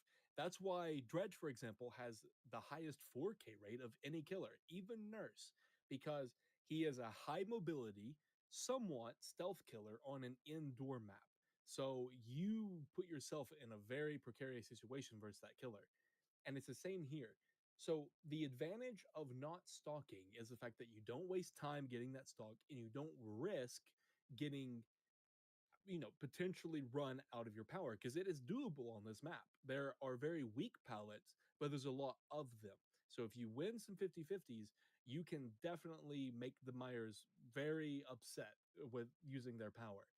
And in fact, getting M1s is almost better because they're essentially insta-down anyway. And they're in a kind of setting where they have to play extremely slow and safe versus almost stealth killer with having a smaller tear radius in tier 2 and essentially being insta-down with M1. And you get the extra advantage of having the injured sounds, which means that you can find survivors more often. Bro, Which what is is up with my phone biggest internet? downside of an indoor map for killer. So being in this kind of setting, getting those M1s and not taking the stock actually is more beneficial in this scenario than getting the stock and getting those insta-downs. That's why we saw Pedro not even use his insta-down until Zaka was death hook at that point. Always interesting to kind of pick the brains and see what kind of get the mind of a killer as far as especially the top of the world and the best of the best in competitive DBD. So I appreciate you breaking that down for us there. But Pryon, now my question to you You is, say do you feel like Flightless they've was done best enough of the here? Do best? you Come on, feel man. like that's enough for Praxis to be able to continue forward, or are they still going to have a struggle on the killer side? I do think it's going to be a bit of a struggle here for Praxis Q because Invictus has shown us throughout All Hallows League that their survivor on this shape set is very clean. We've seen outs from Invictus multiple times throughout the All Hallows League. This has been one of their preferred Halloween sets that they've been picking, and I think for Praxis here, it's definitely going to be a tough task to get any sort of 4K here on the Invictus survivors, let alone a 4K2. Well, Dyer did ask us what it would take to get a 4K at 2 gens left standing. So, Flightless, you get to be the one who answers that. I think as long as Zaka brings Ruin, there's a potential that he doesn't. So as long as he brings the Ruin, if he can keep it up and have a 3-gen or a 4-gen even, and be able to get pressure that way, it is definitely doable. But Invictus Survivors are one of the best teams when it comes to indoor because of their coordination. They they are very good at essentially dissecting the game and knowing where the killer is, what the killer is doing, where the serves are, what they should be doing, and everything in between. So if I'm being 100% honest, I don't think Praxis wins this one. I think that this is a very clear Invictus win. But I kind of hope it is, because then we get the Joker set, and I want to see that as early as possible. I'm curious which one that that Praxis will choose to replay. It's definitely interesting, right? Because obviously, the longer it takes, the more that's at their disposal, and the more that you kind of have to work after you get that Joker set one. So Praxis, if you can win this one, you kind of almost alleviate that pressure just a little bit more. But of course, they do have to rely on Zaka to come out here and do what Zaka does best, and that's be a monster. So let's go ahead and head off back to Hawkins National Laboratory one more time and take a trip back into the fog. Yeah, Zaka really needs to live up to his reputation now. Getting the monster into the trial and getting as a 4K essentially like right now, I think would be good. You know, just we load in and then everybody is already on the hook. I think that would be very preferable for Team Praxis. But no, let's see how quickly he can try to get our first survivor onto the ground, because I fear that will be something that shapes the rest of the trial. Yeah, Zaka with All right, let's see it. responsibility here. Otherwise, Invictus would win set number 5, which would trigger the final chance for Team Praxis. They are coming from the upper bracket. They have won all matches so far. So we will replay one lost set of Early hit. Praxis' choice. And if Invictus wins that set again, then they will be the winners of the All Hollows League. So, yeah, Zaka, in best case, preventing that by pushing it into the 4-4. You don't really want to give Invictus the match point here. Spitz going to take an injury as well. So you have Dan and Spitz. That must feel good to have 2 injuries that quickly into the trial, roughly a minute. Well, Dan's already healed. Trying to cut off the survivor here, but What is this mind gaming? Footsteps Spitz perfectly mind gaming around that. Does read the pallet respect as well. Really good work from Spitz here. That costs a lot of time for Zaka. What is he doing? Such a good job. So good even that Zaka is trying to double guess where he's gonna go next. Nice. Good shit, Kexo. Back reveals Kexo coming in. I was going to say, at least you're not chasing Kexo first. But Bro, he's what a inserting weird into fucking the comment in chat. conversation by trying to take a hit for Spitz, but Zaka is not having that. He's realizing this chase is too long. I cannot overcommit this. Let's try and interrupt the generator instead. And with the slaughtering strike available, that's exactly what you want to do now. Dan and Nightlight being found, a strong child potentially, but also the Reb. That could spell problems if he tries to break it, and he might have to. Yeah, chemical trap going to be a little bit of a pain here because it's slowing you down.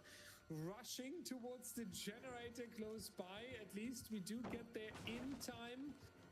Making sure that it doesn't find the completion yet. And Zaka basically swarmed by all of these survivors. Dan is around, Nightlight is around. They do not really seem to be... You don't hit that. Here. That's going to be the next attempt. Not going to be enough. Dan with the vault, Zaka with the mind game does catch up a little bit, but unfortunately Jesus, man. does find the stun with the pallet here. 2 generators already done, no down just yet. Blue, I think Invictus is ready. Chat saying it's GG, but I don't know yet. At least if they keep this going. Man, I love what Invictus has been doing today. Their survivors especially seem to be on point with their decision making. It's been 2 generators completed and not a single down yet. Slaughtering strike gone.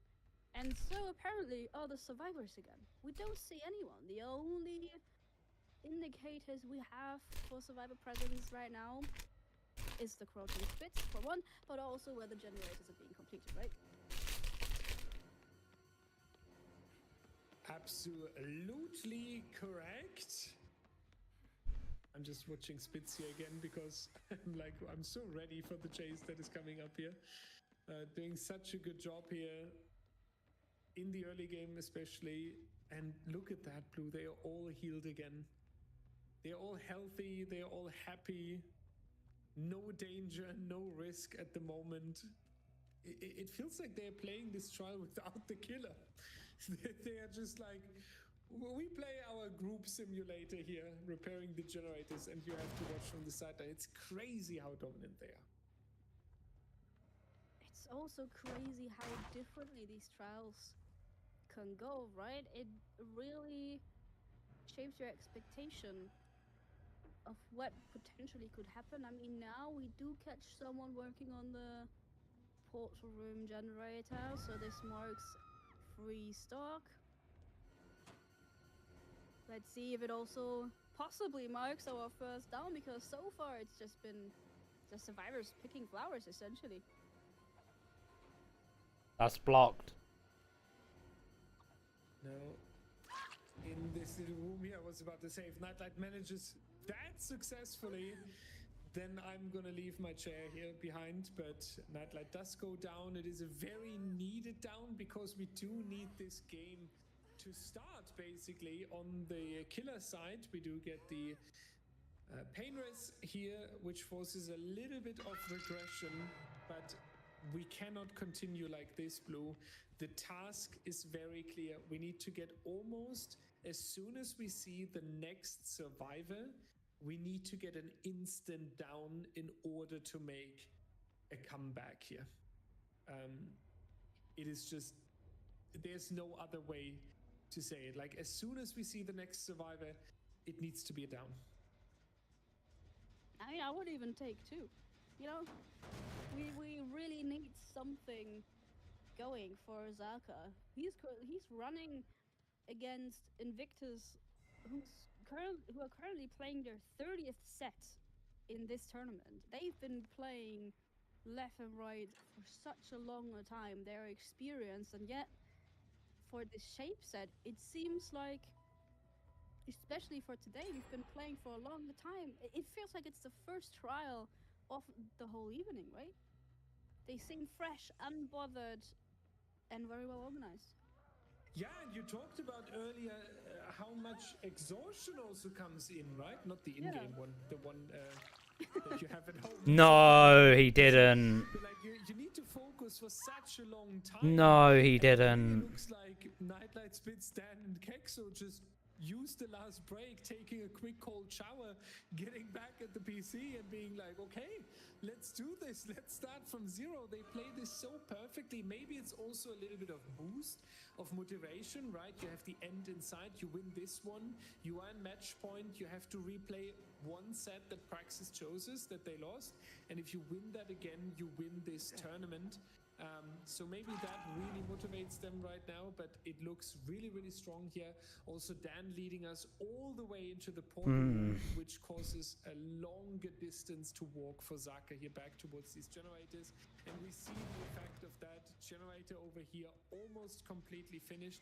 And the same applies to the generator of Spitz. So They, go into this end game. yeah, GG's. Speaking from the Invictus perspective, we are ready Wait.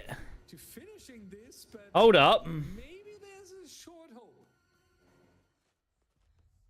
Oh, don't fall What? for this now. Two survivors on the ground, a potential snowball maybe for Zaka. Could be a sign of hope, even on the killer side. We do hear Nightlight on the outside being injured. Dispels problems. Okay. Spitz back up and standing, however. We know there's no unbreakable in this set, so Kexel must have picked him up. Now for sure circling over towards Dan, and Nightlight is being carried into the same area because Zaka knows the goal for these survivors is to get everybody up and running, and this has been very Strange dangerous, attempt. might I add, but it seems like we've managed to avoid a tragedy. Yeah, Invictus needs to be careful that they are not getting overconfident, right? Because They just need to sometimes fully when reset you have now. a win condition inside, I feel like, then you really focus this final generator that you have to get out of the way, and then you might ignore resets. We see all of them being injured again. You might ignore where are the resources, because all you have in your mind is we need to get this final generator out of the way. We have to get it out of the way, and you really lock into their tunnel vision. So they need to make sure that they don't accidentally hand a lot of pressure to Zaka here. But Spitz and Kexo are Zaka? the generator again. I do feel like they will finish this, especially since they are together. Yeah, the GG's. is coming through. So we will move into the special Joker set. Again, as an explanation, Praxis is in the higher Oh, I need to bracket. take off my hoodie. Is coming from the lower bracket. Ah. Usually, you can play 2 entire grand finals. Like we could say, okay, Invictus won this one, but they came from lower bracket. We reset it again. See you next Saturday. But we kind of moved away from that in DBDL. So what we do for 2 years is handing out a little bit of an advantage, with, which is the Joker set. So because Invictus now has 5 set points and would win this grand final, Praxis gets to pick one set that they lost throughout this series. It can even be this Michael set here. You replay it. If they win the set, if Praxis wins the set, we have to steal the set point from Invictus, handing it to Praxis, which would then mean we have a 4-4 basically, 3-4, and we move on. Or if Invictus wins again, they will be the winner of this tournament. We will explain it again throughout the upcoming match point basically, so stay tuned for that. But for our analysts, they do want to replay the Oni. Oh, rickety, right. I had a feeling All right, we're we were back. gonna be off to the Oni next, so we don't get to debate that. But the one thing that we do get to debate before we get move forward with the Oni, Flightless, you had mentioned that the win condition for Zaka to hit that 4K2 was with Ruin. We saw no Ruin. Interesting. So they're going to replay the Oni set. It may have made a slight difference. I but I guess. feel like Zaka did actually get a lot of pressure from his Trail of Torment, which, if he had Ruin and they never cleansed it, he never would have gotten value from in the first place. So it's really hard to say. But overall, I don't think so. I did say that Invictus are just so good on indoor sets. Like there's a lot of teams that are like, they're kind of specialists in a way. They're really good on certain sets, but there's not really a set that Invictus are bad at, especially indoor maps. So I had this going to them from the get-go, and I turned out to be right. So I'm not really surprised at all that they won this. And I did say that they would probably be picking the Oni as the Joker set, because I know Zaka the Monster, his Myers may not have been able to get that 4K2, but his Oni definitely can. His Oni most definitely can, and I do feel like we've seen this Oni split between these two teams, if I'm not mistaken. Though, right during the first run around in the upper bracket, and then of course here in the grand finals as well. I guess since we can't pick the brain of Pryon to say which direction are we going, Pryon, do you agree that the Oni is the right choice here? And if not, what would your choice have been for Praxis here? I completely agree with Praxis that Oni was the correct set to replay. Just knowing how they are as a team and how Zaka is as a competitive killer player, Oni is one of his longest standing competitive killer mains. He's known for it throughout the world. He's probably one of, if not the best Oni players in the world. And it is very likely that Praxis feels like that Oni set was stolen from them. Out of all of the sets they've lost so far, I think that is the set that Praxis is the best on.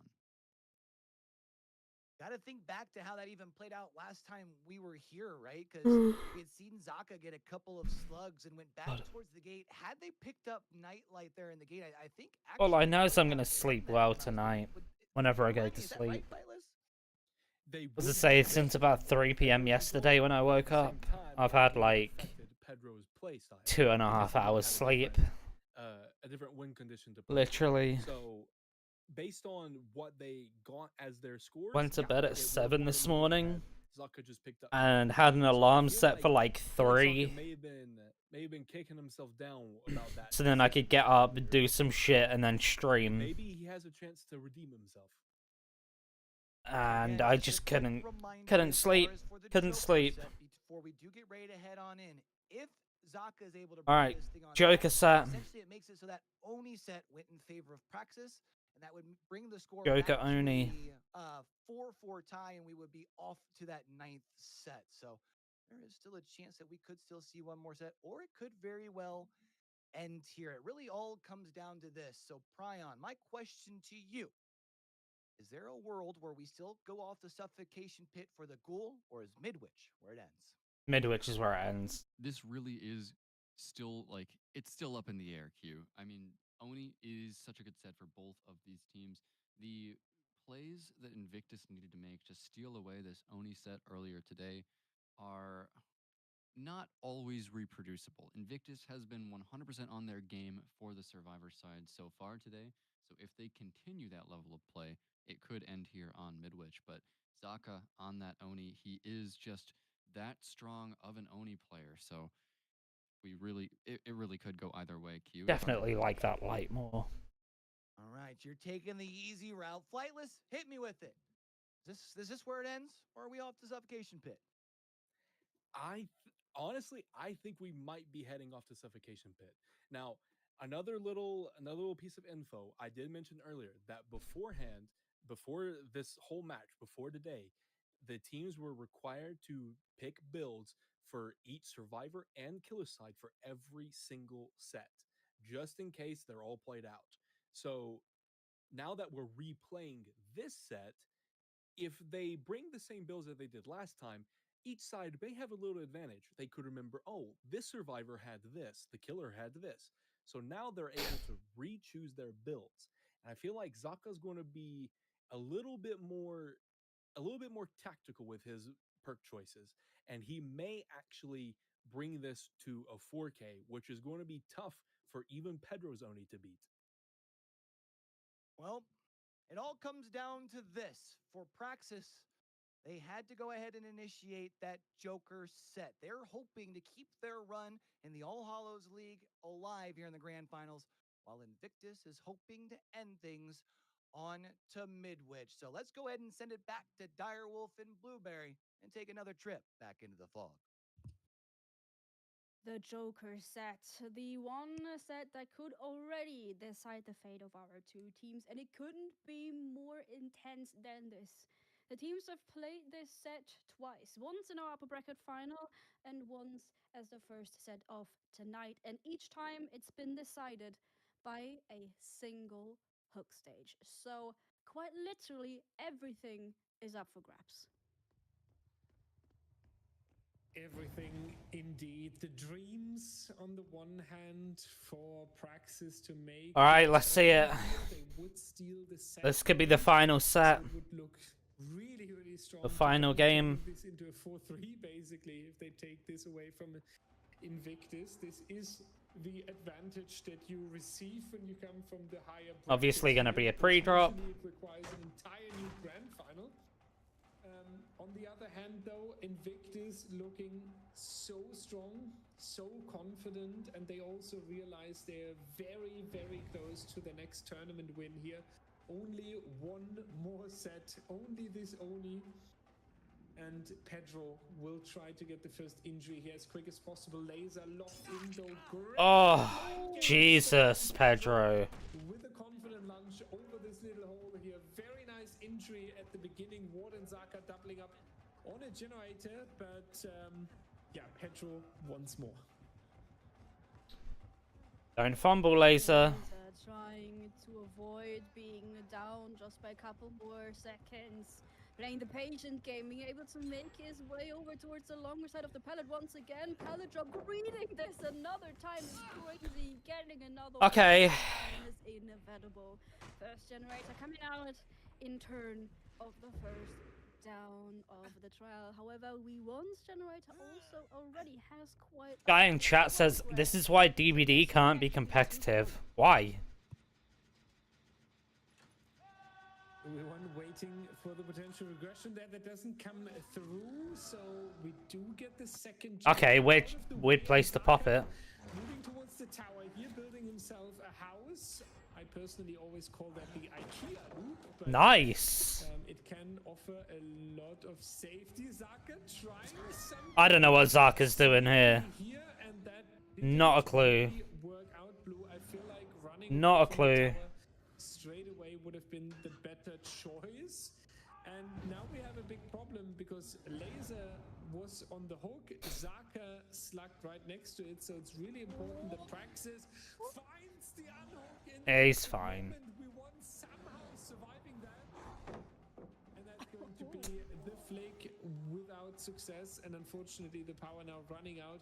Good comeback chance by Praxis here. I do think we're going back and go for the Nice.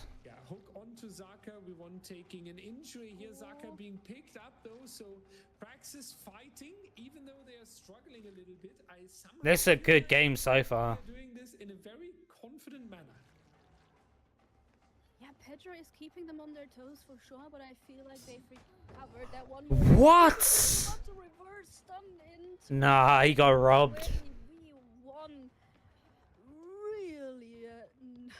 He got robbed. Getting Pedro's blood pressure up now. We are back with the available power, but we're not using it quite yet. Trying to maybe even spot the reset to be able to snowball 2 survivors. We do see another generator with a lot of progress. Dangerous times for Pedro.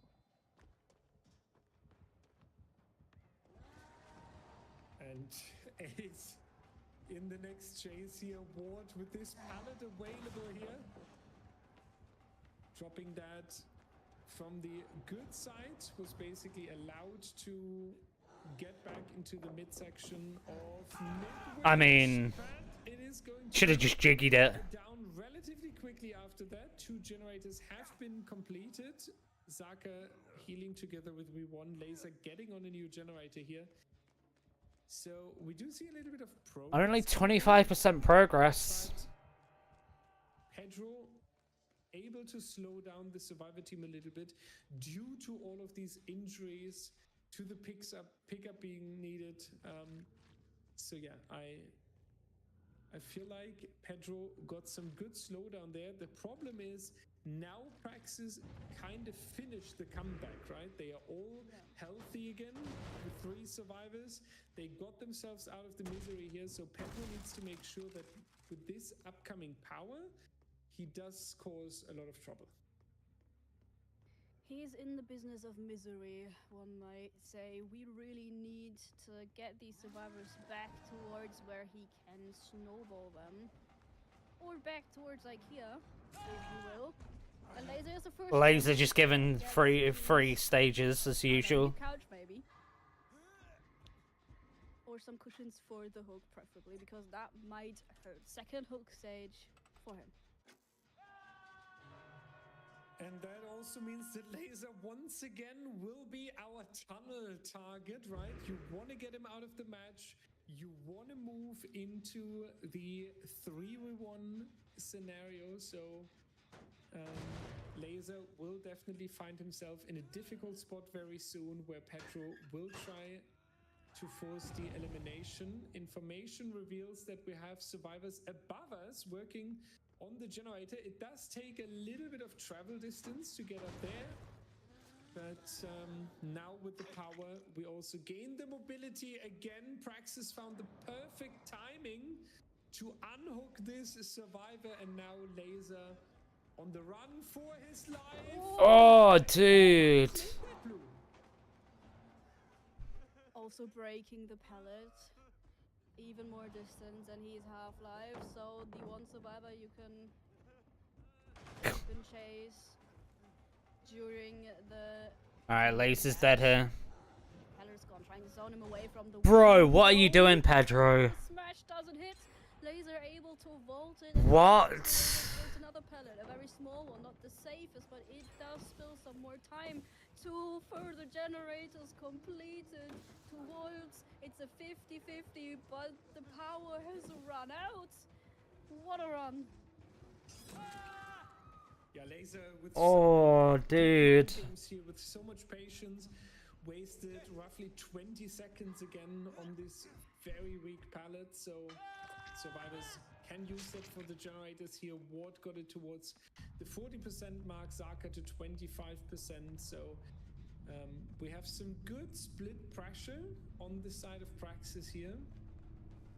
The only difficulty is the question, will you be able to stay safe? Will you be able to push it into the end game? The chances are high. We do not have the power yet. We do have 3 healthy survivors as well. Basically making sure that we do not turn this into a blood bank where the killer can take blood and power after power. I have faith, Blue. I think if they communicate well, if they do leave the generators early, if they do not hand out free tags for Pedro here, they do have a very realistic chance of going into endgame soon. I'm confident that these survivors are more than capable of playing this to safety. You're right, this could very well go into endgame. I am confident in Pedro as well, however. Especially with some Bro, look at fucking survivors Alf in being chat. available If the to DVD tourney starts at 11 PM, what time's it starting EST? very interesting. Google it, So far, we've bitch. never truly tried to hide out the Fury. Ward and Zaka now leaving their generators rather quickly, expecting Pedro to turn back. He's undetectable, so they can't know exactly where he's going. There's a bit of communication. Nice. Enough for Zaka to leave the generator early, but not far enough to not get spotted by Pedro. Pick up taken immediately to get another first hook stage out of the way. Zaka with his first stage though, that is roughly 2 minutes of hang time. So the survivors do not need to hurry up. Getting Zaka off the hook before the elimination would be threatened. You could even leave Zaka until the second stage here and prioritize the generators depending on what decision the killer takes and how far he's moving away from the hook. But the answer is Pedro wants to take care of the generators up here. So Praxis again with a good timing on getting the unhook out of the way, getting all 3 survivors back on their feet, spreading the pressure here. And Pedro still in a difficult position. You need some more blood to get the power. Should be enough with what we have in the hallway here, yeah. And now with the mobility and the one-shot potential again, we are moving off to the next survivors. Ward and we won. No BL though. Targets here. To put it into perspective, however, we are only 1 hook stage away from the result he got last time. It was an additional fresh to what we have right now, and that time they won the set. So possibly still already a pretty place to be in, especially if you can get another survivor out of the trials. You would already exceed what you achieved the last time we've played this set. So surely you want Well, there you go. consideration, especially now finding the last fresh hook survivor. And that's pretty good, right?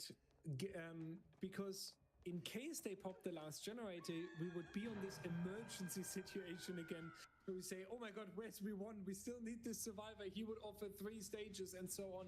So So much blood there. before we go into the end game does take There's still like enough for a whole nother from the killer, even though it doesn't progress Ward or Zaka towards the elimination. So I whole think we nother can be very happy. blood fury. One here, and now it basically doesn't matter who you get now in case we go into endgame. Ward, Zaka, and we won all offer 2 additional stages, but we're not beyond the 50% yet on any of these generators. We do have the power available, so there's a high potential that we do get a lot more stages out of the way here. And Pedro popping the power immediately after dropping to the basic floor shows us exactly that. He also realizes he needs to use this power in a good and confident way to get an elimination, and in best case onto V1 as our next down. Experience showing Nice. That Nice bait. And so one finds himself back on the ground, and the coordination from the survivors is showing once again, because immediately after seeing one being downed, we have Zaka and Ward going back onto the generator. Zaka, however, really close to E1 and immediately spotted. This could spell problems. Now Ward has to make a choice, commit this, or try to go for the rescue. Hey, So good of course stun. you need to commit this generator because it will be the 5th. And as we've mentioned once or twice today, generators are your first win condition. The 5th one just has been completed. Now it's about hook stages. Yeah, and you really want more than just we won here on the hook, right? Ward and Zaka are not supposed to escape together, so you need to get one of these survivors. We one can even get unhooked, I feel like, and leave the trial, but Zaka and Ward are worth 2 stages each. Very nice body block here. By We1 still has the endurance available as well, so we do go into the deep wound. Where is Ward? Can we find No him? way. We're Oh, I on was gonna track. say. Did find him, so 2 more stages potentially here for Invictus. A little bit of mind gaming, but that's not enough to bamboozle Pedro here. So 2 stages potentially getting added. We won on the other door. I doubt they will take all of that risk for just 1 stage. Yeah, Zaka leaving the trial. So does we won now. So what's that? 9 stage 4 fresh. 9 stages on 4 survivors blue. Strong result.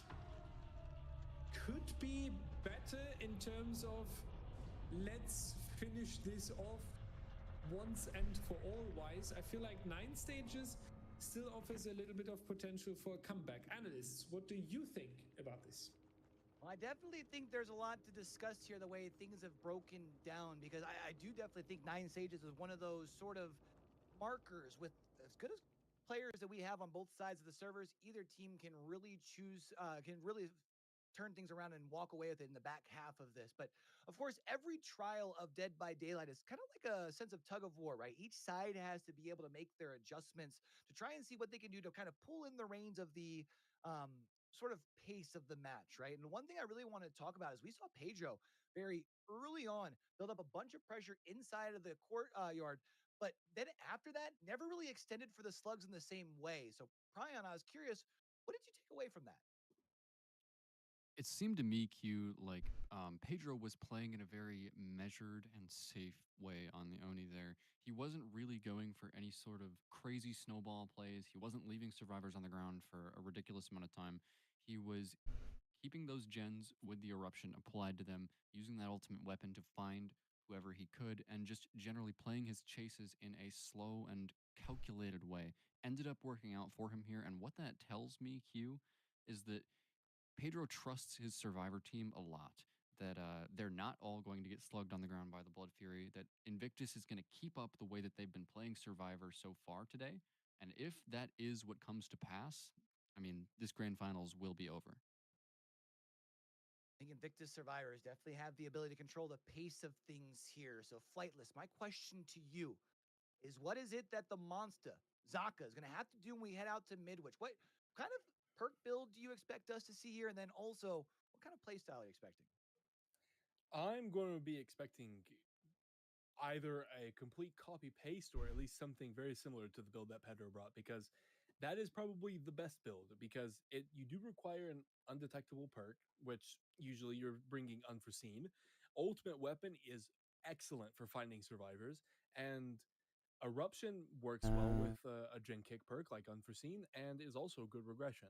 Also, the corrupt for the early game, so that you can try to get your power without losing too many generators. Now, Zaka, he's going to have to go for that snowball. Unlike Pedro, Pedro didn't really have to go for it because he was getting his power quite often. The Praxis serves were not too efficient at keeping Pedro an M1 killer. He was an M2 killer for a lot of that game, but they were doing pretty good at running his power. God He damn, didn't I'm get a whole so lot of tired. potential in the first place. Now, Oh, Zaka just is closing gonna my have to eyes get just feels so good. if he wants to 4K this or at least beat by 1 or 2 stages, he's going to need a lot of pressure. And the best way to do that is by using the strongest power in the game to make all four. I hope it's over survivors here and we don't go ghoul set. for a little while. All right, Pryon, yes or no? Are we going off the suffocation pit, or the next time that we meet here by the campfire chat, are we talking about Invictus as our grand champions? Q, I have to lock it in. Go with what my prediction was earlier. I trust Invictus survivors to end it here. They have been absolutely lights out today with their coordination and chases, and I don't see any reason for that to stop now. You gave us both examples on both sides of the server there, Flightless. Hit me. We coming back and going to Suffo or no? I'm gonna be a little optimistic Andy, unlike Pryon over here. I'm gonna believe in Zaka the Monster. He's gonna hit some crazy 720 flick that's gonna blow off the heads of the survivors, and he's gonna get a 4K4. I'm predicting it now. A 4K4. Let's see if we do indeed end things here, or do we go one more set? Let's go ahead and go back to school, back to Midwich, and go back into the fog. You got your joke. Let's see it. Now you replay the set, and the opponent gets an even better result than last time. You sure as hell have a lot on your plate, Zaka. Daya, will he live up to the expectations? I really, really hope so. Shooting the map here, we have a lot of homework to do, you could say.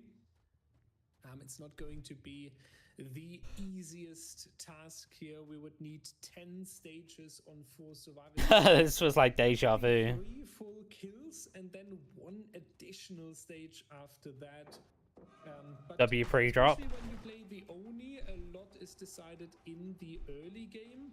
How quick can you get an injury? How quick does the blood start to build up towards your power? So yeah, all the eyes onto Kexo, who has shown us fantastic survivor gameplay today so far. Fantastic chases, fantastic mind games. Nice, good jiggy. Basically the final time now where we need some excellent survivor gameplay in order to Send it straight away. into the winner Maybe not. position. And the survivors already on Bait the it. objective. Unlucky. Different gens are being worked on, and Kexo just now got the first hit. The God's Palette to keep the killer at distance. That's so bad. Has to move into the area where the furthest gen has been completed. Dan and Nightlight. They could have popped a gen there. Generator, they've been progressing.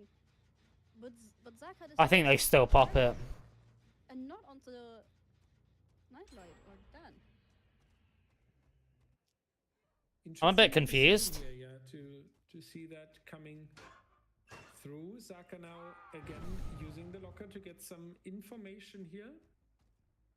Rotating over on the same floor towards the survivor that is leaving, sees all the blood orbs above, so power will be available to our killer very soon. But first generator coming out already, and everyone is back to healthy, so really good looking for our survivor team.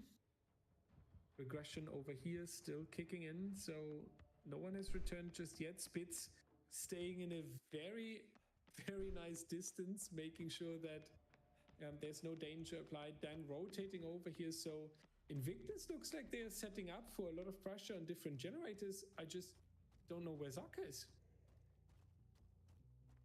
On a walk, potentially towards another generator. I'm confused. We did find the blood needed to get into the Fury, which also might have been his objective. We do see scratch marks of a survivor rotating away from the generator. We prepare the possible eruption proc. We did predict Surf to have gone a different way, however. Nah, Dan, come on. No way. There's no way.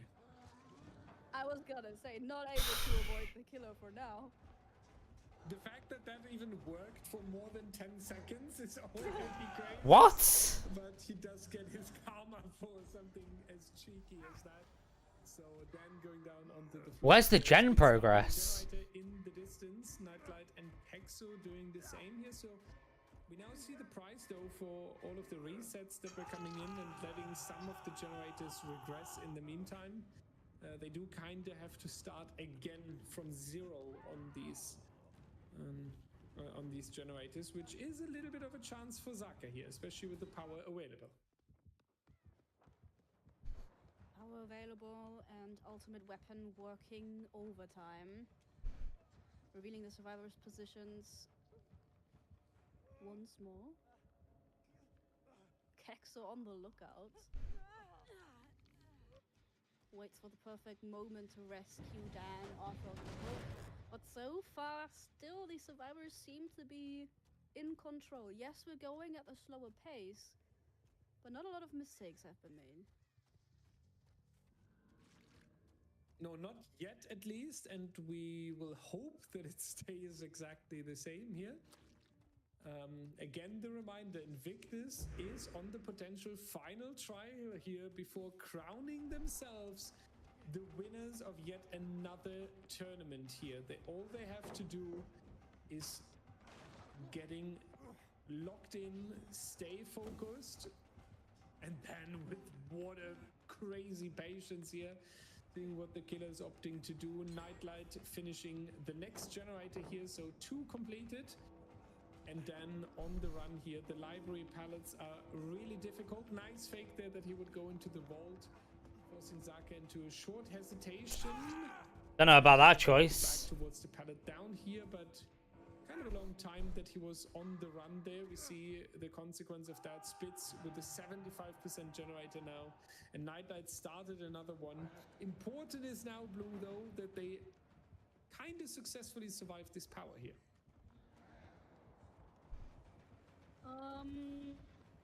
Okay, Kexo. Speak on that too soon. Kexo's still in the danger zone. Dude, what is he doing? But it won't be enough. I mean, pulls him out of his power. Out of the Fury for now, forcing the grab. This is the moment where Dan needs to get rescued, which was what Kexo has tried to set himself up to do. Back up and standing. This could be a choke point now, where the game goes in Praxis' favor. Found him already. The pools of blood. Spoil which survivor Spitz had to go for the save.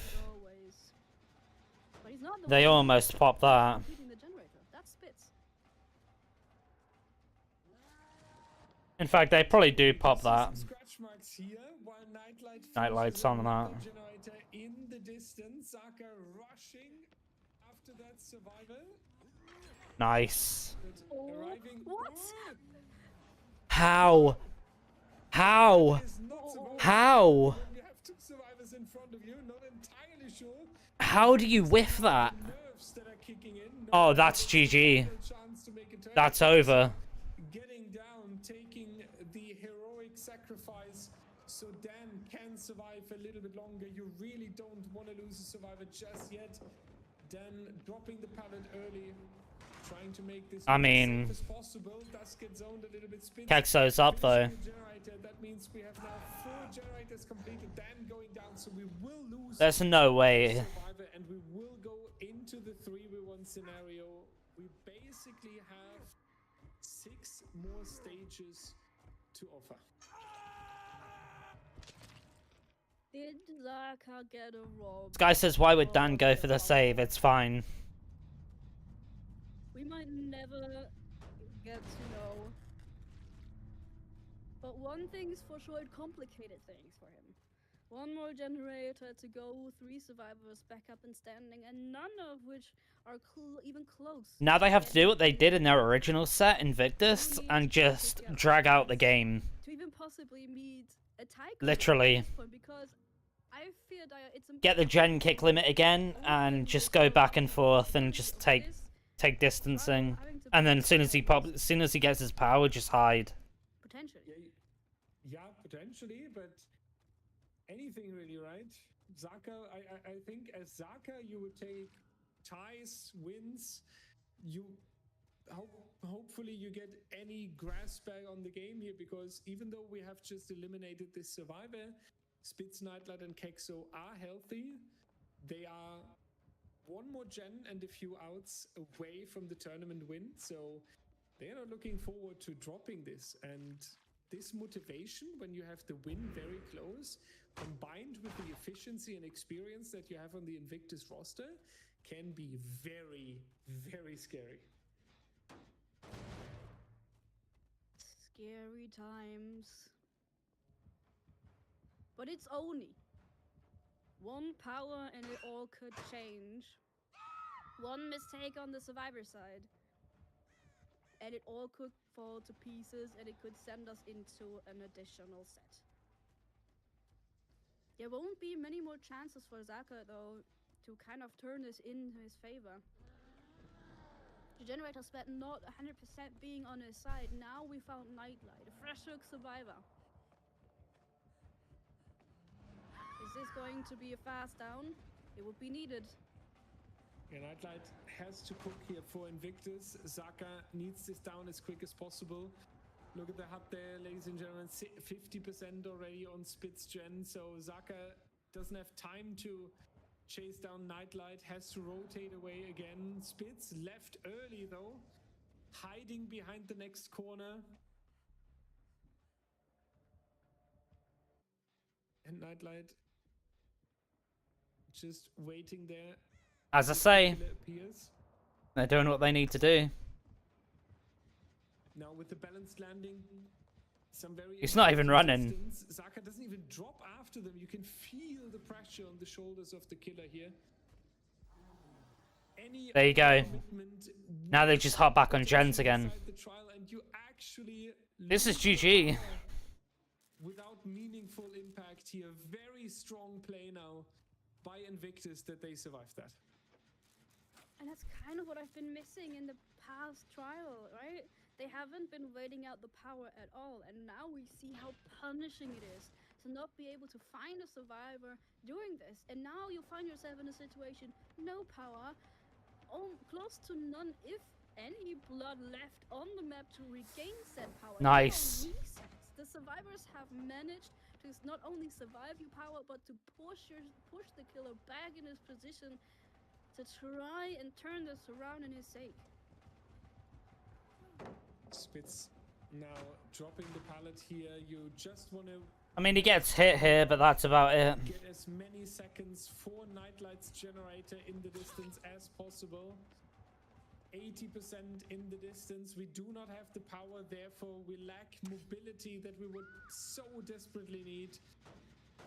Rocks are option again. This next kick coming in, but there's Kexo on another gen.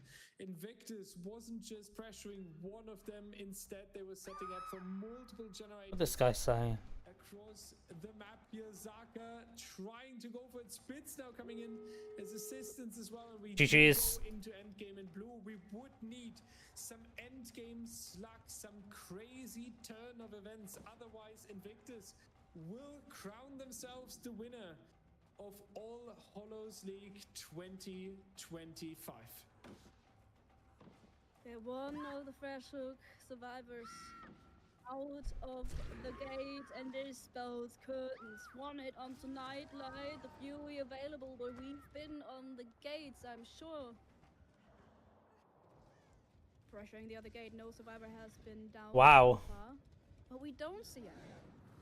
We waited it out. We knew there was going to be another rush, maybe even resetting. The only person pressuring the gate is Nightlight right now.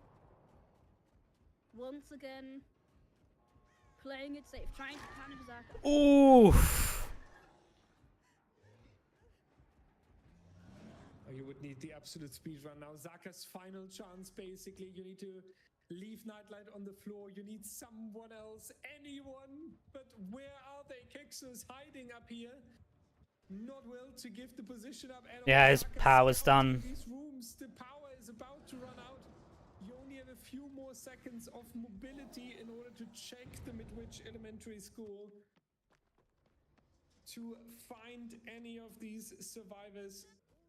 And the truth is, Nightlight might be laying here, but Spitz has 3 stages. Kexo has 2 stages, so that would be 5 stages. Walking out of the door, and that will be enough. That's going to be 7 stages. Wow. Once Nightlight is getting What a in, tourney, dude. ladies and What a challenge seals final. the deal. That's going to be Invictus God damn, winner dude. of All Hollows League 2025. GG's. An incredible event with a lot of Halloween-themed special sets, a lot of extra rules, a lot of extra challenges. 102 tourney wins for Nightlight. 2v1 tiebreaker that we've seen earlier. And Invictus coming out on top after some very, very intense matches here. God damn. Lou, very short take from you. How did you experience the past 5 hours here? Light, because he won't expect me. Guys, that listen. there is no way he finally- Listen. We've been playing for 6 hours. It's a best of 9. This is fucking like too much sets. This is, Leave me alone. I mean, we are tired, guys. Like, it's fine. I played garbage. Like, it's fine. This is the funniest match I've ever seen. Back to back funniest matches, bro. This is so Oh, I my swear, like, fucking all God, that it's was fine. We slow. won, I bro. We shit my won. pants, That's bro. what matters, bro. That's what matters. When he popped the power, Should I knock? Nah, I'm not gonna knock. When I heard the power sound, I was like, "Oh, we're actually going Bro, to panicky, bro." Like, I was like, Someone bro, getting come chased on. on 12 I cannot use my Bro, brain I am anymore. getting chased 12 down and these guys are just AFK, bro. I'm like winning 50, bro. These guys are standing. I was playing for you. I calmed it. I thought Spitz to get on game. No, I heard Pedro, I heard, I think, Dan, I heard Nightlet, I heard Kexo. Alright. Bro, I'm like, Jesus. I'm upstairs, Can they like, just make it best of 5 like every other like big It's so exhausting, yeah. big game does it? It's Best of always 7 best is of fine, I 5. think. No, bro, best of Best of 5. We can practice so much better for BO5s. I mean, 9 is just stupid. Like, Can't. 7 is a lot. 7 is a lot. 9 is brain I mean, we dead. played best of 10, basically. So you guys know that, yeah. And 5 is like Play- perfect. Ooh. I mean, we played technically best of 11. Alright. Technically. Yeah. Well, it was fun. Best of 11. 6-3, right? I was gonna play some DBD after this whole thing was ended. I didn't quite expect it to last so long. Definitely didn't expect Praxis to come back with a couple of them sets, but yeah, I think I'm gonna call it. I'm tired as hell. 5 hours of reacting to this, literally from the pretty much the split second the first game started. So the first set started, but it was fun. I need to sleep. I need to sleep. Praxis uses their Joker set on Oni. Fucking hell. Oh my god. Yeah, I need to sleep. I mean, I'm not even going to sleep really. I'm gonna chill out for the night. I'll probably be live again tomorrow. Yeah, anyone who's lurking who kind of tuned in and chilled and watched this, appreciate you. Yeah, my mind is fried, my brain is fried. I'm gonna call it. And oh, let me do this first actually. Whoops. Do that. And then we can do that. There we go.